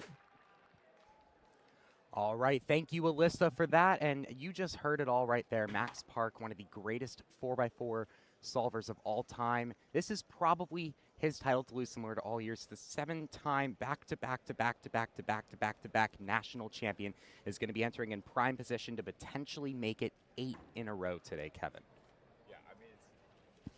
Yeah, I mean, it sounds wild to like just talk about Max's dominance for so long, but yeah, it's like, oh, Ari's, wait, okay, Ari's just doing, so Ari's doing some, not allowed to use competition timers or competition use only. Ari's just doing some prep work. I love the practice. You gotta feel, you gotta know the routine. Yeah. I always talk about like these big finals. There's so much unexpected. There's so much that's going on. You gotta feel comfortable with the things that you already know it's gonna happen. Sit down. You're relaxed. Take control what you control, and then you gotta you just gotta roll with the punches. It happens. Yeah, and I mean, we are also talking a little bit too earlier about Matty Hiroto Inaba. Max will not be feeling any kind of pressure today, folks, as he heads into the finals in a best-of-6 series. This will be quite a journey. We are in for a treat.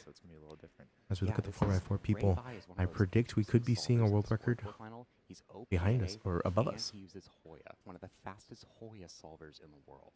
So watching his solves are going to be so interesting. This battle is about to explode.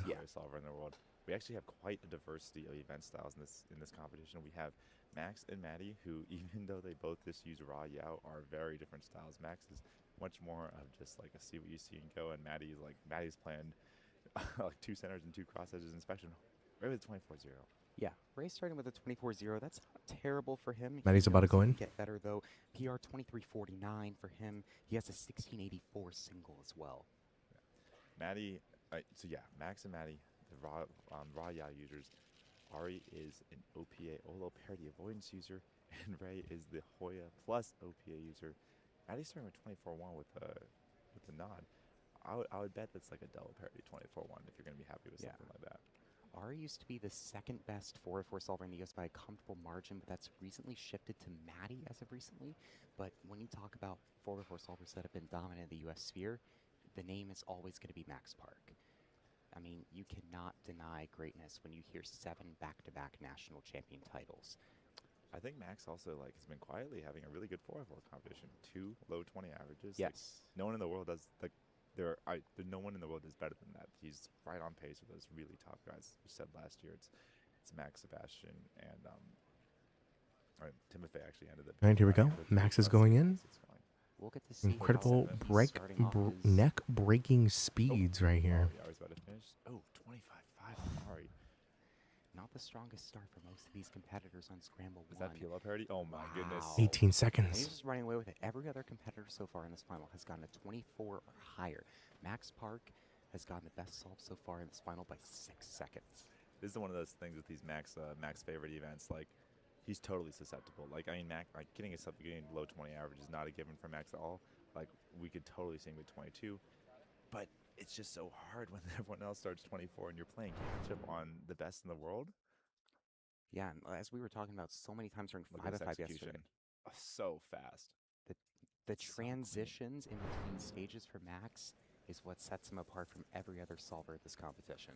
We said that yesterday in 5x5, applies to pretty much every single big cube he does. It's insane to watch. It really is. That's the thing we've been talking about too. We are witnessing history here, folks, in the making. Maddie I with 24 seconds average right now on the first solve in 3rd place, followed by Ray B, Max Park in 1st place on the first solve of this best of 5 series. Ray needs to finish the solve. He's going to count 24. Oh no. Yeah, this doesn't look too great for Ray at all here, and he's not going to be the. Ooh, 30 seconds is not very good, but. For Ray, Maddie's going on station 6. We don't have an overhead because he's not on the stream station, so we're just going to have to see when he brings that cube back up. Yeah, we're 2 solves in. Max locked in? Oh, yeah. Max locked in. 1997. Oh, 19 seconds. That's usually what we see from Maddie in 4x4. Those high 19, low 20 times, that's usually what he's able to do. For Maddie, you just need to hope that you're able to outpace Max Park and have him suscept to some mistakes. But based off of that first solve that Max had, I don't think I think that's going to be a harder ask than it is to be answered.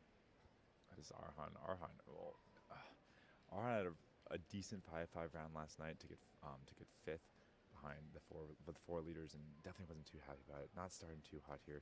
The big thing about Maddie and his solving is that he does run into his TPS issues. He's such a fast TPS solver on 3x3, and you can see it on his 4x4. 25 is good. Kind of lock up. The cube doesn't work quite as. Oh my god! I can't believe how fast these people are. When he's on, it's unbelievable.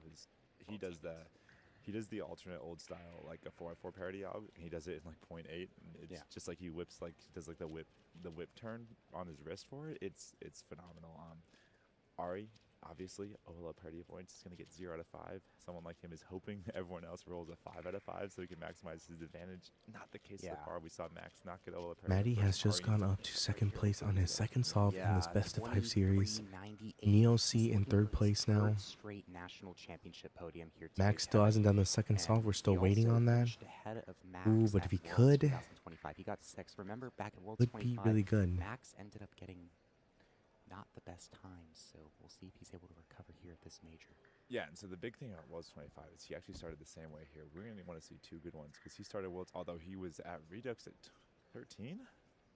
Olo parity at 16. Okay, we're hitting a 20-second solve. Wow, he's running away with it so far.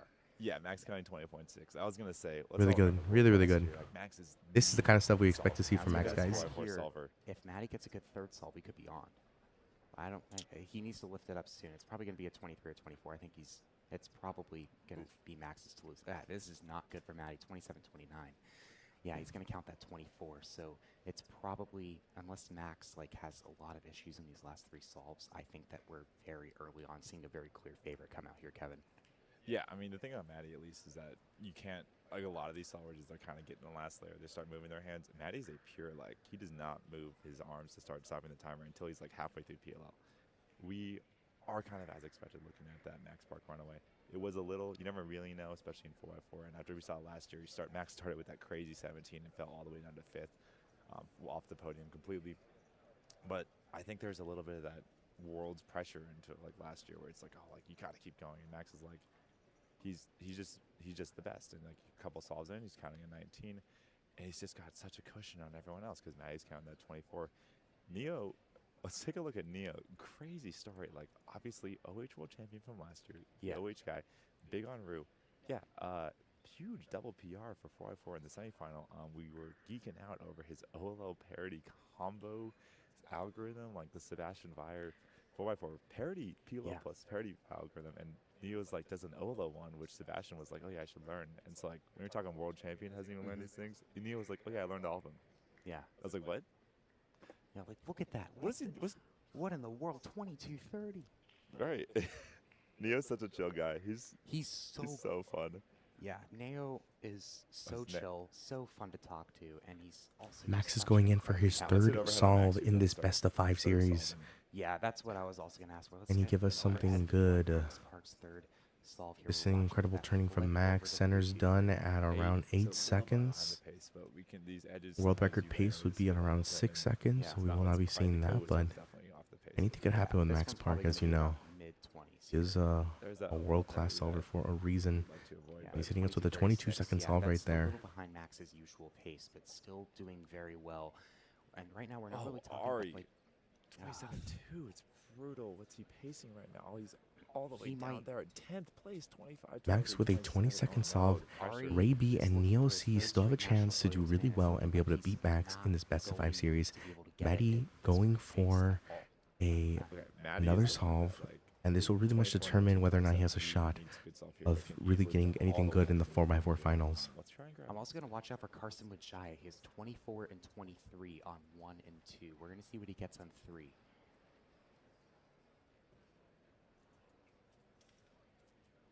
Also, Max Shao with 32, 24, 24. 24.8. Yeah, Maddie knows it. 24.8. That's going to put Maddie in the bottom tier. Yeah, he went down to 6th place because of that. It's not going to be enough to hit the podium. But Carson just went up. The 20th seed currently pacing very well right Neo C holding the strong second lead position there. We're going to take a look. The 20th seed, when you get a couple good ones, it's hard to keep stringing them together. Paul MB, one of the first people to finish his solves, getting 15th place with a 27.23. 30-second solve for Carson. I don't know how to pronounce these names, guys. I'm sorry. The pressure instantly gets them. They can't quite hold on. I am trying, though. So extra I am trying. Now, 24, 22, 22. I don't think maybe our 4x4 radar's been off. Holy camera shake. Absolutely phenomenal. I mean, he seems extremely pleased. He had a 23 PR, so pacing another PR right after the last one. Yeah, it's insane. He's having such a good comp. 15 Redux. What is this solving, guys? Also, remember, he does Ru and has to learn like CFOP just to do this, and he knows his peel. Like, what in the world? 2362. He He's can't on even PR believe it. pace. Look, he's just. all right, Max is going. Max is about to lock up this win with this. Max is solve. going in now. Yes. Wow, Max very Park impressive will stuff. probably lock up a win here very easily. Here, let's go ahead. Why do we stop the Watch overheads? the overhead view. Flip it around 8 again. 13 seconds solver Yeah, next. it's a little Max bit is going really faster since fast. the solves. Each one has gotten a little bit slower, but it's Here we go on unlikely the to last matter. layer. PLO parity. Ooh, 21-13. That should give him number 8. Yeah, I don't think it's worst possible is 21:39. It's 21 congratulations to Max. Yeah, yeah. It is very clear that we have just seen, without a doubt, unless someone gets world record on a 4 that hasn't done it. I'm very firm in believing, unlike yesterday, that that's it. That's number 8. That's number 8. Maddie needs to get a 24.5 to stay in front of Chris Sun's pace right now, which would put him second in the North American race. Maddie I Neo has is secured running third place right now as we Neo's speak. running away with second right now. in Neil C overall. at It's crazy. 23.16. Max solidifying that first place position, 3 seconds ahead Yeah, of he's the second place guaranteed another person. PR and 15th in Asia with that average. Wow. I'm not sure what He that does Rue. ranking is for Philippines. It's probably up there. He had to learn CFOP just to qualify. He was doing CFOP in Nations Cup. He was doing CFOP in the regions. 24.95. That's not that bad of a solve. We're looking at some pretty good things happening right now, folks. No. He was doing Rue, but sometimes like he was messing up and doing CFOP in the regions relay, and like he was still getting 7s. Wow. Yeah, like it's crazy. He's so good. All right, so Maddie with the 23.8 average locked in. We're going to be looking at Max Xiao. Max Xiao. Oh my goodness, 32, Max Xiao 2096. All right, Ooh. This is a race, guys. Max Xiao hasn't had a lot of rounds since he started school at Johns Hopkins University. Max And Xiao at he going reached the insane right 4th now. place. 32, 24, So if he can do 24, better right now on the next solve and replicate that same success, he could beat Maddie and get up to that 3rd place slot. It's not over yet. It's a race of the lower seeds right now. Yeah, Max Okay, Xiao to get. Same thing goes for Neo. If he manages I'm to not get sure something what worse, he's he to could get be looking at something third good. in North America, but I'm pretty sure he just needs to make sure he doesn't count that 32. Here's So we- Neo's 5th. So it's Max, Maddie, Arhan, 1, 2, 3 currently, and Max is guaranteed. But Max Xiao, Christopher Sun, and Carson Wujaya can all make moves. All right, here's Max's final. Neo's on Neo's got a brutal last solve here. Definitely going to be responsible. Unfortunately, he made a large mistake. Max is going on to his Still last very solve. Impressive 23.51. Yeah, here's Max's final solve. Pretty much a formality at this point. He's pretty much guaranteed North American champion like 3 solves ago. On Olo parity, this might not be his best work, but he'll finish it off with a strong 21.18. 21.118. 8th time in a row. Oh yeah, is first great. place 4x4 final 250th anniversary of the United States of champion, America, set and off just the like that, fireworks in he has Raleigh. won the Max Park, 4x4 2026 North American nationals. champion. Congratulations, Incredible, yeah. incredible Very work. impressive stuff. 21.39 average. Very nice consistency. 1 parity on every solve. We're waiting on the last couple of solves here. We have Max, Neo, Maddie, Arhan. So it's Max, Maddie, Arhan for 1, 2, 3. Neo is guaranteed overall podium. Where is Max Xiao? Where's our camera? Oh, no. 25.80 for last. Wait. Does that do it? Does that beat Arhan? We'll have to wait for that to get entered. 25.80 for the last for Max Xiao. It's going to be up to Chris Sun, I think, now. Chris Sun cannot jump ahead of. Can Chris Maddie. Sun not jump ahead? No. Maddie is 23.8. Okay. So it's probably going to be Maddie is guaranteed runner-up. All right, 27 at the end. Yeah. Bomber, after 2 impressive rounds, got 2nd and 3rd. He's going to finish up looking like in about 9th place next to Henry. Definitely a disappointing final for him. Yeah. I think Chris is still waiting for his last, so we'll get to wait for him. Max Xiao got a 25, and I believe that'll put him at high 24, which will likely keep him out. Chris, so I Ooh, think it's guaranteed. this is intense. Yeah, it's guaranteed. This is intense. Yeah, so congratulations. Maddie ran up, but the winner, the 3rd place winner, that was one of the main storylines we were watching coming in, was Arhan Serena Canada.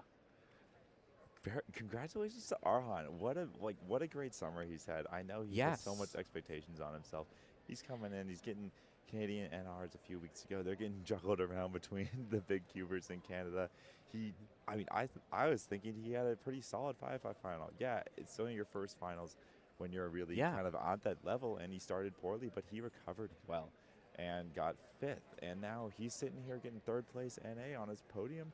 Yeah, For and I think first he podium came in a major. site sheeted like 12th or 13th too. He was probably, he's had an insane competition in 4x4, broke PRs, got everything he could have asked for.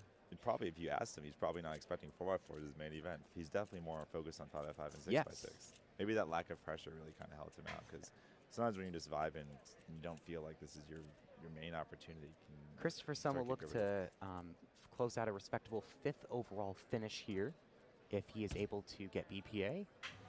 POL parity around 21, 24, 29. So that will get him around maybe 6th. I can't really tell, but yeah, 5th place. Yeah, there he goes. All right, awesome. So that will close it out for us. Solid stuff from Chris though on that last solve. We love to see some advanced stuff. He's got that PLO parity recognition before the ZBLL, so you make sure you don't get that adjacent swap at the end. Good, very impressive. Yeah, so that will close it out. Arhan Serene in 3rd, Matty Hiroto Inaba in 2nd, Max Park in 1st for the North American podium. Neo Juarez also finishing 2nd overall with a 23.51 average as well. Congratulations to Max Park again, who wins his 8th national title with a 21 flat average and takes North American champion. We'll go ahead and cut to Alyssa, who will be talking to both Matty Hiroto Inaba and Neo Juarez.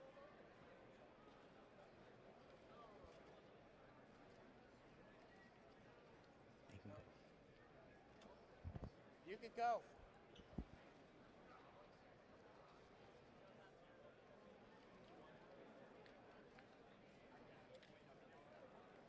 Congratulations to Max Park, who is our 4x4 North American champion. I'm joined by our other 2 podium finishers, Neo Juarez and Matty Hiroto Inaba. Neo, I want to start with you. I was talking to you on a very similar stage to this exactly a year ago after a World Championship win. Now you're here at North American Championship, a completely different event. Have you been practicing 4x4? Yes, ever since Sebastian Weyer won the 4x4 World Championships, I weirdly really got inspired by him, and just the fact that he's been learning this new algorithm set that basically rivals ZB, and I've been also wanting to, in a way, contribute to that, just learning the alg set and giving a little bit of a preview for the European Championship with Sebastian Weyer and Timon Koleshinsky. And I'm glad to just get such a placement after getting a rather not too disappointing placement in the one-handed finals yesterday. Even if I got 1st place, I would still feel the same way, given everything and the stuff about life outside of cubing that I couldn't control. So obviously, I'm just so happy that I got 2nd overall to Max Park. I feel like Henry looking right now, but yeah. Congratulations, Neo. And Maddie, you have been so consistent at the 4x4 event. I didn't get to count before I came on here, but it's been podium after podium in this event. What has gone into that consistency over the years? I don't know. My 3x3 stage kind of saves me always, so that's something that I enjoy doing. And yeah, not my best performance, but I'm super happy to podium here. Yeah. Congratulations, Maddie. And rounding out our North American Championship podium will be Arhan Serene from Canada. And so once again, congratulations to all our 4x4 finalists.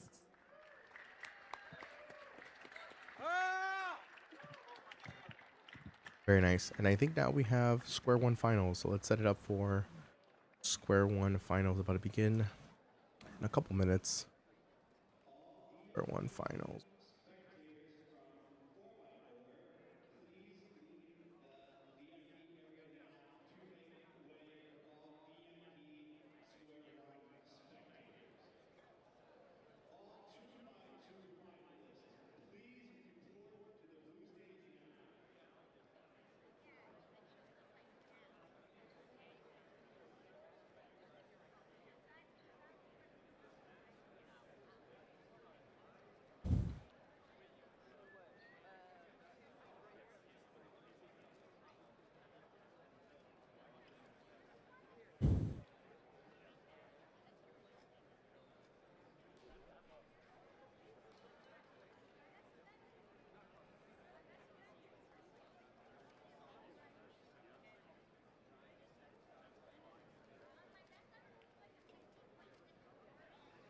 This leaves us with Square-1, 2x2, and 6x6 finals left, ladies and gentlemen.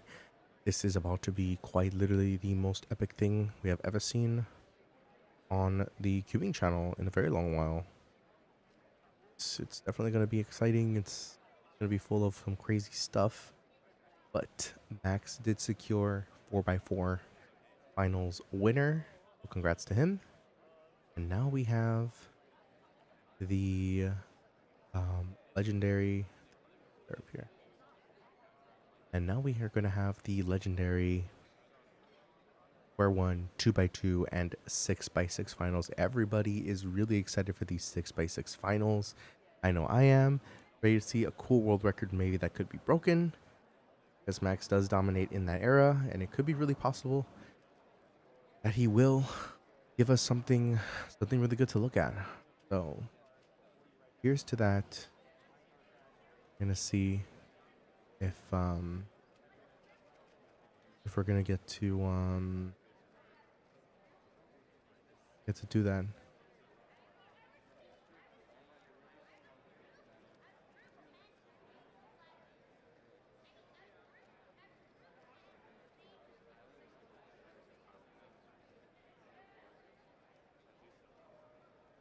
Chinese tea, bro.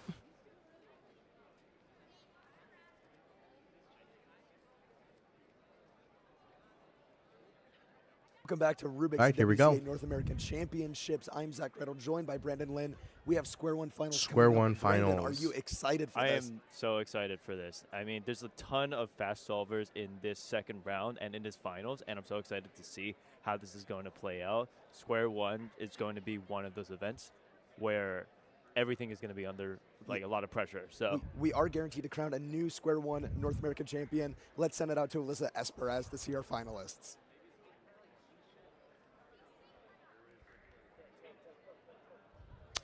Just frozen in place. Oh, there we go. We have our Square-1 final. Here are your Square-1 finalists. In our 20th seed, from California, USA, Trevor Mendelson. In our 19th seed, from Utah, USA, Elliot Pimentel. Ooh, 3x3 finals being tomorrow is gonna be intense, guys. Really intense. Seed from New York, USA, Aiden Dincher. In our 17th seed from Wisconsin, USA, Lucas Littman Bruno. In our 16th seed from New York, USA, Chris Chi.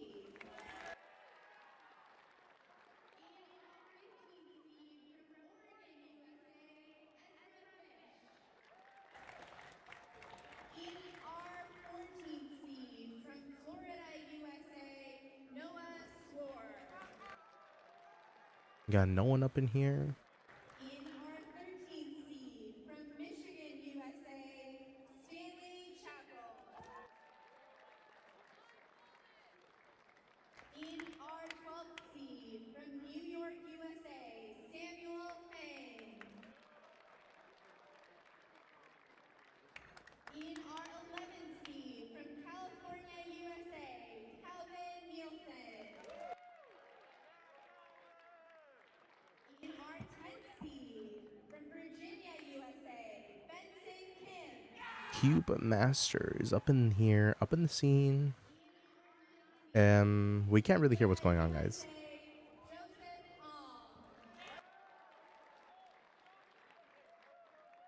In our 8th seed from Oregon, USA, Benjamin Gottschalk.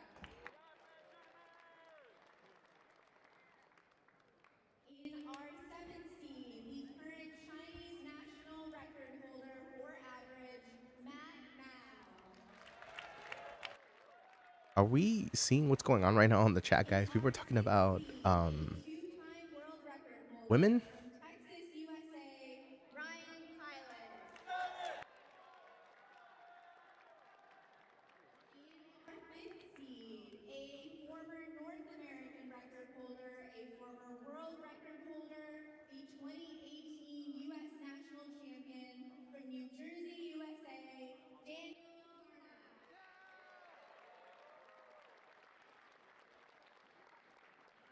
our 4th seed, a 3-time national record holder, a 4-time world record holder, placing 3rd at the last North American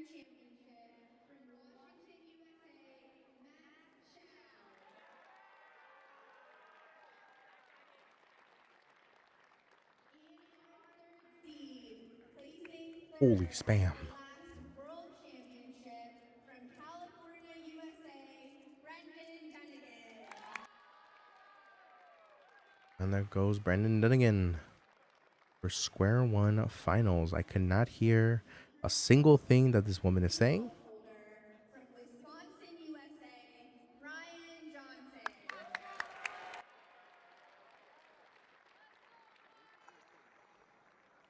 And first seed is a two-time world record holder, the defending U.S. national champion.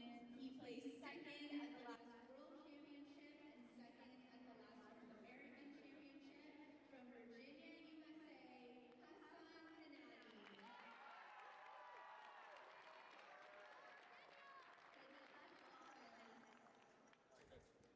Welcome back, everybody, to Square-1 Finals. This is what it is all about here.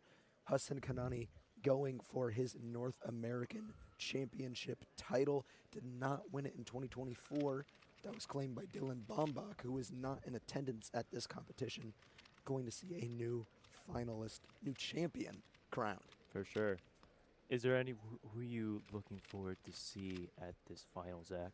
So, of course, Hassan, as mentioned, is a big name. Max Shao is also going to be probably his biggest competition, in line with both Brendan Dunnigan and Brian Johnson. Brian Johnson, your current single world record holder. Brendan Dunnigan, third at Worlds. No stranger to the major stage. And all of these back. folks are, well, at least at the top level, they are using 3 Look Vandenberg, so cube shape, OBL, and PBL, using very similar methods, and it's going to come down to who can recognize these cases the fastest. And there are also some solvers, notably Hassan and Max, both of which know OBLP and might implement some of their solves predicting OBL in inspection. So let's see Brendan Dunnigan with the first solve of his average. Brendan coming in as the 3rd seed of the second round. Getting to OBL 3.5. Very Ooh, long 6.6 PBL. is really good for Square-1, I think. Excellent start from Brendan here. Brian Johnson also starting up his first solve. OBL Brendan Dunnigan, Ryan P, and Benson K in the podium right now on the first of 5 series for Square-1. PBL potentially ending with an 1190 for Brian. Yeah, not how you want to start off this finals. Any bad time you get from here on out counts or makes that 11 count. Hassan inspecting now. Max Shell also getting ready, but Hassan starting to solve. Did not predict OBL there and finished at 4 seconds, ending with a 6:57. Similar time to Brendan here, so a little bit neck and neck. Ryan Pilot getting a 6:67 off camera. Benson Kim with a 6:71. So a lot of these solvers, not anything really spicy in this first solve, unless Max does something right now. But not a lot of huge spiciness in this beginning solve here. As I say, not a lot of movement. The top solvers all getting 6s. Max finishing OBL at 5. Max with a 5:45. That's the fastest time we've seen this first solve. So off to a great start, positioning himself in front of the rest of the competition. This is quite literally everything that we've been wishing for is happening right now. And I mean, it doesn't get any better than this, guys. It does not get any better than this. Podium in Square-1 has the world record single to back it up. Brian's been doing a lot of grinding for Square-1. It's been his thing, along with many events, like especially FMC. Brendan getting to OBL pretty early, ending with the 5.1 for Brendan Dunnigan here for the second solve. So bouncing back a little bit, quite a bit actually for this average. I was going to say very nice solution there. Might see some fast times from Hassan, Max, and the like. Was beginning a solve here. Ryan off screen is going to be starting his second solve as well. With a bit of a lock up and a slight mishap with the cube drop, a 78. Ryan starting his second solve right now. OBL finished at 3.4. Not a bad PBL with a 6:48 to end here. Brian Johnson counting 7:38 or 7:37. That basically takes him off the podium already. That's He's going if it's not lucky him out of podium, he's going to need 3 really, really fast times to be able to get back in it. Hassan doing the second solve right now. OBL P, but missed traces. Yeah, we saw just one corner unsolved after doing OBL, meaning he misrecognized the case. 629 there. Still third right now in our projected rankings. They're not bad times for Hassan, but he definitely thinks he can do better here. Brendan is starting a third solve, 663 and 518 so far for Brendan. So definitely in the lead by a bit right now. So let's see there's third solve. Daniel Daniel Carnuka, also known as El Derby Cuber. A second solve.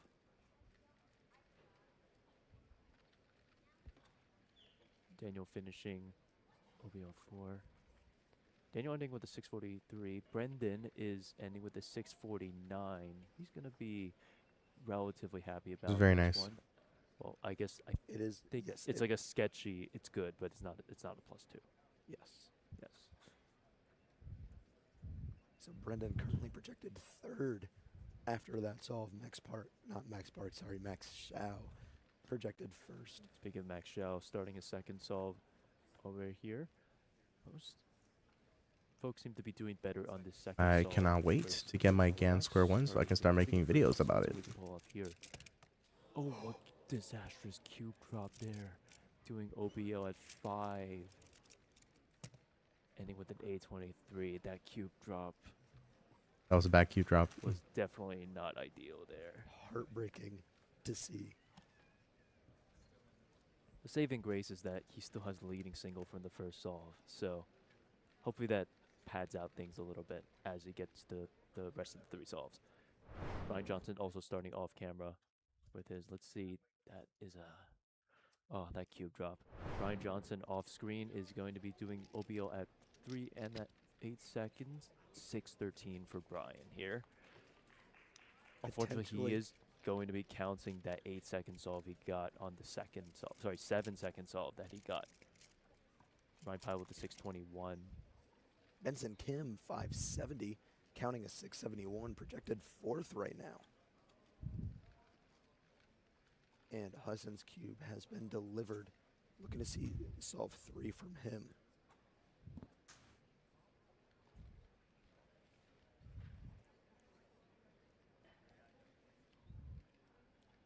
So far, it's little too early to tell who's going to be on this podium as the competitors are doing their third solve. Hassan starting his third solve right now. Doesn't predict OBL here. Still does it in a really fast time. 6:48 ending with that pretty lengthy PBL, even though the OBL was done pretty quickly there. That will count, bumping Ryan Pilot to be projected first right now. Daniel Carnock only finishing OBL at 6.5 seconds, ending with a 10:17. Pretty unfortunate there. Brendan Dunnigan inspecting now.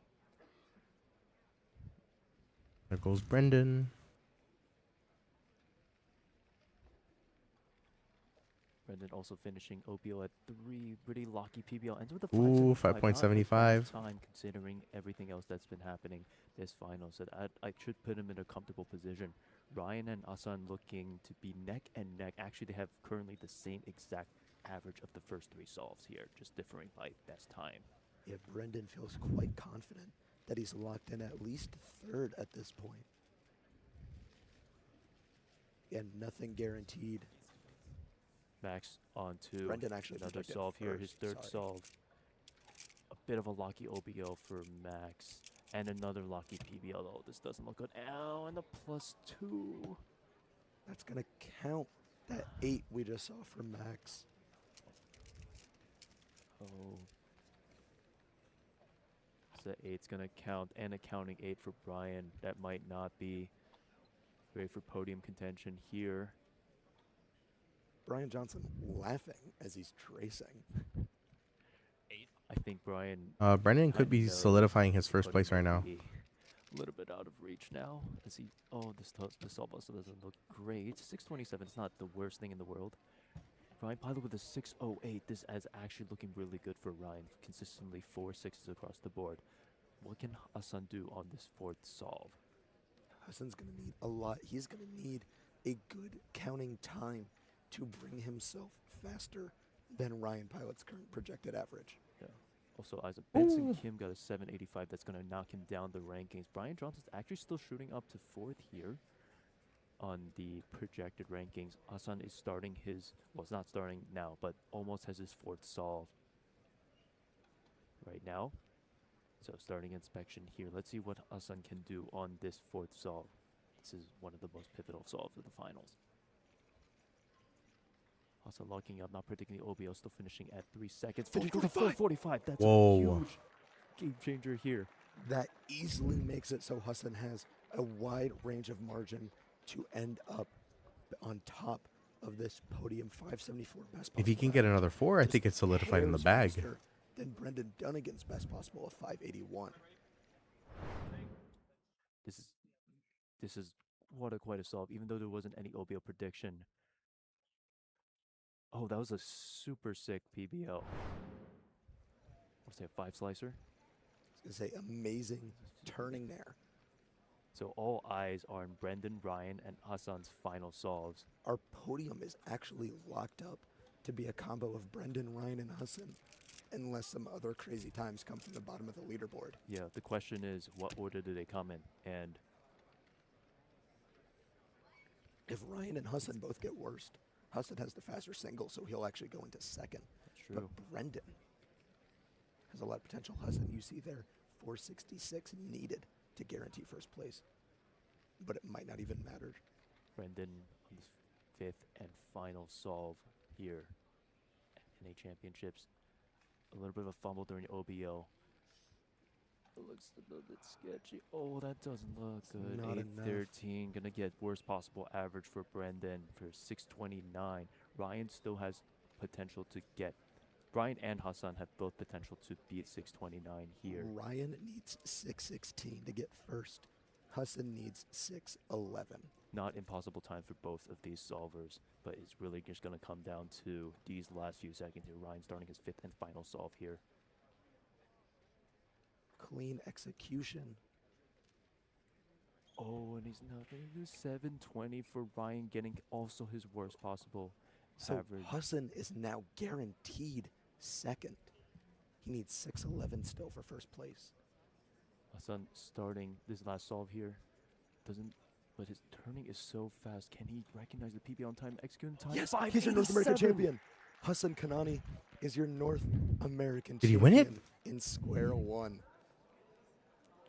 I don't know if he knows it yet. He's looking out into the crowd. So Hassan, There's reaction. And there's he won. celebration. Hassan a little surprised, not performing up to his standards, but still coming out on top. Oh, wait. Max Shaw could still sneak onto the podium. Max Shaw still has potential for 3rd place. He needs a 558 to get podium here to knock Brian out of this podium. Again, Hassan and Brendan are guaranteed 1st and 2nd. All comes down to this. Let's get eyes on Max Shaw. Max Shaw, his 5th and final solve, still can get him on the podium here. Let's see what he can do. 558 is not an impossible time for him. Let's see what he does here. 8 seconds. Max starting right about now. Finishing with a nice OBL. Finishing with a 507, and he gets the podium. Max Shaw with a 641 average, knocking Ryan Pilot off the podium. Your podium, Hassan Kanani, Brendan Dunnigan, Max Shaw. Hassan getting that North American title that he's been fighting for. Here's the reaction again. Finding That out reaction was crazy. right there. And there's the embrace from your gold and silver medalists. Amazing That was solving good. all around. Benson Kim, 5th place with a 685 PR average. Just hairs away from the podium himself. See Daniel Karna, Square-1 legend in his own right. The embrace there. Yeah, here's a Wow. replay of Max's fifth. Guarantee him a spot on the podium. There it is, 5:07. And he finds out. Nice fist bump from Max there. He's got Hassan Kanani again, your 2026 Square-1 North American champion here. Crowned in Raleigh, North Carolina. Brandon, what an electric Square-1 finals to watch. So many great stories there. And now we're going on I to think 2x2 that finals, fifth folks. solve was so clutch from so many different competitors there. I think. Oh man, that was so great. I was gonna say, Hassan very famously deals with competitioners a lot, and I'm sure whenever he goes to upload this, he's gonna say 4 comp solves, 1 normal solve. Yeah. But that 445 made it clutch, able to count the 587, bring him back down to lower on the podium. Just amazing solving all around. We still have more times coming in. Waiting to see from Chris Chi. Chris Chi still has 1 solve left here. Chris Chi has a span of 861 and 941 for his average. So not the best average for him, but Could maybe move up a little bit. just in a the, little bit. Just a little bit. in the rankings there. The audience very stoked to see Hassan on top of this podium.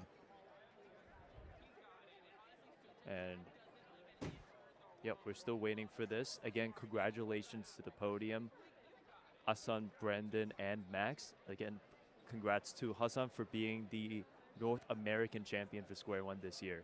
And Brendan Dunnigan, second. I believe the highest he sat on a major championship podium. Let's go. Let's right. go. Yeah.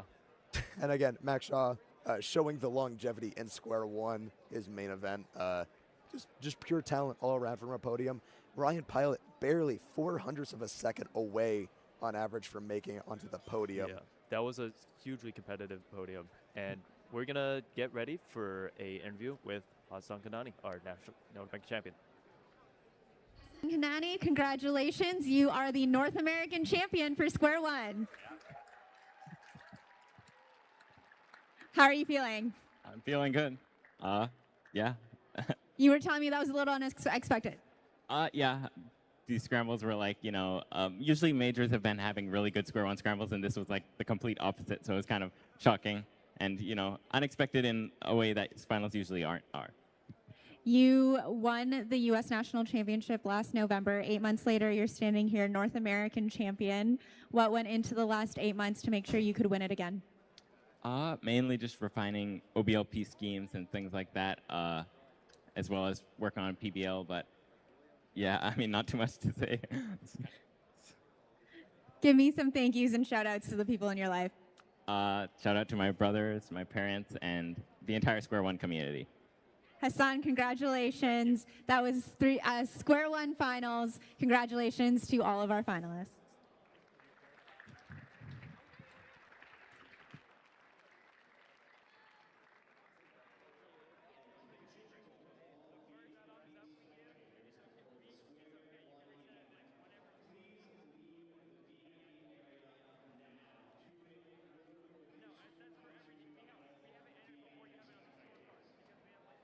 I see Daniel. I see not JR Cuber. I see Derpy Cuber over there.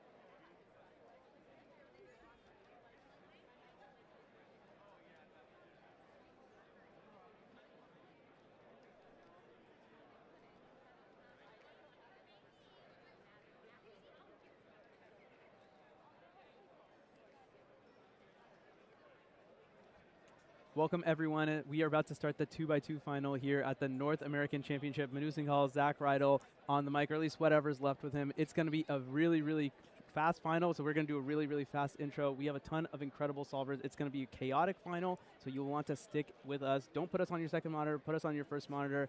And I think with that, we're actually just ready to go to Alyssa. So, Alyssa, take it away. Here we go. 2x2 finals. Probably the fastest finals we're going to see. 2 finals. Here are your 2x2 finalists. In our 20th seed from Ohio, USA, Jack Pfeiffer. Ooh. In our 19th seed from New York, USA, Evan Waters. In our 18th seed from Oregon, USA, Ezra Severson. In our 17th seed from Kansas, USA, Benjamin J. Dunn. In our 16th seed from Alabama, USA, Rowan Stowe. In our 15th seed from Ontario, Canada, a 7-time national record holder and the 2023 Canadian national champion, Brennan Lynn. In our 14th seed from Ontario, Canada, Andrew Mao. In our 13th seed from Georgia, USA, Nicholas Sanchez. In our 12th seed from Wisconsin, USA, Brian Johnson. Apologies, Brian is a former North American record holder. In our 11th seed, a 2-time North American record holder from California, USA, Will Callan.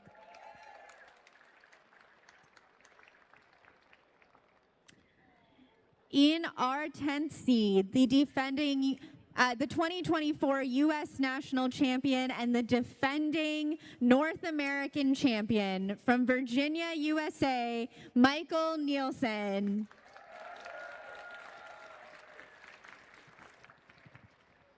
In our 9th seed, he set the new Mexican national record average in the first round at this competition from Sonora, Mexico, Alen Rivera Banaga.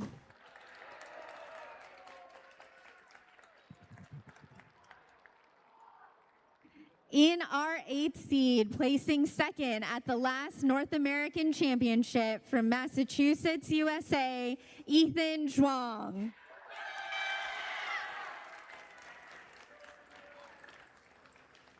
In our 7th seed, a former North American record holder from Indiana, USA, Luke Garrett.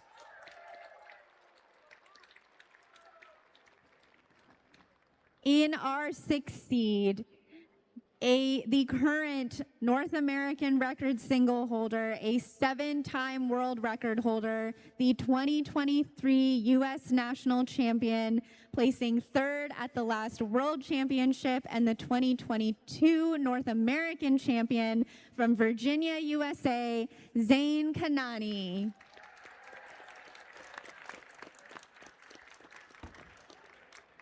In our 5th seed, placing third at the last U.S. National Championship from New York, USA, Aiden Dincher.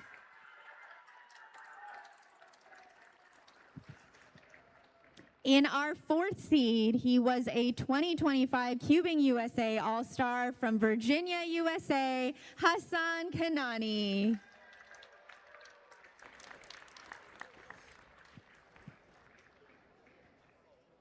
In our 3rd seed, the current world record average holder, the current U.S. national champion, the current world champion from Ohio, USA, Sujin Feist.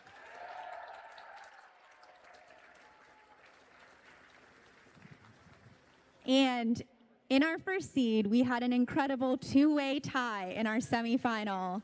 for the first seed. So our first seed is ranked third in North America for 2x2 average from Tennessee, USA, Matias Marcantoni Nunez.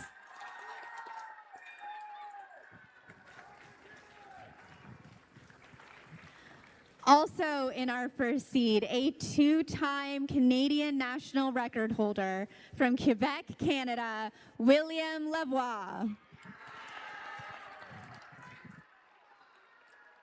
Good luck to all our 2x2 finalists.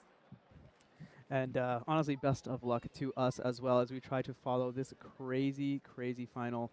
It is going to be just a blast. It's a bit of an unprecedented final, as you heard from Melissa. We have 2 #1 seeds because they tied both on single and on average. Manu Singhal, Zach Rydell. We will try to make sense of what's going to be just an insane final. Zach, who are we looking out for? Who's the favorite going in? So our favorites right now going in aren't even sitting at the top 4 seats. Zain Kanani and Sujin Feist, former world champion and your former world record holder, going to be going, I think, are 2 #1 contenders. And then we also have people vying for third. Again, William Lavoie, Matias, Hassan Kanani, Zayn's brother, and of course, Michael Nielsen trying to defend his North American Championship title. Michael Nielsen is a very special solver, but this one is going to be a tough one for him to defend simply with the talent that is on display. Zayn actually looks like he is getting his puzzle now. We're seeing a couple of solves come in already. Brendan Lin from Canada already with a 119, and it's already been bettered by Zayn Kanani in 1 solve. We have already seen the first sub-1. Cannot wait for what Sujin is going to produce here. He is the world champion. He is just an incredible solver from all levels. 106 for him. A different solution, it looks like. A lot of more moves. Matias now. That's going to be a +2, I think. That's going to basically This is like be the team only effort, event 3.5 where second solve. literally Not gonna cut it milliseconds with matter. Barrett off of the camera. 115 for him. William Lavoie from Canada, one of the 2 competitors who tied for the first seed, is grabbing his puzzle now. Michael Nielsen, 154, going to be playing catch-up to be able to get back in to hopefully go back-to-back here. First scramble is looking to be quite good. William in his inspection now. Can hear some cheers from the crowd. Likely another sub-1 has dropped. Yes, indeed, Brian Johnson, 0.95. Some struggles in execution there, 214. William getting things started a little bit behind the pack. Aiden Dincher, 172. Realized that scramble probably had something in it. Ezra Severson is the first to solve. First one to get scramble 1, first one to get scramble 2. This is our first look at this one. Ezra's holding it in this position, contemplating all the different solutions. Tough execution. That's a DNF for Ezra. Miss 1-looked solution. That's going to count at 295 from the first solve. That is basically guaranteed to be out of any sort of podium contention. Tough one for Ezra coming in on the 18th seed into this final. Zayn and Sujin both, they're going to be solving near the same time. Zayn 141 seems to be somewhat okay with it. Immediately onto Sujin now. 118 +2. Oh no. At the absolute last 100th of a second. That is tough. Both of them did not have very good starts. Their first move looked like it took most of the solve. Again, Zayn Kanani still projected first right now, given that 0.91. Actually, I apologize, projected third. Brian Johnson with that 0.95. Ethan Zhuang, former North American podium, or actually current North American podium, 107. Oh. Very good showing at the World Championship for Ethan overall. Pretty good. It's pretty good. So that 3.5 is, or that 3.5 is now counting. He's out of it. He's out of it. That or that 2.14 is now counting. Yeah, still don't think that. Yeah, that's tough. So that 0.95 from Brian. Reset the timer now. Quite a bit ahead, at least on the projected through two solves. It is the average of the 2. The straight average of the 2, that is. Brian 161. He's had an incredible spring and summer so far. Can he keep it up here with a title in a 2x2, even a podium? I think would be incredible. Alon Rivera, 124. Sujin, 105. He's back in at counting 106 now. Michael Nielsen, 151. May be able to sneak onto the podium with some better turning on the last three. Zane Kanani getting ready to inspect now. We'll go quickly over to Luke Garrett, 184 on his second solve, so this one is the third one. Using up all the inspection time, trying to figure out what the most ergonomic and most efficient solution is. Another +2. One flat for Zane, 2 thumbs up. That is counting right now. Going to put him ahead of Sujin Feist. By 600ths of a second right now, he has the better counting time. Looks like Alon is a little bit behind on the number of solves. It's only through 1. A lot of other people are through 3. Matthias on his third right now, I believe. He does have the 349, which is basically a DNF. 12 seconds. So he needs to put something good down here. 178. Looks like he struggled a little bit with the execution there. Will that be enough? Won't it be enough? Remains to be seen. Sujin now, solve number 4. I think this is going to be the first solve 4 that we see. 106 counting right now. Make that 105 counting as well. 105, 106, and now at 0.96. Okay, so it's, yeah, I mean, it's just like the chalk said. Zane versus Sujin at the top. Can't be surprised about that. Brian definitely has something to say about that, though. This is going to be the third solve for him.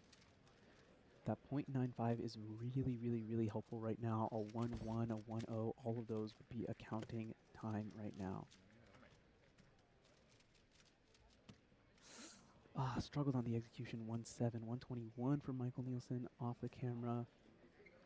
Michael Nielsen in 4th right now might be able to sneak his way onto the podium. He is inching up ever so slowly. It's he going just to has come that down quality. to Zane and Sujin to lock something in here, though I think it's not chalked up yet because of Sujin's 318. Yeah, that 318 is unfortunately just creating a mess out of his BPA, WPA. 102 is possible, but you have to count a sub-1. Zane can kind of put this away here if he can get something better than 0.91. He can just send it. Oh, And he doesn't. no. So the 1-4 will be counting for Zane. For Zane and Sujin, it's really just comes down to the last solve. Sujin 183. I don't know if that's going to be enough. 131. So Zane definitely has a chance. That falls right in the middle of his BPA, WPA, which means that in order to maintain first position, 153 potentially. Let's see what Michael has to say about that. Again, Michael's been slowly inching towards it. Might be able to sneak even higher up in the projected rankings. Alon, 118 on the 3rd. Moved up to projected 2nd. Yeah, counting that 124. What can he produce here? Just becomes an absolute beast in these major championship finals. Can he extend that to 2x2 as well? No, it doesn't look like it. Looks like he either misrecognized or didn't quite get the one look done properly. 199. It's going to move him down. Yeah, it'll move him down slightly. I think that will make it very difficult to be able to beat Sujin. I don't think it's even possible now after that for Michael. Luke Garrett, 152, so he will not be able to beat Sujin. Sujin, the leader in the clubhouse, already has banked the 131. You see that up there? Zane needs 152 or better to stay This in is first getting a place. little insane, guys. A little Getting warmed insane. up now. Yeah, this is a big solve from Zane Kanani. Pressure's on. As it stands right now, Sujin is already in with a 131. It is possible for Zane to get worse than that. It falls right in the middle of his best and worst possible averages. But Zane can take the title right here with a good solve. And a big fumble from Zane. This is worst possible average. And so he's going to move behind Sujin Feist. And I think actually, against all odds, Alon Rivera-Banyaga, he does not know it. He's going to move into first place projected right now because he has the best counting time. 124 is ahead of Sujin's average. Can he repeat Sujin got a sub 1 on this scramble. It is definitely possible for Alan to sub 1 maybe, sub 1.5 very likely, sub 1.4 also possible, as we see Matthias get a 1.4. Not sure if it's a +2 or not. Brian Johnson and Michael Nielsen able to maybe take Zane's spot in third right now, or at least projected third. And just looking around at the best and worst possible averages, only Alan could catch him. 171. There was a huge hesitation there. The solution was short, but he just hesitated just a little bit. 138. That's it. Sujin wins. Sujin, your North American champion, even with that 183 on the last counting. You could see him reacting. He is stoked. Michael Nielsen still could make his way onto the podium. 146 right now to knock off Zane. 142, his best possible average. He needs to beat 121, very, very possible for his skill level. 152. Oh, he's so close. So he's going to get a really, really tight 3 counting solves. 154, 151, 152. So he's going to end up in 152, tied with Luke Garrett, but losing on single. Luke Garrett will stay on 4th. He is currently 3rd place on the U.S. podium. Brian Johnson, he's going up right now. He can actually overtake Zane as well. Best possible average would do that for him. You need to count a sub 1. We've not seen a sub 1 on this scramble, and we're not going to see one just yet. 162. This one is a +2, I believe. Yeah, I saw the yellow card go up there. So worst possible average. So we're seeing, Alon, a time worse than 159 for him will kick him off the podium and bring Luke Garrett on. And there's Sujin realizing that he is your North American champion. Big relief from Sujin Feist, but all eyes are on the Mexican national record holder. He set it in the first round right here at this competition.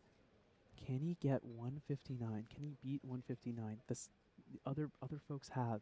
He is the last competitor to solve. Everyone else is done. They're wrapped up.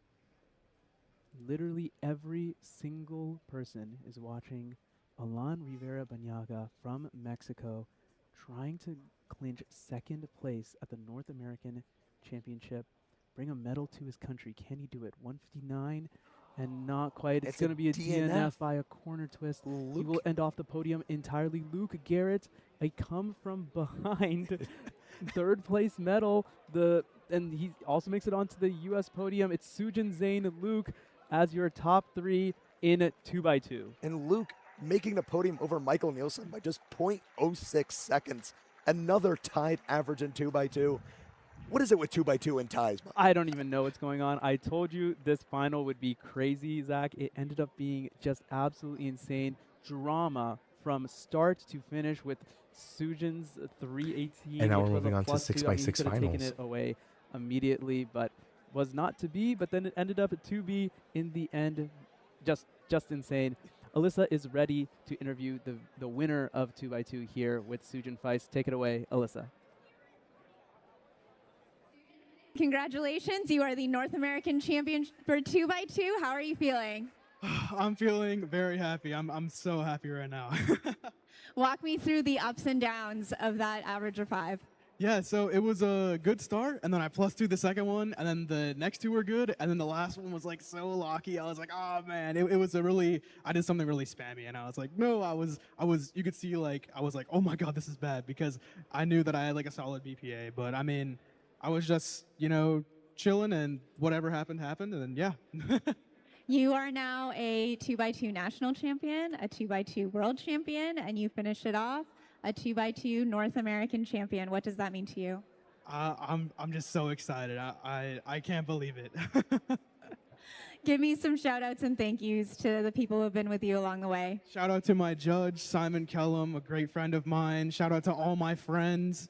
And this is actually funny. I was watching the World Square-1 live stream at home back when I got home from Worlds, and I was watching it with my parents. And my mom saw Samir Agarwal shout out his parents, and my mom was like, where's my shout out? So this is to her. Shout out to my mom. She's probably back at home somewhere. I don't know what she's doing. Sujin, congratulations. That was 2x2 finals. Congratulations to all of our finalists.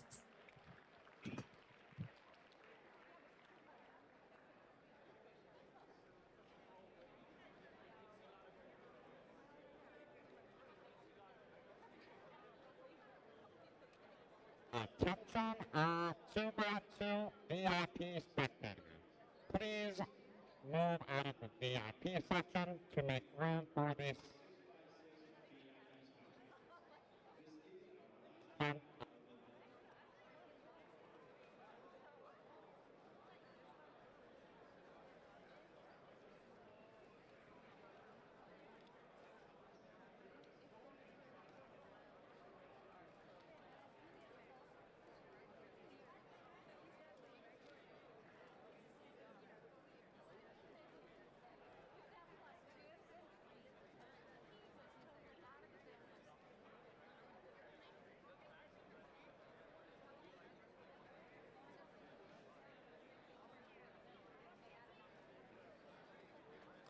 Welcome back, everybody, to North American Championships at Raleigh, North Carolina. I'm Brandon Lynn. And I am Brandon True. And we are going to get right started with 6x6 finals here.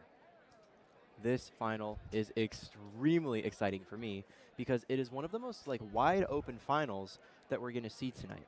Max Park is the clear favorite. This is Max's final to lose. He is worlds better than everyone else. But everything below that is wide open. Yep. And to introduce the finalists, let's cut to Alyssa.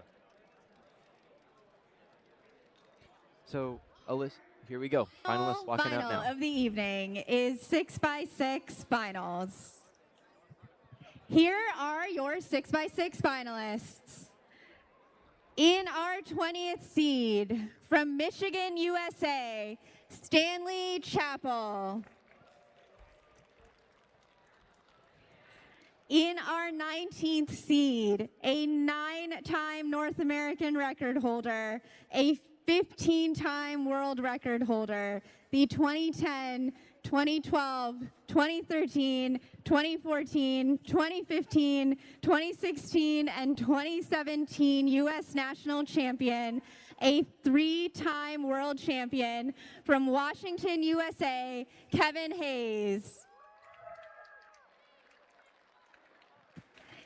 Our 18th seed from Texas, USA, Ryan Pilot.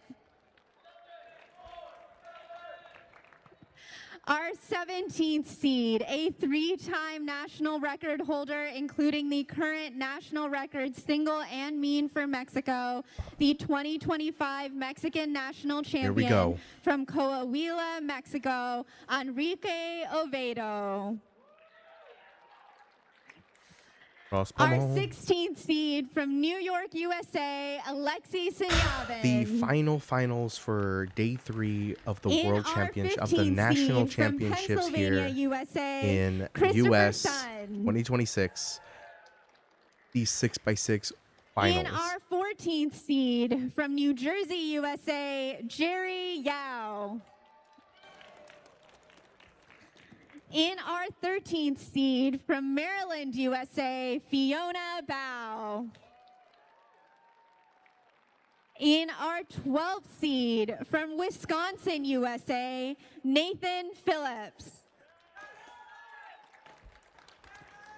In our 11th seed, placing 3rd at the last North American Championship from Georgia, USA, Vishwa Sankar. In our 10th seed from Illinois, USA, Carter Thomas. Our 9th seed from California, USA, Kate Graham. In our 8th seed from Indiana, USA, Luke Garrett. In our 7th seed, a 9-time Canadian national record holder, including the current national record mean, the 2023 and 2025 Canadian national champion from Ontario, Canada, Omar Elabon. In our 6th seed, the current Canadian national record single holder from Ontario, Canada, Arhan Serene. In our 5th seed, placing 2nd at the last U.S. National Championship from Ohio, USA, Jack Piper. Do I look done? In our 4th seed, done? placing 2nd at the last North American Championship from Hawaii, 20 more USA, Maddie Hiroto Inaba. In our 3rd seed, he placed 2nd at Western Championship 2026 from California, USA, Brendan Dunnigan. In our 2nd seed, he placed 3rd at the last World Championship from Illinois, USA, Henry Lickner. And our 1st seed, a 3-time North American record holder, including the current North American record mean, a 23-time world record holder, including the current world record single, the 2018, 2019, 2023, 2024, and 2025 U.S. national champion, a 2-time world champion, including the current world champion, and the defending North American champion from California, USA, Max Park. Good luck to all our finalists. We're about to see some massive domination right now, Welcome guys. back, everybody, and let's get on with some 6x6 solves, shall we? This is a super exciting final. As we said before, everybody walked out. Max is the clear frontrunner in this final. But everybody below him, field is wide open. Henry Lickner on camera right now, podiumed at the most recent World Championship and then did not compete in 6x6 all the way up till this competition this year. He came in with a 117 mean, 2nd seed in the previous round. Maddie Hiroto Inaba on your screen, first sub 120 mean in the previous round, placing himself 4th. That PR is particularly notable because most of the competitors in the previous round did terribly, quite frankly. Maddie was one of the few who managed a good performance. Arhan Serene on screen placed 6th Canadian NR single holder, just edging out his Canadian rival Omar Olabin, seeded 7th. So competitors are still receiving their first puzzles. It'll take some time before those are given to them. See Omar Elban right now already coming off a great victory from 5x5 earlier this week. In fact, yesterday, placing 2nd here. Omar is one of the people that's lined up to hopefully get a good win out of this. But yeah. See if we can repeat that for 6x6 here. Yeah, as these So hoping for something good. 6x6, most of them are probably just trying to have a smooth, solid start. 6x6 is an event that has a reasonable amount of variance because of parity, and it's short enough, shorter than 7x7, and times are competitive enough where any major mistake is going to cost you. So the pace-setting solve at the beginning of your mean ends up doing a lot for your mentality through the course of a round. Omar Labin off to a flying start. Still finishing off that first center for Omar. Omar, one of the first people to do his 6x6 solve right now. Henry the left side of his cube. also doing his first solve as we speak. Also starting his first solve here. We'll try and keep track of all these top solvers as they're going through this this mean here of 3. Hopefully we get an overhead shot here of Henry solving soon. There we go. Henry still on centers at 39 seconds here. On to those last 2 right about now. Big pause deciding how to solve that last 2 centers case. Finishing up and flip at 50 seconds here for Henry. This does not look good. I don't want to say this is a very good start for Henry here with that very late flip from centers. Late flip from centers, big pause going from 4th center in the last 2. I've counted 3 notable pauses and edges, including a large pause after his last Yao edge. He's going to be saving parity and doing that right now for OLL. 117 for PLO. Ending with Oof. a 119. A little bit of a nice-ish save given his round 2 results 119 is here, pretty so good. I don't want to say that's terribly So bad Max for hasn't him, even but, started yet. I was expecting him to start by now, but he hasn't. It's Coming from Henry. unlikely. It's unlikely he's happy with Max. PR's a 110 mean. Matty starting his first solve over here. Off stream, Arhan Serene with a 113, a very strong opening single, while the rest of the pack has put down 130s. Is there no camera on Max, or? Omar with a 121 here. Matty starting his first solve of the mean. Doing that yellow center, finishing up that last bar right about now at 17. Doing those Yao edges with some pretty good success, and moving to those centers. A little bit of a pause there, doing that third center. Overall, the solve looks really clean. Like, there's no major mistakes. He's not locking. Alright, Max is doing his first solve. Man of the hour, Max Park, getting ready for solve number 1. Trying to keep you updated with Matty's solve as well, but as Max starts his first solve of the mean. Oh my dear God. Max coming off of an uncharacteristically slow 117 mean in round 1. Max's in-competition average has been closer to 107, so we'll see if he can redeem himself in this final round. Max famously uses Redux for 6x6 and all big cubes, so he's just going to be going to edges right about now. He got in into 27 edges in the seconds. mid-20s. This could be very good.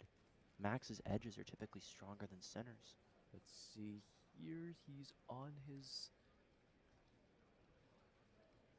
last 4 edges right about now-ish. Last 4 at 48. 50 seconds here. His 3x3 stage is so Max fast. is doing really good right now. He's on pace for a really good solve. At 55 seconds doing 3x3 stages is going to be a pretty good solve for Max. He's going to hit all-up parity, unfortunately, and that's going to punish him a little bit. Still Nice, a 108. solve here, putting him pretty decently ahead of the rest of the pack. Not far from Arhan Serene's 113 first That's solve, very though. nice. This is That's the very goal of nice. Max Park. Not incredible, but not bad, and yet still 5 seconds faster. than That Arhan, solidified him right over there in 10 the first seconds place slot. faster than Henry. And everybody only gets 3 solves instead of 5. Probably looking for something 110 or faster. Has it always been that Good way, solve. or did they recently He knows change that? 119 is not as good as he wants. He's definitely hunting for second place. Henry doing Yao edges right now. Doing that third edge right about now at 25.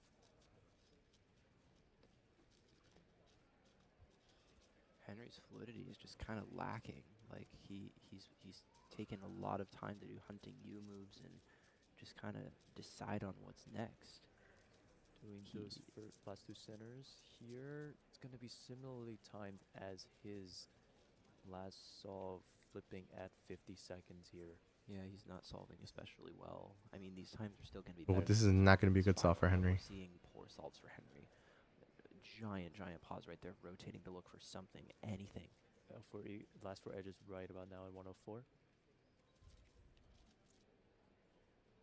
Struggling again, lockups on the L4E into 3x3 stage. We're not even going to see a sub 120. Oh, and OLO parity as well. He's going to also hit PLO parity, unfortunately, with 122. Worse than that earlier solve, unfortunately. This is Hmm. really big. This means that Henry is going to be fighting for his life just to stay on the podium. This time by Arhan is going to be super huge. He had a 113 on his first solve. 120. Okay. All eyes he is are on comfortably ahead of Henry, Aran, and Omar off Max. screen is also Where is still doing Omar? edge Omar in the on 4th place. 4. He wants to get up to that 3rd, probably podium. That would be great for him, but solvers to watch. don't know. We don't. Brendan Dunnigan just got a 124. The Just don't know. He's likely out of the running for anything in the top 5. Omar finishing with a 1. Omar with a 119? Seems to be shaking his head previously during edge pairing there. Maybe could have been a lot better. Yeah, so Omar with kind Max of getting ready to times go to the around next his solve side. as we Arhan speak. establishing himself pretty comfortably in the number 2 position. Hey, Max. Curious what Jack Pfeiffer is going to get on 2 as well. He started off with a 124.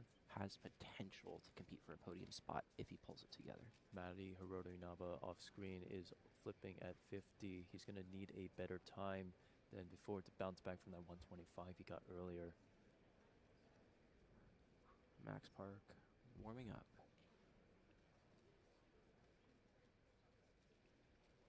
For This is another Max's second solve.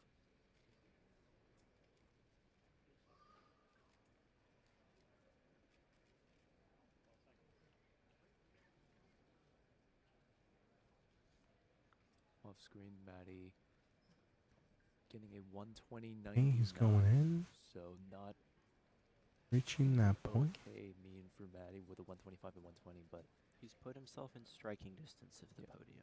So onto Max's solve here. As a reminder for the audience at home, Max is currently 0.1 behind the world record mean, currently held by Lim Hung. So he's going to be on the hunt for times below 104.9. Finishing He's at slightly slower pace than his last finishing up solve. edges at 40 seconds right now. Not look like a world record. What about time? 10 more seconds for him to be able to do something? They say that finishing up L4E Doesn't look like it though. right about now, doing 3x3 stage at Oh, 56. wait. Mark, I stand corrected. This might be. Oh, but then he hits OLO parity. No. And PLO parity, so it's going to end up with a similar time. 108. 108. Just keeping that 108 spot right there. A full 11 seconds faster, or no, a full 9 seconds faster than the second place person. What he gets on this solve is going to be the time that dictates Henry and Omar. Speaking of Henry, he's currently 30 seconds in to his final solve as well. Arhan and Henry are going to be the two to watch here. Omar with his cube in front of him as well. Remember that in big cubes, especially for 6x6 and 7x7, every single solve matters. You cannot drop a single solve as part of your mean. So this third solve is going to be very pivotal for all of these competitors. So Omar is away. Henry approaching the end of his solve. Henry at 105. Henry with a 108 off stream. Whoa. Huge time for Henry. That's going to give him a 116 mean and really put the pressure on Arhan Serene. What does Arhan need to slide himself up into second? Arhan's still going on this third solve over here. I guess that's kind of scary because you can't afford to get a bad solve on a mean of 3. Himself up above Henry. Not impossible for Arhan here. Omar is also starting his third solve here, so it's going to be a ticking time clock for these competitors. That Arhan is going. That 108 was huge. Yeah, that for 108 Henry. was hugely pivotal. Okay, so Arhan needs a 116. Can he He's got do it? 5 seconds. Can he bring it up? 3, 2, 1. No. And Henry Lickner takes it over Arhan Serene. He needs a 126 for third. He still has 5 this seconds is to be able bad. to This get is a very podium. bad. Oh, this is a disaster. Oh, no. Oh, this is 127. horrible. Door is wide open for Omar Alabin. I feel like he was also very calm about the timer stop Pop too. for Arhan Serene. He had a piece pop out during that solve. He just picked it up off the ground. That is awful. What can Omar Omar do? only needs a 120.9. Omar's on a, I'd say that's a borderline pace right now. Just going to be still close. still On in to last for edges. L4E. Oh man. Oh, this might not. Arhan might still manage it. Off stream, Maddie with a 112. Where does that put him? Maddie PR. Maddie mean. PRs again with a 119 mean. It looks Ooh, like Maddie might have just coming slid himself close. into the podium over Omar Alabin. Omar with a 126 here. Tragic. That means that Oh, man. Maddie has placed himself above both Canadians to lock in a all-U.S. top 3. Clutch Oof, that solving sucks. by Maddie Hiroto Inaba. We still got a solve from Jack Pfeiffer here. He needs a 115 to lock in podium. Max already bids. started his Jack solve. is absolutely still in the running for the podium. sure. Max Park on stream right here, finishing up his final solve. Just a formality for the sake of the win. on L2C at 28. Gonna flip around 30 here, a little faster than his previous two. Going Off through stream, edges. Jack Piper, deep breaths, and contemplating as he goes into a third solve that is far more pivotal than he realizes. Max is still going through these edges, around 4 or 5 edges to go. Finishing up, doing last 4 edges right now at 51. Going to be saving that parity for OLO right now. Oh, slight lockup on F2O. He's going to do that OLO parity right about now at 104. Finishing up, needs PLO parity too. With the worst of his average of his mean 109, going to be placing him around. Nice, and that pretty much solidifies it right there. Max is your 2026 North American 6x6 World Record Champion, or World National North American Champion. There we go. Just keep wanting to say worlds. His PR single is a 108. This is extreme. That'll do it. That'll do it right there. Can he hold it together? He doesn't know it yet. But this solve is going to change the entire podium. He can manage to flip around get it 45. This looks exceptionally doable.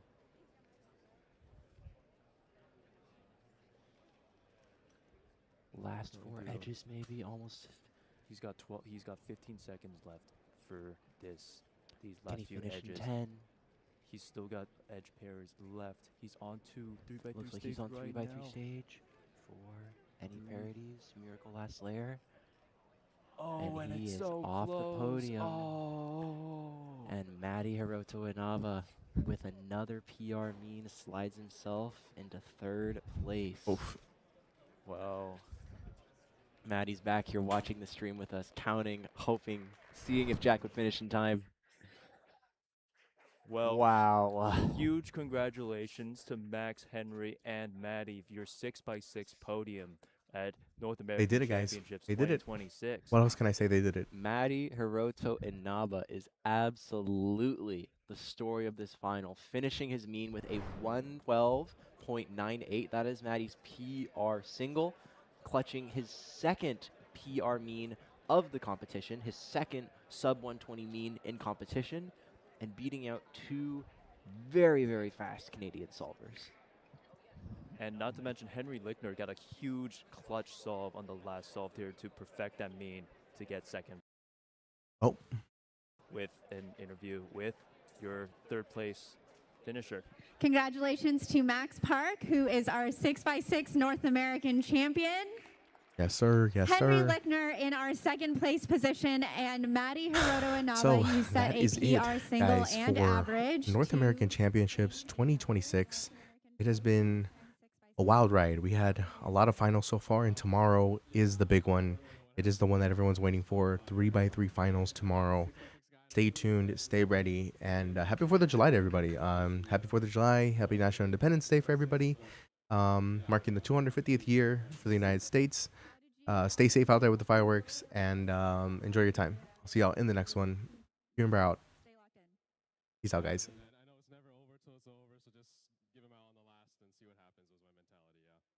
Awesome, Maddie. Give us a little preview for tomorrow.